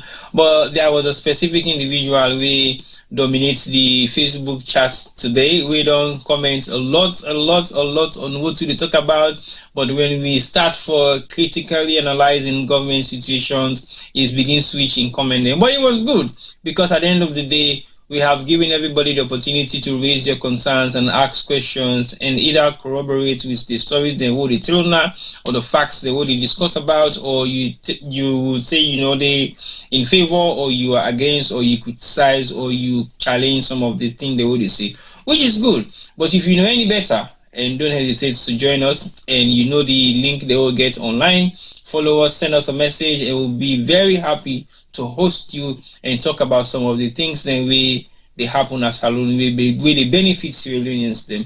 And I'll go also and for say thank you for the one way they na Facebook and YouTube, where they make their own meaningful contribution, don't ask questions and don't add more contribution to some of the things they will they highlight and we concerns. We want for encouraging us to continue for do so, and we want for telling us say introduce the page to people and we know we possibly they follow we, so they will continue for follow we and make their own contribution. So definitely we not go stop for talk. I will make them very clear for say we get for continue for host the program they will host to, regardless whatever the situation might be. If we don't have the full team, I will go solo, Femi will go solo, Juma will go solo. It is not going to be possible for us not to host a show here, except otherwise. And when I say the otherwise, it has to do with something practically, technically, and maybe health-wise. But with the grace of God, I don't think we'll be able to host anything other than hosting the program for you guys to be able to make your own contribution and hear some of the things that we want to highlight, when are the major concerns they will get for country Mama Salon. And like you always say, we for now change the platform of actually highlighting some of the malpractices of government officials, but we should be starting to ask them questions about some of the activities of the team and way they participate for. Because we don't tire for the complaints, say, hey, when they waste too money, when they fly, when they take per diem, but what thing una they do, we know they ask. So now one for begin for ask una, what thing una go do? Because the president don't talk from over and over for say most of the activities the way they do out of Sierra Leone now for go rebrand the country, for go clean the image of Sierra Leone. But we know they ask who say you don't go clean salon and what you don't clean salon from. But we need to ask and say what in the thing where you don't go for go do, we don't benefit salon where you say they do all the time where they go on your international trips then. We don't ask these questions. And I think it's about time we should be asking questions about some of the activities then we will partake in, because it is their responsibility for any involvement in any government situation waiting for come back to you and say, well, okay, the trip to Hong Kong last week, now this we go again, now this now this thing we'll talk about. You don't have to talk to us in details, but give us an overview, a summary of the trip. If you not give you a summary of the trip in a press briefing to the nation, do an a parliament, do am na the ministry where suppose for where you suppose for go anticipate say you go lobby for. But it's about time now for us to be asking questions about your activities. Every government official, not just the president, but any government official where they fly out of Sierra Leone with the taxpayers' money, if we be accountable. Where they do projects in a salon with the taxpayers' money, if we be accountable. Can you imagine the Minister of Information, they host an audience with the Ministry of Information online? I think twice a week. What a waste of time. What a pure waste of time and resources. You suppose for the work. You suppose for the do some work. And you are spending that 2-3 hours online talking to Sierra Leoneans about what?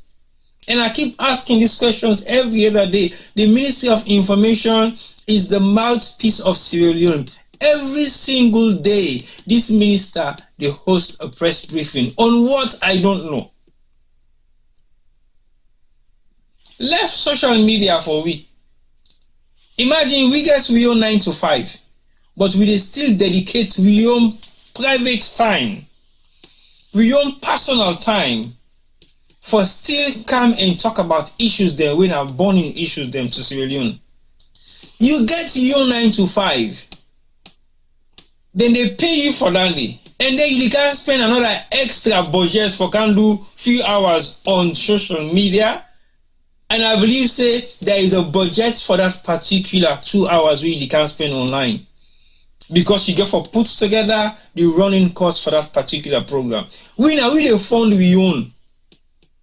So I don't see no reason why you spend 5 days for talk about press briefing of every activities of the ministries and line ministries in Sierra Leone, and at the same time you add extra time panel and make more money, because I don't see exactly what you're talking about.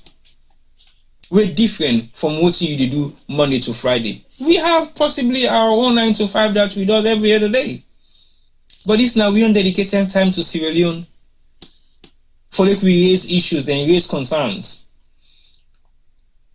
So I don't see the reason why make you do extra time or you do overtime. You don't forget overtime money. Overtime money now you kick back for whatever you might want to do within that period of time. But I would please advise the extra 2 hours way or 3 hours way you spend online on social media talking about what you're doing, because all your activities are on social media anyway. Why create another extra time for that? So let's look at the questions that will go begin for the acts there.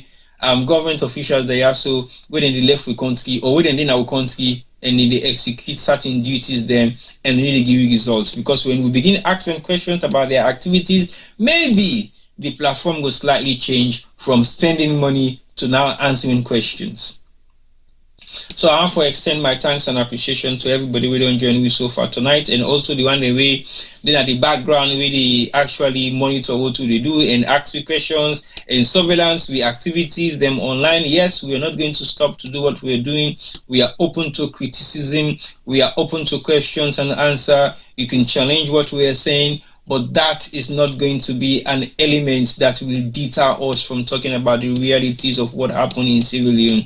We might be in the diaspora, but that doesn't mean we don't know what is happening in Sierra Leone. So when I continue for join me, when I continue for subscribe, when I continue for like our page, and when I continue for share the program, then I want to say thank you once more to everybody who don't join me, and we will definitely see you now again next week Wednesday for another edition of How They Go Inside the Republic, but with slightly looking at ways and means of how we will bring 1 or 2 more different kind of content programs then within the week before we regular program they do every other Wednesday. But in the meantime, thank you once more for joining us, and until next week, On behalf of myself and the Sierra Leone media team, I want to say good night and goodbye to now all really watch. Thank you very much.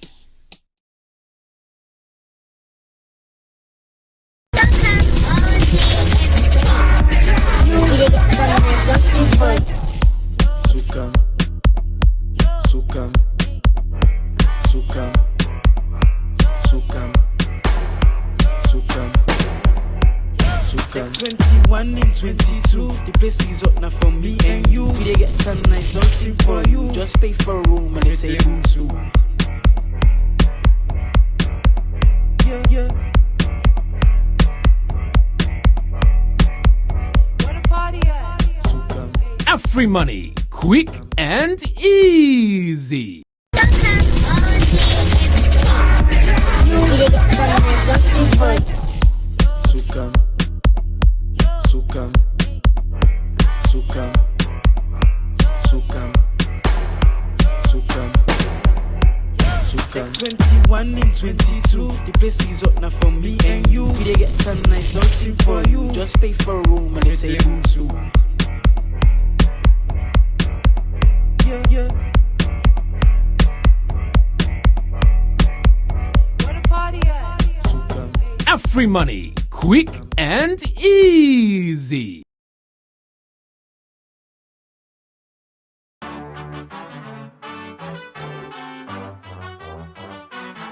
My name is Femi Claudius Cole. I'm the chairperson for the Consortium of Progressive Political Party, we will call COP, and also chairperson for Unity Party. This registration process we don't start. We get some concerns. We in a COP get concerns. The first concern we get are concerning first-time voters. First-time voters, this is not the very first experience this way they get by election business. And we want when they begin for register so today, for let them go they register and for let them go they vote, so they go. So how they experience this registration today, now you go know if next time then go come out for Kankan register. Then they encounter, then they meet up beaucoup problem then. Where we want, do you and a beg with a big, let them address them problem there, where them first time voters they are, then they meet. One, then they left them a line long. And some of them, then they college, some of them, then they school. Then, when they don't wait in a line long, they reach now for go do the registration. Then they tell them, say, they know they take, then WASC, they know they take, then Beke result, and Boku, they know agree take, then birth certificate. Now, we want for appeal to NEC. If issue they but birth certificate, let them engage with Registrar General, let them iron her out now. But if Pikin don't get in birth certificate, he don't get in certificate back from WASC or Beke, we don't understand again why then they refuse her. But then they not done. Again, when they go bring big person from their community come verify them, then they reject them back. With the Yeri say councilors, then they reject them. This I don't get from the councilors, then safe. Say then they reject them. Chief, then they reject them. Imam, then say imam for face ID. Chairman for in area, then they reject them. So we want to really make an appeal to NEC. We already get guidelines and UDAT and how person for verify somebody will not get documentation. So we want for appeal to NEC. Let we go with waiting the book say. Let we go with waiting we been don't agree, waiting we don't talk about. If a councillor come, you not go tell and say now one person no more if for verify for the day. If that be so, that means to say now new rules then una they make us we they go along. Imam come, all man na the line don't tell you say now we imam this now we mosque. Una refuse for register the people and say because they don't get ID. So this verification one become a very big issue and a very big problem. We go put the first time voters there off completely. So before this can turn a serious problem, this first week, we dey appeal to NEC. Do ya? Una let we solve this verification issue once and for all. Not for we na free talk no more across the country. Let all man don't know say na this and this and this person na him for verify and una get that book. The one that we not get no documentation at all. Now, We all know say Sierra Leone we don't get several issues. We don't get mudslide, we don't get flooding, we don't get fire, we don't get so many disasters then. As recently as a few weeks back, people then don't lost their documentation. Somebody go on a line where they talk fluent limba, it tell you say I don't lost something. Whether it been registered before or not, NEC, we want for big una go all out for make sure say una verify say yes this person is Sierra Leonean, yes in chief don't verify am, una register them. The first time voter issue is a very big one. So we want for make una take that very, very seriously, and then one day we not get no documentation at all. We get an issue with una equipment.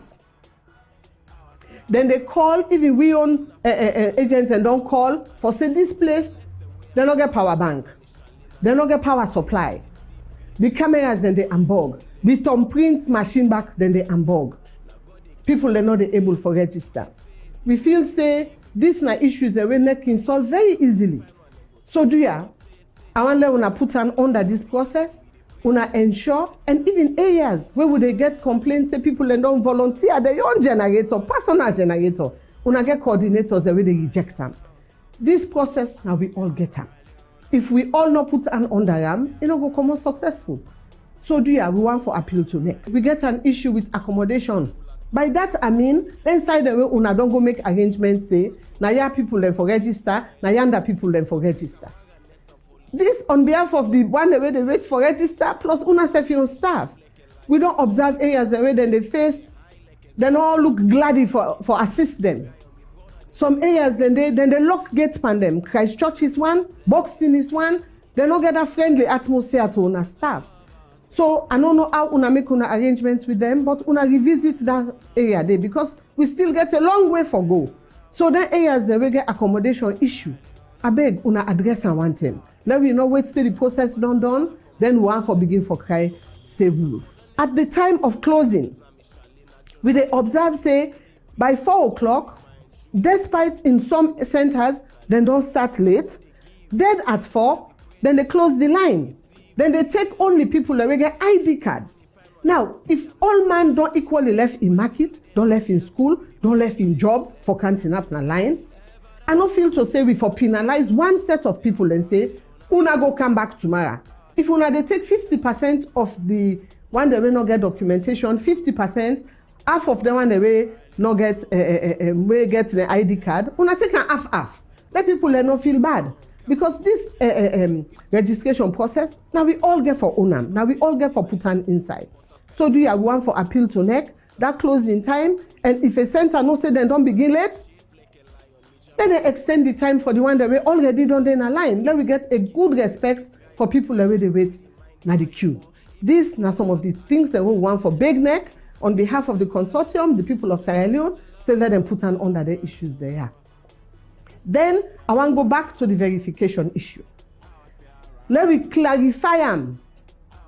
Chairman of NEC, do you have a big with a big? Clarify am publicly. Let all man know who that for able for verify person will not get documentation. When they see adults picking them where they are being rejected. Then also there are certain areas where they say after 20 then they stop for register.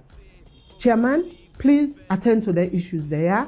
We in a COP. We are part of the process, we embrace the process, and we want for let this stay so good before let all man able for register. Nyaboda age baila uma. Mongo moye pe ugama a geniji. Ko go ngiyima NEC TPM or INEC TPM. Ko ti Malaysia be fe ko ma. Ko elamola sabu tumu gbawya ko mo ko egba. Ke hindanga na ti we ma enyande. Chama mutomala. Ngibia jati ngema netumbo akwati ngijiwie. Nyati mana tembo alina. Tumbo be ali tembo atatu. To tumbo atatu. Tembo abaya. To nakengo ke awe ye wofle mangede tamata tatu. Sati satenga na moya na tetatu ha awe ye puima o ipuma yema. To kenga ketibaya awe ye nanima akpokovui. To na we are inyadi. Now we are can go to ba tego tatilive fe koma. So my everybody kama or die 18 date yenge biama tia humbu tingi la to jifa nuga bu to ko le tia tila me fe ko ma to mo agbo ma ne ma daily no be le ma delay ma ke ji wi ala drejo amo mu la fe ko ma wati tia ke ya mo mu ko mi ko mu kura na anemo e ko ndre e ya bia do e gbo so mo be ma ne ma amo wasa mo mu live mo mu le je sakoma ko la sabu ko mu ko ya gura mo le je bu sa ko ma ko gura balele ye ka identify ba use ba ga ye go hinda go to mava so dale mo ko ma ne ma amu bia mu dega mu bodesia na otigu ati ko gura buinama fo puma wa yakpa ti ata titi la be fe ko ma mu pia delay mu pia bagoma. The challenges that we confronted with in this voter registration, they're enormous. But me go and talk about one specific one. Me na a registrant will go for register na Tonkolili District Constituency 052 Ward 175. I got me NCRA registration slip.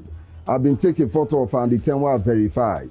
Then check me NIN number, me information all day. Then put me date of birth, me information all day. Then put all the unique identifiers and when they say they can put me information all day.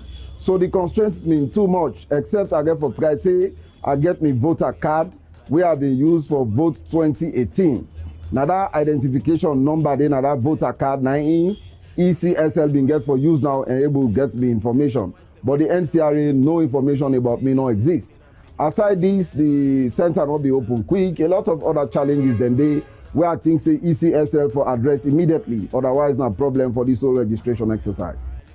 Afama min no PRE. Mina me dey for nenwe.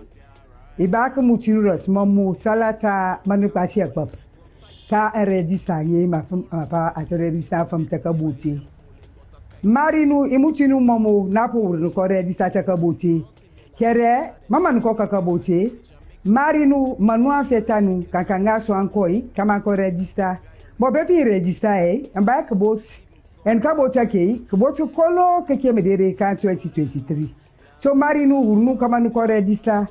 Afet mo ko register beki akere resulting ka beke o ka MPS o ka was. Modi atipo bote ate lomaninga so mako abule won kaka register. Kaka ke mo yenye afuma kpati mma ko kaka register antu wondi salata mo computer egbeti dokor kati so akoni otanatan kaka bot kere taso opdim taso bakasne taso muyu atema tideri ake mapo bempa computer tema ko de lep so mari urnu kaman ko register ateta so ye ma kaman nu yo kaka atofani onko lodi mari nu urnu nge tenu nesa koko de baki one manu ko de ma pa calculator tema lombe muyu kogbo kaman ko register takabot yo mamo salata manu so me lensi. We know say na registration period this, so we dey call all salon people them for go register. But one problem wey I don discover upon this in registration, I don discover say the number wey the political party observer then they get, wey they take note of who that can register, wey dem dey write. I discover say with electoral commission their own staff there wey dem put on the ground, e no dey meet with them the number. For example, if all the party agents don't get 50 people who register for today. Now, electoral commission then go there 70, 80. So, we want make Mohammed Kone, the chairman for NEC, make a look into this problem. We don't start soon. For there, every day, the electoral commission staff them and the party agents, they all figure for be the same. Young people then, especially we now we boku, and we where they suffer. It's like for say all the baby problem they will get from we party agents they would inform we about the registration. It's like say now so na the northwest, so na the western area, and so na the northeast. Now they all them problems they had they come out. We know they better problem themselves they come out at the other parts in the country. Now just then side there no more, and then they worry we. Me, I can't talk to una for let una go register. Una we they sell, Dove Court or any partner of the country, We say me, I know they left me business for go do registration. Do ya left farm go register? You wait the ride Okada, park Okada go register. You wait the ride keke, poda taxi, park let go register. You register, now they give you chance for let you vote. And you vote, now they change the situation where we depend in this country now. If you not register, you no go get chance for vote. And not say me, you don't say why they register, I don't say why they vote, I not say nothing. Do ya go register? If you go for go register, you not able to register for today, go tomorrow. If you not able to register tomorrow, go the other day until you get chance for go register. Do ya? I dey also talk to una me people in Akambia. I be then this year. I just for can't back for can't talk to una. Go register. No say we do clean me. I dey go na me farm. Do ya? For go that farm business day left farm first. Go register. This registration is very important. This now get for change your life tomorrow. The only thing we want for say also today, now that it's very, very important for make every citizen we don't old 18 years and above na salon go and register. Now you right for register, and in fact now your duty for register and vote. Every 5 years, the citizens in this country get for choose their leader. Now the only term down the way, the ordinary man at the streets, they show his own power. The power for choose the people that will lead them. And the way things don't they go in this country, una self go agree with me that it better let you choose for yourself than you allow other people then for choose for you. So the importance of this registration exercise now for give you all the opportunity so that we all go able for exercise. We right for choose the people where we feel say go run this country in a way we go satisfy with. And that decision day now we self get for make them as individuals. We know say a lot of difficulties they don't day and problems they don't deal with the registration process so far. But me am for big una, for be patient and for try by all means do everything possible so that una go able for register. Even though you get very important things them for do, not forget say nothing no day way more important than your life and the life we live in this country. Now this is not the only country we get, and this for many people now the only opportunity for let them show themselves say then they in charge of their own destiny.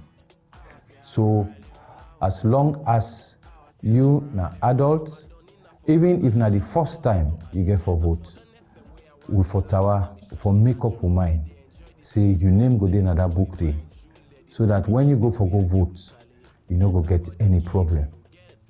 We dey decide how we get for live in this country. We dey decide who that for lead in this country. But you not go take part in that decision day if now you not vote. So we want to ask everybody, not only we supporters them, but even the one themselves who know they support we.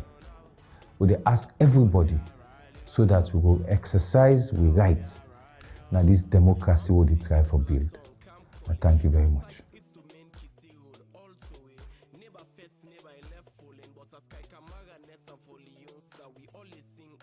The mountain in a Kabbalah, they shape like a lion. Me Jamaican body tell me say they high like a